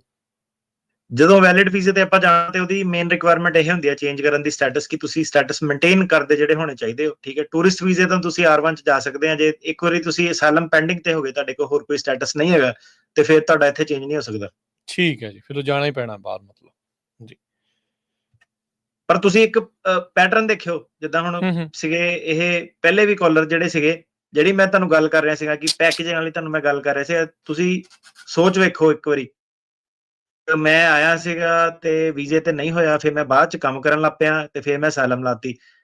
ਇਹ ਮੈਂ ਕਿਹਾ ਸੁਭਾਵਿਕ ਜੀ ਗੱਲ ਆ ਕਿ ਕਿੰਨੇ ਲੋਕਾਂ ਨੇ ਏਦਾਂ ਕੀਤਾ ਹੋਊਗਾ। ਇਮੀਗ੍ਰੇਸ਼ਨ ਨੂੰ ਵੀ ਇਹ ਚੀਜ਼ ਜਿਹੜੀ ਪਤਾ ਲੱਗ ਰਹੀ ਹੈ, ਠੀਕ ਹੈ। ਦੂਸਰੀ ਗੱਲ ਇਹ ਹੈ ਕਿ ਜਦੋਂ ਬੰਦਾ ਆਪਣੀ ਟੂਰਿਸਟ ਵੀਜ਼ੇ ਦੀ, ਰਿਲੀਜੀਅਸ ਵੀਜ਼ੇ ਦੀ ਜਦੋਂ ਐਪਲੀਕੇਸ਼ਨ ਜਿਹੜੀ ਭਰਦਾ, ਠੀਕ ਹੈ, ਕਿ ਉਹਦੀ ਵਰਕ ਹਿਸਟਰੀ ਕੀ ਆ, ਉਹ ਰਹਿੰਦਾ ਕਿੱਥੇ ਸੀਗਾ, ਕਿਹੜੀਆਂ-ਕਿਹੜੀਆਂ ਸੰਸਥਾਵਾਂ ਦੇ ਨਾਲ ਉਹ ਅਫੀਲੀਏਟਡ ਆ, ਤੇ ਉਹਦੀ ਕਦੀ ਅਰੈਸਟ ਹੋਈ ਹੈ ਜਾਂ ਨਹੀਂ ਹੋਈ ਹੈ, ਇਹ ਬੰਦਾ ਐਪਲੀਕੇਸ਼ਨ ਆਲਰੇਡੀ ਜਿਹੜੀ ਪਾ ਕੇ ਆਇਆ ਹੁੰਦਾ। ਹੁਣ ਕਈ ਵਾਰੀ ਸਾਡੇ ਕੋਲ ਅਪੀਲਾਂ ਤੇ ਕੇਸ ਜਿਹੜੇ ਆਉਂਦੇ ਆ, ਆਪਾਂ ਕੀ ਦੇਖਦੇ ਆ ਕਿ ਜੱਜ ਕਹਿੰਦਾ ਕਿ ਜਦੋਂ ਤੂੰ ਆਰ ਵੀਜ਼ੇ ਦੀ ਐਪਲੀਕੇਸ਼ਨ ਭਰੀ ਸੀ ਜਾਂ ਟੂਰਿਸਟ ਵੀਜ਼ੇ ਦੀ, ਸਟੂਡੈਂਟ ਵੀਜ਼ੇ ਦੀ, ਉਹਦੇ ਵਿੱਚ ਤਾਂ ਲਿਖਿਆ ਨਹੀਂ ਸੀਗਾ ਕਿਤੇ ਕਿ ਕਿਸੇ ਪਾਰਟੀ ਦੇ ਨਾਲ ਬਿਲੋਂਗ ਕਰਦੇ ਆ ਜਾਂ ਉੱਦਾਂ। ਤੇ ਹੁਣ ਇਹ ਉਸ ਤੋਂ ਬਾਅਦ ਇੱਕਦਮ ਹੀ ਕਿੱਦਾਂ ਆ ਗਿਆ ਕਿ ਬੰਦਾ ਕਵੇ ਕਿ ਮੈਂ ਪਾਰਟੀ ਨੂੰ ਬਿਲੋਂਗ ਕਰਦਾ, ਜਾਂ ਮੇਰੀ ਅਰੈਸਟ ਹੋਈ ਸੀਗੀ, ਜਾਂ ਮੇਰਾ ਉੱਦਾਂ ਹੋਇਆ ਸੀਗਾ, ਰਾਈਟ।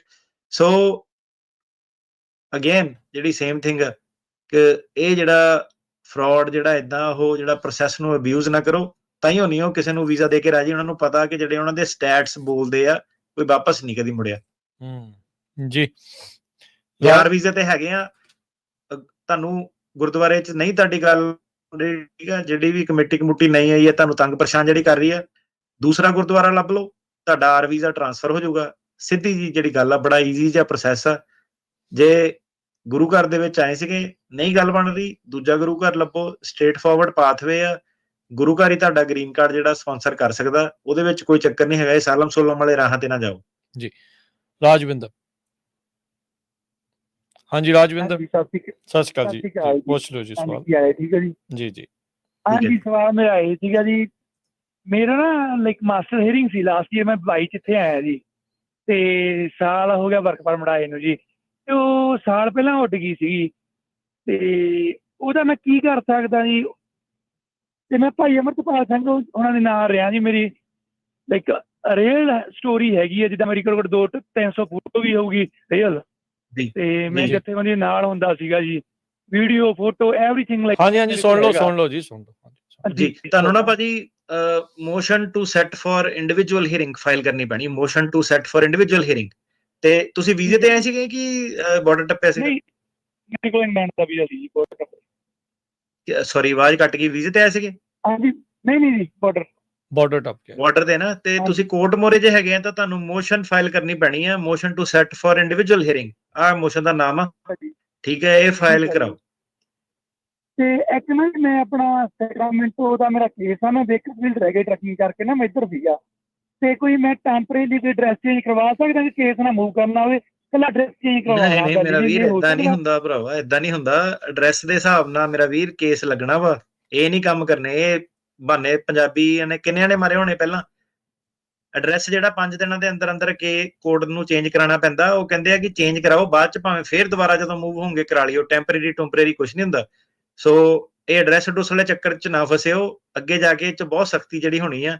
ਬਹੁਤ ਸਾਰੇ ਲੋਕ ਆ ਜਿਹੜੇ ਫੋਰਮ ਸ਼ਾਪਿੰਗ ਕਰਦੇ ਆ, ਘਪਲੇ ਮਾਰਦੇ ਆ ਕਿ ਕੋਡ ਸੈਨ ਫਰਾਂਸਿਸਕੋ ਦੇ ਕੌਂਕੜ ਦੇ ਵਧੀਆ, ਠੀਕ ਆ, ਸੈਂਟਾ ਐਨਾ ਨਾ ਜਾਣਾ ਪਵੇ, ਵੈਨਾਈਸ ਨਾ ਜਾਣਾ ਪਵੇ, ਐਲਏ ਨਾ ਜਾਣਾ ਪਵੇ।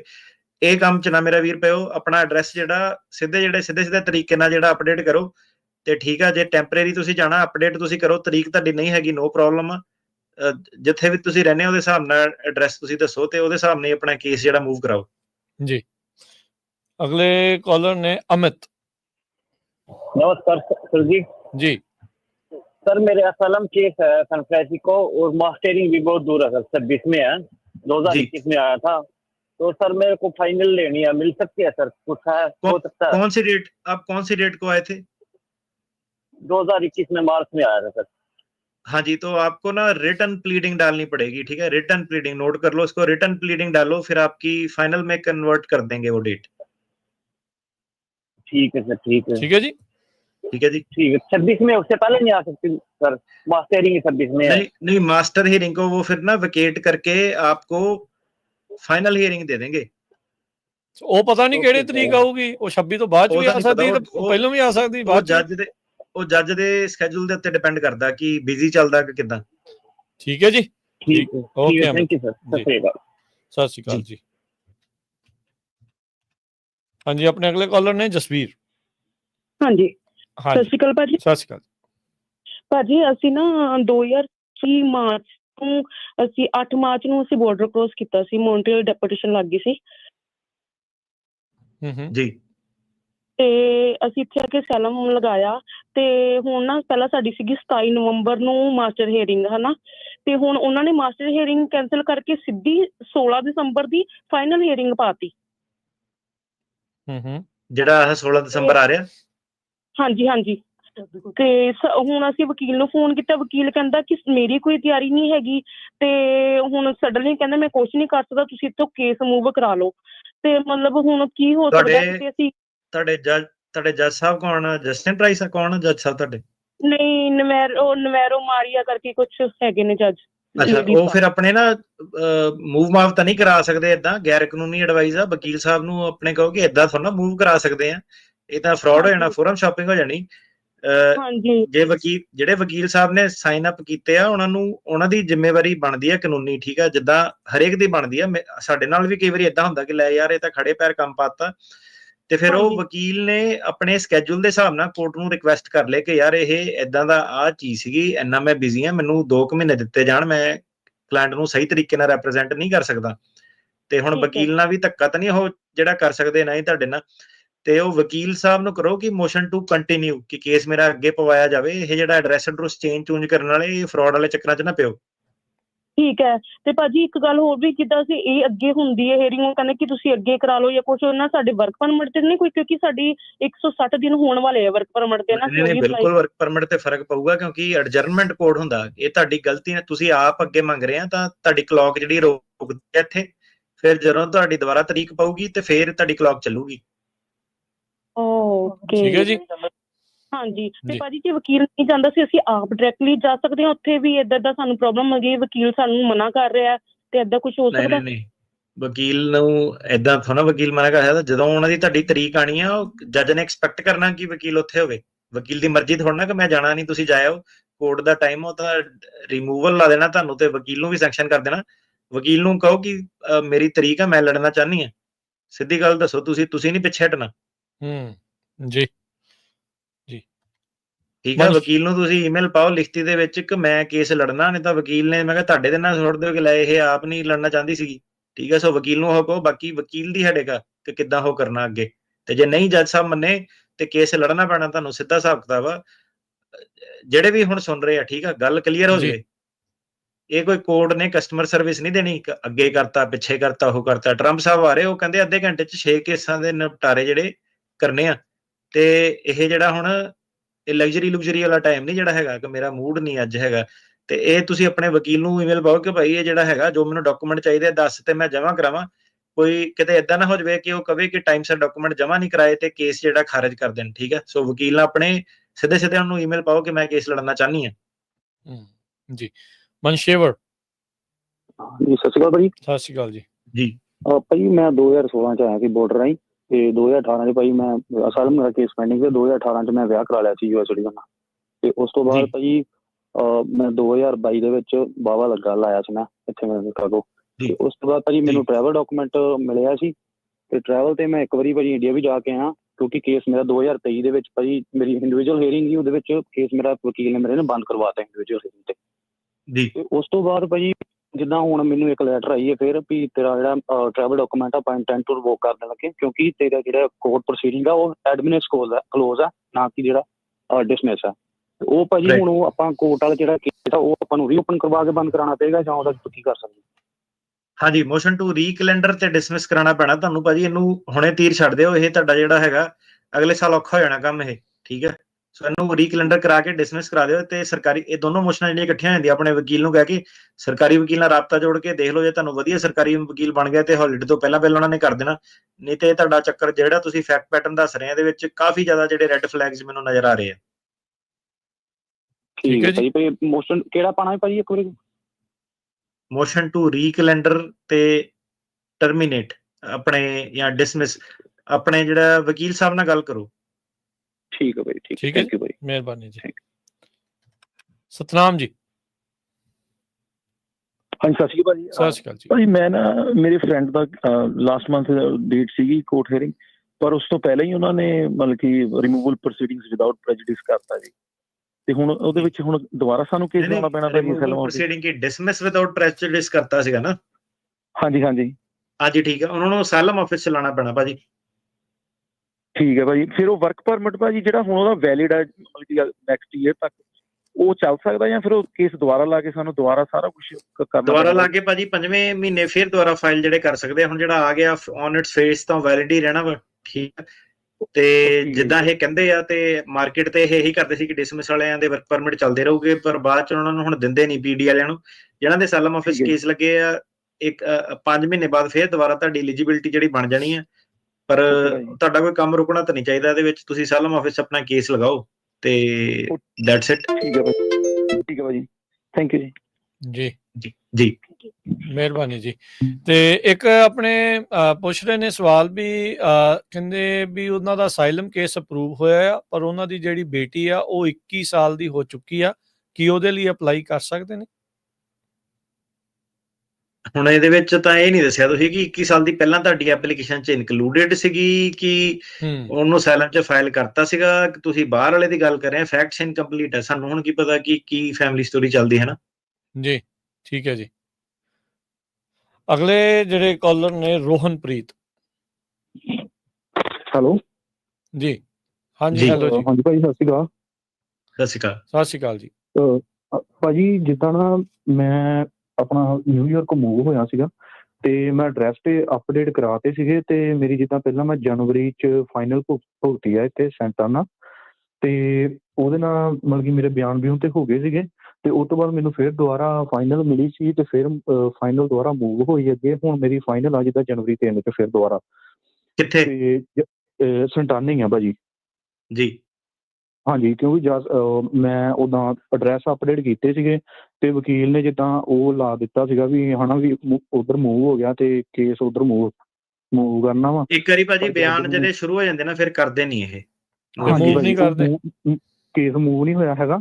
ਤੇ ਉਹਨਾਂ ਨੇ ਹੁਣ ਜਿੱਦਾਂ ਦੁਬਾਰਾ ਮੈਨੂੰ ਫਿਰ ਫਾਈਨਲ ਤੇ ਸੱਦਿਆ ਹੈਗਾ ਜਨਵਰੀ 3 ਨੂੰ, ਤੇ ਪਿਛਲੀ ਵਾਰੀ ਨਾ ਉਹਨਾਂ ਨੇ ਜਿੱਦਾਂ ਮੈਨੂੰ ਕਿਹਾ ਸੀਗਾ ਵੀ ਮੈਡੀਕਲ ਚਾਹੀਦੇ ਆ, ਤੇ ਜਿੱਦਾਂ ਪਹਿਲਾਂ ਤੇ ਮੈਂ ਡਾਕਟਰ ਦੇ ਕੋਲੋਂ ਮੈਡੀਕਲ ਸਰਟੀਫਿਕੇਟ ਉਹਨਾਂ ਨੂੰ ਜਿੱਦਾਂ ਜਮ੍ਹਾਂ ਕਰਵਾਏ ਸੀਗੇ, ਤੇ ਉਹਨਾਂ ਨੇ ਕਹਿ ਦਿੱਤਾ ਵੀ ਮੈਨੂੰ ਰਿਟਨ ਦੇ ਵਿੱਚ ਤੁਹਾਡੇ ਫਾਦਰ ਸਾਹਿਬ ਤੇ ਸਾਰੇ ਜਿਹੜੇ ਵੀ ਗਵਾਹ ਹੈਗੇ ਨੇ ਉਹਨਾਂ ਦੇ ਉਹ ਚਾਹੀਦੇ ਨੇ, ਆਪਣਾ ਕੀ ਕਹਿੰਦੇ ਸਰਟੀਫਿਕੇਟ ਜਾਂ ਕੀ ਕਹਿੰਦੇ ਉਹ ਹਨਾ। ਤੇ ਦੂਸਰਾ ਉਹਨਾਂ ਨੇ ਜਿੱਦਾਂ ਮਤਲਬ ਕਿ ਡਿਸਚਾਰਜ ਸ਼ੀਟਾਂ ਮੰਗ ਲਈਆਂ ਸੀ ਭਾਜੀ, ਤੇ ਡਿਸਚਾਰਜ ਸ਼ੀਟਾਂ ਤੇ ਮੈਨੂੰ ਮਿਲ ਗਈਆਂ ਨੇ, ਪਰ ਮੇਰਾ ਵੀਰ ਮੈਨੂੰ ਇਹ ਸਾਰਾ ਕੁਝ ਪਤਾ ਕਿ ਸੈਂਟਾਨਾ ਕੋਰਟ 'ਚ ਕੀ ਚੱਲਦਾ। ਆਪਣੇ ਸਵਾਲ ਤੇ ਆ ਜਾਓ, ਮੈਂ ਫਿਰ ਤੁਹਾਨੂੰ ਦੱਸਦਾ। ਹਾਂਜੀ ਭਾਜੀ, ਤੇ ਹੁਣ ਭਾਜੀ ਉਹ ਜਿੱਦਾਂ ਮਤਲਬ ਕਿ ਉਹ ਜਮ੍ਹਾਂ ਕਰਾਉਣ ਲਈ ਥੋੜ੍ਹਾ ਜਿਹਾ ਜਿੱਦਾਂ ਟਾਈਮ ਲੱਗਦਾ ਪਿਆ ਵਾ, ਤੇ ਉਹ ਹੁਣ ਕਿੱਦਾਂ ਮਤਲਬ ਕਿ 1-2 ਦਿਨ ਪਹਿਲਾਂ ਵੀ ਜਿੱਦਾਂ ਜਮ੍ਹਾਂ ਹੋ ਜਾਣਗੇ, ਕਿ ਜਾਂ ਮਤਲਬ ਕਿ ਉਹ ਤੋਂ ਟਾਈਮ ਤੋਂ ਪਹਿਲਾਂ ਹੋਰ ਛੇਤੀ ਜਮ੍ਹਾਂ ਕਰਵਾਉਣੇ ਪੈਣਗੇ? ਦੇਖੋ ਉਹਨੂੰ ਮੇਰੇ ਕੋਲ ਸੁਣ ਲਓ ਹੁਣ ਜੀ, ਸੁਣ ਲਓ। ਹਾਂਜੀ, ਜਿਹੜਾ ਸੈਂਟਾਨਾ ਵਾਲੇ ਜਿਹੜੇ ਕੋਰਟ ਆ, ਇਹ ਕੇਸ ਘੱਟ ਪਾਸ ਕਰਦੇ ਨੇ, ਠੀਕ ਹੈ, ਤੇ ਇਹ ਡਾਕੂਮੈਂਟਸ ਨੂੰ ਬਹੁਤ ਜ਼ਿਆਦਾ ਪੈਂਦੇ ਨੇ। ਸਾਰੇ ਜਿਹੜੇ ਜੱਜ ਆ, ਸਰਕਾਰੀ ਵਕੀਲ ਵੀ, ਸਾਰਾ ਫੋਕਸ ਇਹਨਾਂ ਦਾ ਤਰੀਕਾਂ ਦੇ ਵਿੱਚ ਇਹਨਾਂ ਦੇ ਵਿੱਚ ਡਾਕੂਮੈਂਟਸ ਤੇ ਹੀ ਰਹਿੰਦਾ ਕਿ ਮੇਨਲੀ ਇਹ ਡਾਕੂਮੈਂਟ ਆ ਬਣੇ ਕਿੱਦਾਂ ਵਾ ਤੇ ਆਏ ਕਿੱਦਾਂ, ਚੇਨ ਆਫ ਕਸਟਡੀ ਤੇ ਫਾਊਂਡੇਸ਼ਨ, ਠੀਕ ਹੈ ਜੀ, ਕਿ ਇਹ ਕਿੱਦਾਂ ਆਇਆ। ਈਵਨ ਕਈ ਕੇਸਾਂ ਦੇ ਵਿੱਚ ਜੱਜਾਂ ਨੇ ਸਾਨੂੰ ਡਾਇਰੈਕਟਲੀ ਕਹਿਤਾ ਕਿ ਜਿਹੜੀ ਡਾਕਟਰ ਦੀ ਲੈਟਰ ਆ ਉਹ ਵਕੀਲ ਰਿਕੁਐਸਟ ਕਰੇ ਹਸਪਤਾਲ ਨੂੰ ਲੈਟਰ ਲਿਖ ਕੇ, ਤੇ ਹਸਪਤਾਲ ਤੋਂ ਉੱਥੇ ਆਵੇ, ਕਿਉਂਕਿ ਉਹਨਾਂ ਨੂੰ ਲੱਗਦਾ ਕਿ ਇਹ ਪੈਰਾਲੀਗਲ ਪੂਰਾਲੀਗਲ ਜਿਹੜੇ ਵਿੱਚ ਫਸੇ ਆ, ਇਹ ਪੈਸੇ ਪੂਹੇ ਲੈ ਕੇ ਨਕਲੀ ਜਿਹੜੀਆਂ ਚਿੱਠੀਆਂ ਪੱਤਰ ਜਿਹੜੇ ਬਣਾਉਂਦੇ ਰਹਿੰਦੇ ਆ। ਸੋ ਸੈਂਟਾਨਾ ਜਿਹੜਾ ਕੋਰਟ ਆ ਉਹਦਾ ਇਹ ਸਟੈਂਡਰਡ ਆਫ ਪ੍ਰੈਕਟਿਸ ਜਿਹੜਾ ਹੈਗਾ ਕਿ ਉਹ ਬੜਾ ਜਿਹੜਾ ਕੌਸ਼ੀਅਸ ਹੈਗਾ ਡਾਕੂਮੈਂਟਸ ਨੂੰ ਲੈ ਕੇ। ਜੱਜ ਸਾਹਿਬ ਜਿਹੜੇ ਹੈਗੇ ਉਹ ਸਕੈਜੂਲਿੰਗ ਆਰਡਰ ਦਿੰਦੇ ਨੇ, ਠੀਕ ਆ, ਸ਼ਾਰਟ ਨੋਟਿਸ ਤੇ ਜਿਹੜਾ ਸੈਂਟਾਨਾ ਦੇ ਵਿੱਚ ਹੀਰਿਆਂ ਪੈ ਜਾਂਦੀਆਂ 6-6 ਮਹੀਨੇ 'ਚ ਹੀ ਬੰਦੇ ਨੂੰ ਆਏ ਨੂੰ, ਤੇ ਟੰਗ ਵੀ ਦਿੰਦੇ ਆ ਉਹਨੂੰ, ਠੀਕ ਹੈ। ਸੋ ਇਹ ਕੋਰਟ ਨਹੀਂ ਪ੍ਰਵਾਹ ਕਰਦਾ। ਇਹਨਾਂ ਦੇ ਜਿਹੜੇ ਸਕੈਜੂਲਿੰਗ ਆਰਡਰ ਆ, ਜੇ 30 ਦਿਨ ਲਿਖਿਆ ਉਹਨਾਂ ਨੇ ਪਹਿਲਾਂ, ਤਾਂ 30 ਦਿਨ ਪਹਿਲਾਂ ਹੀ ਕਰਾਉਣਾ ਪੈਣਾ। ਜੇ ਤੁਸੀਂ ਟਾਈਮ ਸਰ ਡਾਕੂਮੈਂਟ ਜੇ ਨਹੀਂ ਜਮ੍ਹਾਂ ਕਰਾ ਸਕਦੇ ਤਾਂ ਤੁਹਾਨੂੰ motion to accept late filing, ਠੀਕ ਆ, motion to accept late filing ਦੇ ਵਿੱਚ ਆਪਣੇ ਰੀਜ਼ਨ ਜਿਹੜੇ ਦੇਣੇ ਪੈਂਦੇ ਆ ਕਿ ਕਿਉਂ ਲੇਟ ਹੋ ਗਏ ਇਹ ਡਾਕੂਮੈਂਟ। ਜ਼ਿਆਦਾਤਰ ਜੱਜਾਂ ਨੇ ਉਹ ਰੀਜ਼ਨ ਐਕਸੈਪਟ ਨਹੀਂ ਕਰਨੇ, ਠੀਕ ਆ, ਅਨਲੈਸ ਸਾਡੇ ਕੋਲ ਬਿਲਕੁਲ ਹੀ ਵਾਜਿਬ ਜੇ ਰੀਜ਼ਨ ਸੀਗਾ, ਠੀਕ ਆ, ਕਿ ਵਾਕਈ ਟਾਈਮ ਘੱਟ ਸੀਗਾ। ਉਹਨਾਂ ਨੇ ਦੇਖਣਾ ਕਿ ਬਾਈ ਤੂੰ ਕਦੋਂ ਤੋਂ ਕੋਸ਼ਿਸ਼ਾਂ ਕਰ ਰਿਹਾ, ਕਿੰਨੀ ਵਾਰੀ ਤੂੰ ਟਰਾਈ ਕੀਤਾ, ਕਿ ਜਦੋਂ ਜੱਜ ਨੇ ਕੋਰਟ ਨੇ ਕਿਹਾ ਉਦੋਂ ਹੀ ਲੱਗ ਪਿਆ, ਕਿ ਪਹਿਲਾਂ 4 ਮਹੀਨੇ 5 ਮਹੀਨੇ ਸੁੱਤੇ ਰਹੇ ਤੇ ਫਿਰ ਬਾਅਦ ਚ ਐਂਡ ਜੇ ਚ ਜਾ ਕੇ ਕਰਨ ਲੱਗੇ। ਉਹ ਚੀਜ਼ਾਂ ਉਹ ਦੇਖਦੇ ਆ, ਉਹਦੇ ਹਿਸਾਬ ਨਾਲ ਉਹਨਾਂ ਨੇ ਦੇਖਣਾ ਕਿ ਲੇਟ ਫਾਈਲਿੰਗ ਜਿਹੜੀ ਐਕਸੈਪਟ ਕਰਨੀ ਆ ਕਿ ਨਹੀਂ ਕਰਨੀ ਆ। ਇੱਕ ਜਿਹੜੀ ਮੇਰਾ ਵੀਰ ਕੰਮ ਦੀ ਗੱਲ ਮੈਂ ਤੁਹਾਨੂੰ ਦੱਸ ਦਿੰਦਾ, ਠੀਕ ਆ, ਆਪਾਂ ਵੀ ਕਈ ਵਾਰੀ ਧੱਕੇ ਖਾ ਕੇ ਜਿਹੜੇ ਸਿੱਖਦੇ ਆ ਜੱਜਾਂ ਨਾਲ ਸਿਰ ਮੱਥਾ ਮਾਰ ਕੇ। ਮੋਸ਼ਨ ਟੂ ਕੰਟੀਨਿਊ, ਠੀਕ ਆ, ਜੱਜ ਸਾਹਿਬ ਨੂੰ ਕਹਿ ਦਿਓ ਕਿ ਮੈਂ ਕੋਸ਼ਿਸ਼ ਪੂਰੀ ਕਰ ਰਿਹਾ, ਮੈਂ ਡਾਕੂਮੈਂਟ ਜੇ ਦੇ ਦਊਂਗਾ, ਮੈਂ ਲੇਟ ਹੋ ਜਾਣਾ, ਤੇ ਮੈਂ as a matter of safety, ਠੀਕ ਆ, ਕਿ ਜੇ ਕਿਤੇ ਮੈਂ ਨਾ ਦੇ ਪਾਇਆ, ਮੈਂ ਮੋਸ਼ਨ ਟੂ ਕੰਟੀਨਿਊ ਪਾਣਾ ਚਾਹੁੰਦਾ, ਕਿਉਂਕਿ ਮੈਨੂੰ ਪਤਾ ਇਹ ਡਾਕੂਮੈਂਟ ਬੜੇ ਜ਼ਰੂਰੀ ਆ, ਮੈਂ ਕੋਰਟ ਦੀ ਗੱਲ ਨਾਲ ਸਹਿਮਤ ਆ, ਠੀਕ ਆ, ਤੇ ਜੇ ਨਹੀਂ ਉਹ ਹੋ ਸਕਦਾ ਤੇ ਪਲੀਜ਼ ਮੈਨੂੰ ਜਿਹੜਾ ਮੇਰਾ ਕੇਸ ਕੰਟੀਨਿਊ ਕੀਤਾ ਜਾਵੇ। ਇਹ ਜਿਹੜੀ ਮੋਸ਼ਨ ਟੂ ਕੰਟੀਨਿਊ ਤੁਸੀਂ ਹੁਣ ਪਾ ਦਿਓ, ਕਿਉਂਕਿ ਜੱਜਾਂ ਦਾ ਜਿਹੜਾ ਸਕੈਜੂਲ ਆ ਕੀਮਤੀ ਹੁੰਦਾ ਵਾ, ਇੰਟਰਪ੍ਰੇਟਰ ਉਹਨਾਂ ਨੇ ਮੰਗਾਣਾ ਹੁੰਦਾ, ਤੇ ਖੜੇ ਪੈਰ ਉਹਨਾਂ ਨੇ ਨਹੀਂ ਕਰਨਾ। ਜੇ ਤੁਹਾਨੂੰ ਲੱਗ ਰਿਹਾ ਲੇਟ ਹੋ ਜਾਣਾ, ਤੇ ਹੁਣੇ ਜਿਹੜਾ ਕੰਟੀਨਿਊ ਵਾਲਾ ਤੀਰ ਛੱਡ ਦਿਓ। ਤੇ ਜ਼ਰੂਰੀ ਨਹੀਂ ਕਿ ਜੱਜ ਨੇ ਕੰਟੀਨਿਊ ਕਰ ਦੇਣਾ, ਉਹ ਤਾਂ ਵੀ ਕਹਿ ਸਕਦਾ ਕਿ ਨਹੀਂ ਤੂੰ ਤਰੀਕ ਤੇ ਆ ਤੇ ਡਾਕੂਮੈਂਟ ਜਮ੍ਹਾਂ ਕਰੋ। ਦੋ ਚੀਜ਼ਾਂ ਦਾ ਤੁਸੀਂ ਜਿਹੜਾ ਸਹਾਰਾ ਲਓ। ਤੇ ਮੁੱਖ ਦੀ ਗੱਲ ਇਹ ਹੈ ਕਿ ਜਿਹੜੇ ਸੈਂਟਾਨਾ ਕੋਰਟ ਵਾਲੇ ਆ ਜਾਂ ਪੋਰਟਲੈਂਡ ਕੋਰਟ ਵਾਲੇ ਆ, ਉਹ ਘੇਰ ਕੇ ਸ਼ਿਕਾਰ ਕਰਨ ਵਾਲੀ ਗੱਲ ਆ ਉਹਨਾਂ ਦੀ। ਜੀ, ਤਿਆਰੀ ਰੱਖੋ ਆਪਣੀ। ਬਿਲਕੁਲ। ਜਸਵਿੰਦਰ। ਹਾਂਜੀ ਜਸਵਿੰਦਰ ਜੀ। ਭਾਈ ਮੇਰਾ ਕੇਸ ਨਾ 2 ਸਾਲ ਤੋਂ ਆਨਲਾਈਨ ਉਹ ਨਹੀਂ ਆ ਰਹੀ, ਤਰੀਕ ਨਹੀਂ ਆ ਰਹੀ ਹੈ, ਤੇ ਕੰਪਨੀ ਦੇ ਥਰੂ ਕੰਪਨੀ ਸਪਾਂਸਰ ਕਰਨਾ ਚਾਹੁੰਦੀ ਹੈ, ਤੇ ਕੁਝ ਏਦਾਂ ਹੋ ਸਕਦਾ? ਨਹੀਂ ਮੇਰਾ ਵੀਰ, ਕੰਪਨੀ ਦਾ ਤਾਂ ਜਿਹੜਾ ਇੰਡੀਆ ਦੀ ਡੇਟਸ ਹੁੰਦੀਆਂ ਨਾ, ਉਹ 15 ਸਾਲ ਦੀ 18 ਸਾਲ ਦੀ ਜਿਹੜੀ ਵੇਟਿੰਗ ਟਾਈਮ ਹੁੰਦੀ ਹੈ, EB2 EB3 ਜਿਹੜਾ ਪ੍ਰੋਸੈਸ ਹੁੰਦਾ, ਤੇ ਕੰਟਰੀ ਆਊਟ ਵੀ ਕਰਨਾ ਪੈਂਦਾ, ਹੋਰ ਕਈ ਸਾਰੇ ਝਮੇਲੇ ਆ, ਉਹਦਾ ਨਹੀਂ ਤੁਹਾਨੂੰ ਕੋਈ ਫਾਇਦਾ ਹੋਣਾ ਇਸ ਵੇਲੇ। ਤੇ ਕੇਸ ਮੂਵ ਕਰਨਾ ਸਹੀ ਰਹੇਗਾ ਭਾਈ, ਜਿੱਦਾਂ ਨਿਊਯਾਰਕ ਤੋਂ ਕੈਲੀਫੋਰਨੀਆ? ਏਦਾਂ ਤਾਂ ਨਹੀਂ ਭਾਜੀ ਕਰ ਸਕਦੇ, ਫੋਰਮ ਸ਼ਾਪਿੰਗ ਬੰਦਾ ਮੂਵ ਹੋ ਸਕਦਾ, ਕੇਸ ਬਾਅਦ ਚ ਮੂਵ ਹੁੰਦਾ, ਬੰਦਾ ਪਹਿਲਾਂ ਮੂਵ ਹੁੰਦਾ। ਇਹ ਨਹੀਂ ਕਿ ਕੇਸ ਮੂਵ ਪਹਿਲਾਂ ਹੋ ਮੈਂ ਵੈਸੇ ਕਈ ਵਾਰੀ ਹੈਰਾਨ ਹੀ ਹੋ ਜਾਂਦਾ, ਆਪਾਂ ਇੰਨੀ ਜਿਹੜੀ ਗੱਲ ਕਰੀਦੀ ਆ, ਲੋਕੀ ਫੇਰ ਆ ਕੇ ਉਹੀ ਗੱਲ ਜਿਹੜੀ ਉਹ ਦੁਹਰਾ ਦਿੰਦੇ ਆ, ਉਹ ਕਰ ਦਿੰਦੇ ਆ। ਤੁਹਾਨੂੰ ਸਪਸ਼ਟਤਾ ਦੇ ਨਾਲ ਜਿਹੜਾ ਉਹ ਦੱਸਿਆ, ਜੇ ਤੁਸੀਂ ਕੈਲੀਫੋਰਨੀਆ 'ਚ ਮੂਵ ਹੋ ਗਏ, ਕੇਸ ਤੁਹਾਡਾ ਉਸ ਤੋਂ ਬਾਅਦ 'ਚ ਮੂਵ ਹੋਣਾ। ਜੇ ਕਹੋ ਵੀ ਉਹਦੇ ਕਰਕੇ ਤੁਸੀਂ ਮੂਵ ਹੋਣਾ, ਉਹ ਇੱਕ ਹੋਰ ਗੱਲ ਆ। ਅਗਲੇ ਵੀ ਵੇਖੀ ਜਾਂਦੇ, ਅਗਲੇ ਵੀ ਉਹਨਾਂ ਨੂੰ ਕਿਹੜਾ ਪਤਾ ਨਹੀਂ ਲੱਗ ਰਿਹਾ ਨਾ ਵੀ ਕੀ ਕੁਛ ਜਿਹੜਾ ਹੋ ਰਿਹਾ। ਇੱਕ ਮੈਂ ਹੁਣ ਮੌਕੇ ਤੇ ਚੌਕਾ ਲਾਣਾ ਵਾ, ਠੀਕ ਆ, ਮੌਕੇ ਤੇ ਚੌਕਾ ਇਹ ਹੈ ਕਿ ਜਿਹੜੇ ਸਾਡਾ ਆਫਿਸ ਜਦੋਂ ਤੋਂ ਸ਼ੁਰੂ ਹੋਇਆ ਸੀ ਨਾ, ਸਾਰੇ ਲੋਕਾਂ ਨੂੰ ਪਤਾ ਭਾਜੀ ਮੇਰਾ ਮੂਵ ਕਰ ਦਿਓ, ਨਹੀਂ ਕਰਨਾ, ਕਿੱਥੇ ਰਹਿਣਾ ਭਾਜੀ ਮੇਰਾ ਮੂਵ ਕਰ ਦਿਓ, ਨਹੀਂ ਕਰਨਾ। ਸਟ੍ਰਿਕਟਲੀ ਜਿਹੜਾ ਆਫਿਸ ਕਦੀ ਚੱਲਿਆ, ਠੀਕ ਹੈ। ਹੁਣ ਕੀ ਆ ਕਿ ਜਿਹੜੇ ਇਹ ਮੂਵ ਮਾਵ ਕਰਨ ਵਾਲੇ ਜਿਹੜੇ ਦਫ਼ਤਰ ਹੁੰਦੇ ਆ ਵਕੀਲਾਂ ਦੇ, ਕਿ ਤੂੰ ਇੱਧਰ ਚੱਲ ਜਾ, ਤੂੰ ਉੱਧਰ ਚੱਲ ਜਾ, ਠੀਕ ਆ, ਪੁੱਠੇ ਕੰਮ ਜਿਹੜੇ ਕਰਦੇ ਆ। ਜਿਹੜੀ ਮੈਂ ਤੁਹਾਨੂੰ ਗੱਲ ਕਹੀ ਸੀਗੀ, ਠੀਕ ਆ, ਆਪਣੇ ਕਲਾਇੰਟ ਕਿਉਂ ਸਿਕਿਉਰ ਫੀਲ ਕਰਦੇ ਆ, ਕਿਉਂਕਿ ਉਹਨਾਂ ਨੂੰ ਪਤਾ ਜੇ ਆਪਣਾ ਜਿਹੜਾ ਹੈਗਾ ਪੂਰੀ ਰੈਗੂਲੇਸ਼ਨ ਦੇ ਨਾਲ ਚੱਲਿਆ, ਠੀਕ ਆ, ਕਿਤੇ ਵਾਇਓਲੇਸ਼ਨ ਨਹੀਂ ਕੀਤੀ, ਕੁਛ ਨਹੀਂ ਕੀਤਾ, ਉਹਦੇ ਹਿਸਾਬ ਨਾਲ ਜਿਹੜਾ ਚੱਲਿਆ, ਤੇ ਇਹ ਚੀਜ਼ ਜਿਹੜੀ ਆ ਗੈਰ ਕਾਨੂੰਨੀ ਆ। ਜਿੱਦਾਂ ਤੁਸੀਂ ਕਹਿ ਰਹੇ ਆ ਕਿ ਮੈਂ ਹੁਣ ਕੇਸ ਤਰੀਕ ਨਹੀਂ ਆ ਰਹੀ, ਉੱਥੇ ਮੂਵ ਕਰਾ ਸਕਦਾ, ਇਹ ਗੈਰ ਕਾਨੂੰਨੀ ਆ, ਏਦਾਂ ਨਹੀਂ ਕਰ ਸਕਦੇ ਤੁਸੀਂ। ਤੁਹਾਡੀ ਤਰੀਕ ਜੇ ਨਹੀਂ ਆ ਰਹੀ, ਤੁਸੀਂ ਮੋਸ਼ਨ ਟੂ ਰੀਕੈਲੰਡਰ ਜਿਹੜਾ ਉਹ ਫਾਈਲ ਕਰੋ, ਠੀਕ ਆ।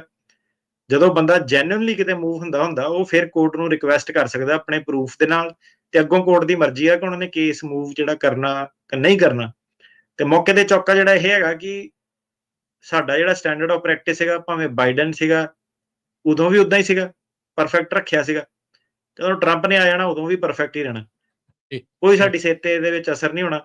ਫਰਕ ਸਿਰਫ ਇੰਨਾ ਹੀ ਕਹਿਣਾ ਕਿ ਜਿਹੜੇ ਹੁਣ ਝੂਠੇ ਇੱਧਰ ਉੱਧਰ ਕੇਸ ਕੂਸ ਫਾਈਲ ਕਰਦੇ ਸੀਗੇ, ਤੁਹਾਨੂੰ ਸਾਰਿਆਂ ਨੂੰ ਪਤਾ ਹੀ ਆ ਕਿ ਕੌਣ ਕਿਹੜਾ ਆਫਿਸ ਕਿੱਦਾਂ ਕਿਹੜੇ ਹਿਸਾਬ ਨਾਲ ਫੰਕਸ਼ਨ ਜਿਹੜਾ ਕਰਦਾ। ਉਹਨਾਂ ਨੂੰ ਥੋੜਾ ਡਰ ਜ਼ਰੂਰ ਵੱਧ ਜਾਂਦਾ। ਜਦੋਂ ਮੈਂ H1 ਦੇ ਕੰਮ ਕਰਦਾ ਸੀ ਉਦੋਂ ਵੀ ਇਦਾਂ ਹੀ ਸੀਗਾ। ਜਿਹੜੇ ਲੋਕੀ ਕਹਿੰਦੇ ਸੀ ਲੈ ਜੇ ਮਾੜਾ ਬੜਾ ਵਾ, ਏਦਾਂ ਕਰਦਾ ਉਦਾਂ ਨਹੀਂ ਕਰਦਾ, ਉਹ ਫਿਰ ਇੱਕਦਮ ਹੀ ਫਿਰ ਜਿਹੜਾ ਹੁੰਦਾ ਕਿ ਲੈ ਯਾਰ ਇਹ ਤਾਂ ਵਕੀਲ ਵਧੀਆ ਵਾ, ਇਹ ਤਾਂ ਰੂਲ ਨਾਲ ਚੱਲਦਾ, ਏਦਾਂ ਹੁੰਦਾ।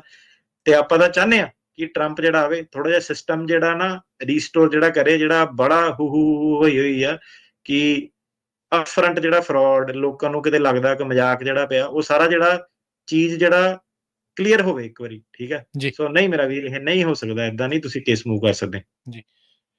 ਲਾਸਟ ਕੁਝ ਕਾਲਰ ਆ, ਫਿਰ ਆਪਾਂ ਸਮਾਪਤੀ ਦੇ ਵੱਲ ਨੂੰ ਆ। ਇੰਦਰਜੀਤ। ਹਾਂਜੀ ਭਾਈ, ਸਤਿ ਸ੍ਰੀ ਅਕਾਲ। ਸਤਿ ਸ੍ਰੀ ਅਕਾਲ ਜੀ।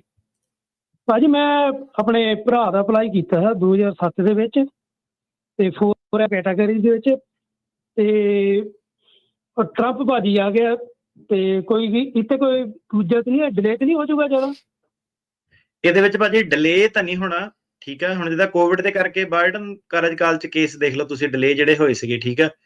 ਤੇ ਜਿਹੜੇ ਵੀਜ਼ਾ ਨਿਕਲਨੇ ਆ ਹਰ ਸਾਲ ਉਹ ਉਨੇ ਹੀ ਨਿਕਲਨੇ, ਅਕਤੂਬਰ 1 ਨੂੰ ਜਿਹੜੇ ਰਿਲੀਜ਼ ਹੁੰਦੇ ਆ। ਟਰੰਪ ਤੇ ਆਣ ਕਰਕੇ ਜਿਹੜਾ ਚੀਜ਼ ਡਿਲੇ ਹੋ ਜਾਂਦੀ ਉਹ ਇਹ ਹੁੰਦੀ ਆ, ਸਾਨੂੰ ਹੁਣ ਕਈ ਵਾਰੀ ਸਵਾਲ ਪੁੱਛਦੇ ਸੀਗੇ ਬਾਈਡਨ ਦੇ ਕਾਰਜਕਾਲ ਦੇ ਵਿੱਚ ਲੋਕੀ ਕਿ ਮੈਂ ਭਾਜੀ ਬੈਨੀਫਿਟ ਲੈ ਲਵਾਂ, ਮੈਂ ਟੈਕਸ ਨਹੀਂ ਦਿੱਤਾ, ਮੈਂ ਏਦਾਂ ਨਹੀਂ ਕੀਤਾ, ਉਦਾਂ ਨਹੀਂ ਕੀਤਾ, ਉਹਨੂੰ ਕਹਿੰਦੇ ਪਬਲਿਕ ਚਾਰਜ, ਠੀਕ ਹੈ। ਇਹ ਰਾਜਕਰਨ ਭਾਈ ਨੂੰ ਪਤਾ ਕਿ ਆਪਾਂ ਜਦੋਂ ਟਰੰਪ ਸੀਗਾ ਪਬਲਿਕ ਚਾਰਜ ਦੀ ਗੱਲ ਕਰਦੇ ਸੀਗੇ ਕਿ ਜਿਨ੍ਹਾਂ ਨੇ ਬੈਨੀਫਿਟ ਲਏ ਆ, ਫੂਡ ਸਟੈਂਪਾਂ ਲਈਆਂ। ਜਦੋਂ ਹੁਣ ਉਦੋਂ ਜਿਹੜਾ ਕੇਸ ਸੀਗੇ ਇਹ ਬਹੁਤ ਮੁੱਦਾ ਜਿਹੜਾ ਉੱਠਿਆ ਸੀਗਾ। ਹੁਣ ਜਿਹੜੇ ਭਰਾ ਭੈਣ ਵਾਲੇ ਕੇਸ ਜਿਹੜੇ ਹੋਣੇ ਆ, ਹੁਣ ਫਰਕ ਜਿਹੜਾ ਇੱਥੇ ਪੈ ਜਾਣਾ ਕਿ ਜਿਹੜੇ ਲੋਕਾਂ ਨੇ ਟੈਕਸ ਟੂਕਸ ਦਿੱਤੇ ਆ, ਇਹ ਫੂਡ ਸਟੈਂਪਾਂ ਇਦਾਂ ਦੇ ਬੈਨੀਫਿਟ ਨਹੀਂ ਲਏ, ਉਹ ਵਧੀਆ ਰਹਿ ਜਾਣੇ ਆ। ਟਰੰਪ ਉਹਨਾਂ ਨੇ ਕੀ ਸੀਗਾ ਕਿ ਆਂਦੇ ਉਹਨਾਂ ਨੇ ਫੈਮਿਲੀ ਇਮੀਗ੍ਰੇਸ਼ਨ ਨੂੰ ਜਿਹੜਾ ਅਟੈਕ ਕਰਨਾ, ਜਿੱਦਾਂ ਉਹਨਾਂ ਨੇ ਪਹਿਲਾਂ ਵੀ ਕੀਤਾ ਸੀਗਾ, ਇਹ 'ਚ ਕੋਈ ਦੋ ਰਾਏ ਨਹੀਂ। ਉਹਨਾਂ ਨੇ ਇਹ ਦੇਖਣਾ ਕਿ ਭਾਈ ਤੂੰ ਤਾਂ ਖੁਦ ਬੈਨੀਫਿਟ ਲੈ ਰਿਹਾ, ਤੇਰੇ ਜਿਹੜੇ ਰਿਸ਼ਤੇਦਾਰ ਵੀ ਆਉਗੇ ਉਹਨਾਂ ਨੇ ਵੀ ਬੈਨੀਫਿਟ ਲੈਣੇ ਆ, ਸਾਨੂੰ ਲੱਗਦਾ ਕਿ ਤੂੰ ਪਬਲਿਕ ਚਾਰਜ ਬਣ ਜਾਊਗਾ, ਆਪਾਂ ਇਹਨਾਂ ਦੇ ਕੇਸ ਜਿਹੜੇ ਆ ਪਾਸ ਨਹੀਂ ਕਰਨੇ। ਤੇ ਉਹ ਜਿਹੜੀ ਚੀਜ਼ ਆ, ਜਿਹੜੀ F4 ਇਮੀਗ੍ਰੇਸ਼ਨ ਦੀ ਕੈਟੇਗਰੀ ਆ, ਟਰੰਪ ਜੇ ਅਟੈਕ ਉਹਨੂੰ ਕਰੂਗਾ ਤਾਂ ਪਬਲਿਕ ਚਾਰਜ ਤੇ ਮੇਰੇ ਹਿਸਾਬ ਨਾਲ ਜਿਹੜਾ ਉਹਨੂੰ ਅਟੈਕ ਕਰੂਗਾ ਜੀ। ਸੋ ਇਹ ਜਿਹੜੀ ਚੀਜ਼ ਆ, ਹੋ ਸਕਦਾ ਤੇਜ਼ ਵੀ ਹੋ ਜਾਣ, ਪਰ ਇਹ ਆ ਵੀ ਜ਼ੋਰ ਤਾਂ ਸਾਰੇ ਪਾਸੇ ਜਿਹੜਾ ਇਹਨਾਂ ਦਾ ਲੱਗਾ ਹੋਣਾ। ਸੋ ਉਸ ਹਿਸਾਬ ਦੇ ਨਾਲ ਜਿਹੜਾ ਤੁਹਾਨੂੰ ਦੇਖਣਾ ਵੀ ਪੈਣਾ। ਹਰਪ੍ਰੀਤ ਅੱਜ ਦੇ ਲਾਸਟ ਕਾਲਰ। ਹਾਂਜੀ, ਸਤਿ ਸ਼੍ਰੀ ਅਕਾਲ। ਹਾਂਜੀ, ਸਤਿ ਸ਼੍ਰੀ ਅਕਾਲ ਜੀ। ਜੀ ਮੇਰੀ ਨਾ 6 ਮਹੀਨੇ ਪਹਿਲਾਂ ਤਰੀਕ ਪਈ ਸੀ, ਜੱਜ ਹੈਗੀ ਨਵਾਂ ਮਾਰਲਨ ਜੀ, ਤੇ 3.5 ਘੰਟੇ ਦੀ ਹੀਅਰਿੰਗ ਹੋਈ ਸੀਗੀ, ਪਰ ਹੀਅਰਿੰਗ ਕੰਪਲੀਟ ਨਹੀਂ ਸੀ। ਤੇ ਉਹ ਕਹਿੰਦੀ ਥੋੜੀ ਵਾਈਫ ਤੋਂ ਸਵਾਲ ਪੁੱਛਣੇ ਕੁਛ, ਤੇ ਉਹ ਤੋਂ ਬਾਅਦ ਫਿਰ ਕਹਿੰਦੀ ਟਾਈਮ ਜ਼ਿਆਦਾ ਹੋ ਗਿਆ ਨਾ, ਕਲੋਜ਼ਿੰਗ ਟਾਈਮ ਹੋ ਗਿਆ, ਵੀ ਮੈਂ ਤੁਹਾਨੂੰ ਤਰੀਕ ਦੇ ਦੇਣੀ ਹੈ। ਇਹ ਜਿਹੜੇ ਜੱਜ ਸਾਹਿਬ ਇਹ ਮਲਟੀਪਲ ਹੀਅਰਿੰਗਸ ਜਿਹੜੀਆਂ ਚੱਲਦੀਆਂ ਹੁੰਦੀਆਂ ਇਹਨਾਂ ਦੇ ਕੋਲ, ਫਿਰ ਸਾਨੂੰ ਵੀਕ ਬਾਅਦ ਤਰੀਕ ਦੇਤੀ। ਅਸੀਂ ਤਰੀਕ ਦੇ ਸਾਰਾ ਕੁਝ ਰੈਡੀ ਗਏ, ਅੱਧਾ ਘੰਟਾ ਪਹਿਲਾਂ ਤਰੀਕ ਤੋਂ ਟਾਈਮ ਤੋਂ ਈਮੇਲ ਆ ਗਈ ਵੀ ਤੁਹਾਡੀ ਤਰੀਕ ਨਹੀਂ ਡਿਸਮਿਸ ਆ, ਵੀ ਮੈਂ ਫਿਰ ਤਰੀਕ ਦੇ ਰਹੀ ਹਾਂ। ਫਿਰ ਚੱਕ ਕੇ ਸਾਨੂੰ 6 ਮਹੀਨੇ ਦੀ ਤਰੀਕ ਦੇਤੀ, 25 ਨਵੰਬਰ ਨੂੰ ਹੁਣ ਮੇਰੀ ਤਰੀਕ ਸੀਗੀ ਆ ਹੁਣ ਜੀ। ਹੁਣ ਤਰੀਕ ਫੇਰ ਨਹੀਂ ਸ਼ੋ ਹੋ ਰਹੀ। ਨਹੀਂ, 25 ਨਵੰਬਰ ਨੂੰ ਹੁਣ ਕੈਂਸਲ ਹੋ ਗਈ ਤਰੀਕ? ਹਾਂਜੀ, ਸ਼ੋ ਹੀ ਨਹੀਂ ਹੋ ਰਹੀ, ਕੁਛ ਵੀ ਨਹੀਂ ਸ਼ੋ ਹੋ ਰਿਹਾ, ਨਾ ਰੀਸ਼ੈਡਿਊਲ ਕੀਤੀ ਆ। ਦੇਖੋ ਭਾਜੀ, ਏਦਾਂ ਹੁੰਦਾ ਕਿ ਜਿਹੜਾ ਜੱਜ ਸਾਹਿਬ ਹੁੰਦੇ ਆ ਉਹ ਹੁੰਦੇ ਆ ਰਾਜੇ, ਠੀਕ ਆ, ਉਹਨਾਂ ਦੇ ਕੋਲ ਹੁੰਦੀ ਆ ਪਾਵਰ, ਤੇ ਤੁਸੀਂ ਹੈਗੇ ਆ ਰਿਫਿਊਜੀ, ਤੁਹਾਨੂੰ ਹੈਗਾ ਜਾਣ ਦਾ ਖਤਰਾ, ਤੇ ਉਹ ਕਹਿ ਰਹੇ ਆ ਕਿ ਭਾਈ ਇੱਥੇ ਆਰਾਮ ਨਾਲ ਰਹੀ ਜਾ, ਠੀਕ ਆ, ਤੁਹਾਨੂੰ ਦਿੱਤੀ ਹੋਈ ਉਹਨਾਂ ਨੇ ਸ਼ਰਨ, ਤੁਹਾਨੂੰ ਇਸ ਗੱਲ ਦੀ ਤਾਂ ਕੰਪਲੇਂਟ ਹੋ ਹੀ ਨਹੀਂ ਸਕਦੀ ਲੀਗਲੀ ਕਿ ਯਾਰ ਮੇਰੀ ਤਰੀਕ ਅੱਗੇ ਕਿਉਂ ਕਰਤੀ, ਤੁਸੀਂ ਸ਼ਰਨ ਮੰਗ ਰਹੇ ਸੀ ਕਿ ਮੈਂ ਜਾ ਨਹੀਂ ਸਕਦਾ ਵਾਪਸ, ਉਹਨੇ ਕਿਹਾ ਰਹਿ ਫਿਰ ਇੱਥੇ ਤੱਕ, ਰਾਈਟ। ਸੋ ਇਹ ਚੱਕਰ ਜਿਹੜਾ ਹੁਣ ਆ ਜਾਂਦਾ ਕਿ ਅਲਟੀਮੇਟਲੀ ਜੱਜਾਂ ਨੇ ਆਪਣੇ ਸਕੈਜੂਲ ਦੇ ਹਿਸਾਬ ਨਾਲ ਜਿਹੜਾ ਚੱਲਣਾ ਹੁੰਦਾ, ਤਰੀਕਾਂ ਖੜੇ ਪੈਰ ਵੀ 1-1 ਮਿੰਟ ਪਹਿਲਾਂ ਵੀ ਜਿਹੜਾ ਹੋ ਜਾਂਦਾ ਕਿ ਨਹੀਂ ਅੱਜ ਤਰੀਕ ਜਿਹੜੀ ਨਹੀਂ ਕਰਨੀ, ਇਹ ਪਾਰਟ ਆਫ ਪ੍ਰੋਸੈਸ ਜਿਹੜਾ ਹੈਗਾ, ਠੀਕ ਹੈ। ਇਹ ਤਾਂ ਹੁਣ ਜਿਹੜੇ ਬਾਈਡਨ ਕਾਰਜਕਾਲ ਦੇ ਵਿੱਚ ਸਾਡੇ ਸੋਸ਼ਲ ਮੀਡੀਆ ਤੇ ਲੋਕੀ ਤੁਹਾਨੂੰ ਬੜੇ ਮਿਲ ਜਾਣੇ ਕਿ ਮੇਰਾ ਸਾਲ ਦੇ ਅੰਦਰ ਕੇਸ ਹੋ ਗਿਆ, 2 ਮਹੀਨੇ ਦੇ ਅੰਦਰ ਕੇਸ ਹੋ ਗਿਆ, ਪਰ ਜਿਹੜੇ ਪੁਰਾਣੇ ਬੰਦੇ ਉਰੇ ਆਏ ਉਹਨਾਂ ਕੋਲ ਤੁਸੀਂ ਪੁੱਛੋ 10-10 ਸਾਲ ਲੋਕੀ ਸਿਸਟਮ 'ਚ ਹੈਗੇ ਆ ਕਿ 3-3 ਸਾਲ ਵੇਟ ਕਰਦੇ ਸੀਗੇ, ਜਾਂਦੇ ਸੀਗੇ, ਤਰੀਕ ਅੱਗੇ ਹੋ ਗਈ, ਠੀਕ ਹੈ। ਕਦੀ ਕੋਵਿਡ ਆ ਗਿਆ, ਕਦੀ ਕੋਰਟ ਬੰਦ ਹੋ ਗਏ, ਫੰਡਿੰਗ ਘਟ ਗਈ। ਸੋ ਜਿਹੜੇ ਮਸਲੇ ਜਿਹੜੇ ਚੱਲਦੇ ਰਹਿੰਦੇ ਆ, ਠੀਕ ਹੈ। ਇਹਦੇ ਵਿੱਚ ਤੁਸੀਂ ਹੱਦ ਤੋਂ ਹੱਦ ਉਹਨਾਂ ਨੂੰ ਮੋਸ਼ਨ ਟੂ ਐਡਵਾਂਸ ਵਗੈਰਾ ਆਪਣੇ ਪਾ ਕੇ ਦੇਖ ਸਕਦੇ ਆ, ਪਰ ਜੱਜ ਸਾਹਿਬ ਦੀ ਫੁੱਲ ਜਿਹੜੀ ਮਰਜ਼ੀ ਆ ਕਿ ਕਦੋਂ ਉਹਨਾਂ ਨੇ ਤਰੀਕ ਸੁਣਨੀ ਆ ਜਾਂ ਨਹੀਂ ਸੁਣਨੀ ਆ, ਅਥਾਰਟੀ ਉਹਨਾਂ ਦੀ ਹੋਈ ਆ। ਇੱਕ ਦੋ ਕਮੈਂਟ ਲੈ ਕੇ ਤੇ ਫਿਰ ਆਪਾਂ ਟਰਨੀ ਟੇਕ ਕਹਿਣਾ ਜੀ ਸਮਾਪਤ ਕਰਦੇ ਹਾਂ। ਮੈਨੂੰ ਪਤਾ ਅੱਜ ਆਪਾਂ ਕਾਫੀ ਸਮਾਂ ਉੱਤੇ ਵੀ ਲੈ ਗਏ ਆ। ਜੁਵੈਨਾਈਲ ਦਾ 136 ਕਹਿੰਦੇ ਅਪਰੂਵ ਹੋਇਆ ਵਿਦ ਡੈਫਰਡ ਐਕਸ਼ਨ, ਕਹਿੰਦੇ ਇਸ ਦਾ ਕੀ ਮਤਲਬ ਹੁੰਦਾ ਹੈ? 131 ਅਪਰੂਵ ਹੈ, 360 ਸੌਰੀ I360 ਅਪਰੂਵ ਹੋਇਆ ਤੇ ਉਹ ਡੈਫਰਡ ਐਕਸ਼ਨ ਦੇ ਨਾਲ ਉਹਦਾ ਕੀ ਮਤਲਬ ਹੁੰਦਾ? ਜਿਹੜੇ ਸਾਹਮਣੇ ਦੱਸ ਰਿਹਾ ਮੈਨੂੰ ਇਹੀ ਹੈ ਕਿ ਜੇ ਇਹਨਾਂ ਦੇ ਤਾਂ ਰਿਮੂਵਲ ਆਰਡਰ ਵਗੈਰਾ ਹੈਗਾ ਤਾਂ ਸ਼ਾਇਦ ਉਹ ਇਹ ਕਹਿ ਰਹੇ ਆ ਕਿ ਇਹਨੂੰ ਰਿਮੂਵ ਨਾ ਕੀਤਾ ਜਾਵੇ ਬੰਦੇ ਨੂੰ। ਡੈਫਰਡ ਐਕਸ਼ਨ ਦਾ ਮਤਲਬ ਜਿਹੜਾ ਇਹੀ ਹੁੰਦਾ। ਠੀਕ ਹੈ ਜੀ। ਤੇ ਜਿੱਦਾਂ ਪਹਿਲਾਂ ਸਿਟੀਜ਼ਨਸ਼ਿਪ ਵਾਲੀ ਇੱਕ ਪੁੱਛ ਰਹੇ ਆ ਵੀ ਉਹਨਾਂ ਨੂੰ ਕਿਤਿਆਂ ਨੂੰ 4-5 ਮਹੀਨੇ ਹੋ ਗਏ ਪਰ ਓਥ ਦੀ ਸੈਰੇਮਨੀ ਨਹੀਂ ਆ ਰਹੀ, ਵੇਟਿੰਗ ਹੀ ਆ। ਸੋ ਉਹ 4 ਮਹੀਨੇ ਦਾ ਵੇਟ ਹੁੰਦੀ, 120 ਦਿਨ ਹੁੰਦੀ, ਉਸ ਤੋਂ ਬਾਅਦ ਦੇ ਵਿੱਚ ਇਹ ਇਨਕੁਆਇਰੀ ਪਾ ਸਕਦੇ ਨੇ ਜੀ। ਠੀਕ ਹੈ ਜੀ। ਤੇ ਜਿਹੜੇ ਜੱਜਿਸ ਬਾਰੇ ਪੁੱਛ ਰਹੇ ਆ ਉਹਨਾਂ ਨੂੰ ਬੇਨਤੀ ਹੈ ਵੀ ਜਿਹੜੇ ਜੱਜਾਂ ਦੀ ਰੇਟਿੰਗ ਦਾ ਸਿਸਟਮ ਆ ਉਹ ਵੈਬਸਾਈਟ ਤੇ ਜਾ ਕੇ ਆਪਣੇ ਜੱਜ ਦਾ ਨਾਮ ਪਾਓ ਤੇ ਉੱਥੇ ਜਾ ਕੇ ਜਿਹੜਾ ਤੁਸੀਂ ਚੈੱਕ ਕਰ ਸਕਦੇ ਆ। ਟਰਨੀ ਟੇਕ ਕਹਿਣਾ ਜੀ ਬਹੁਤ ਮਿਹਰਬਾਨੀ, ਬਹੁਤ ਧੰਨਵਾਦ। ਮਿਲਦੇ ਆ ਅਗਲੀ ਵਾਰੀ। ਸਤਿ ਸ਼੍ਰੀ ਅਕਾਲ ਜੀ। ਸਤਿ ਸ਼੍ਰੀ ਅਕਾਲ ਜੀ ਸਾਰਿਆਂ ਨੂੰ। ਟਰਨੀ ਟੇਕ ਕਹਿਣਾ ਜੀ ਬਹੁਤ ਮਿਹਰਬਾਨੀ, ਬਹੁਤ ਧੰਨਵਾਦ। ਮਿਲਦੇ ਆ ਅਗਲੀ ਵਾਰੀ। ਸਭ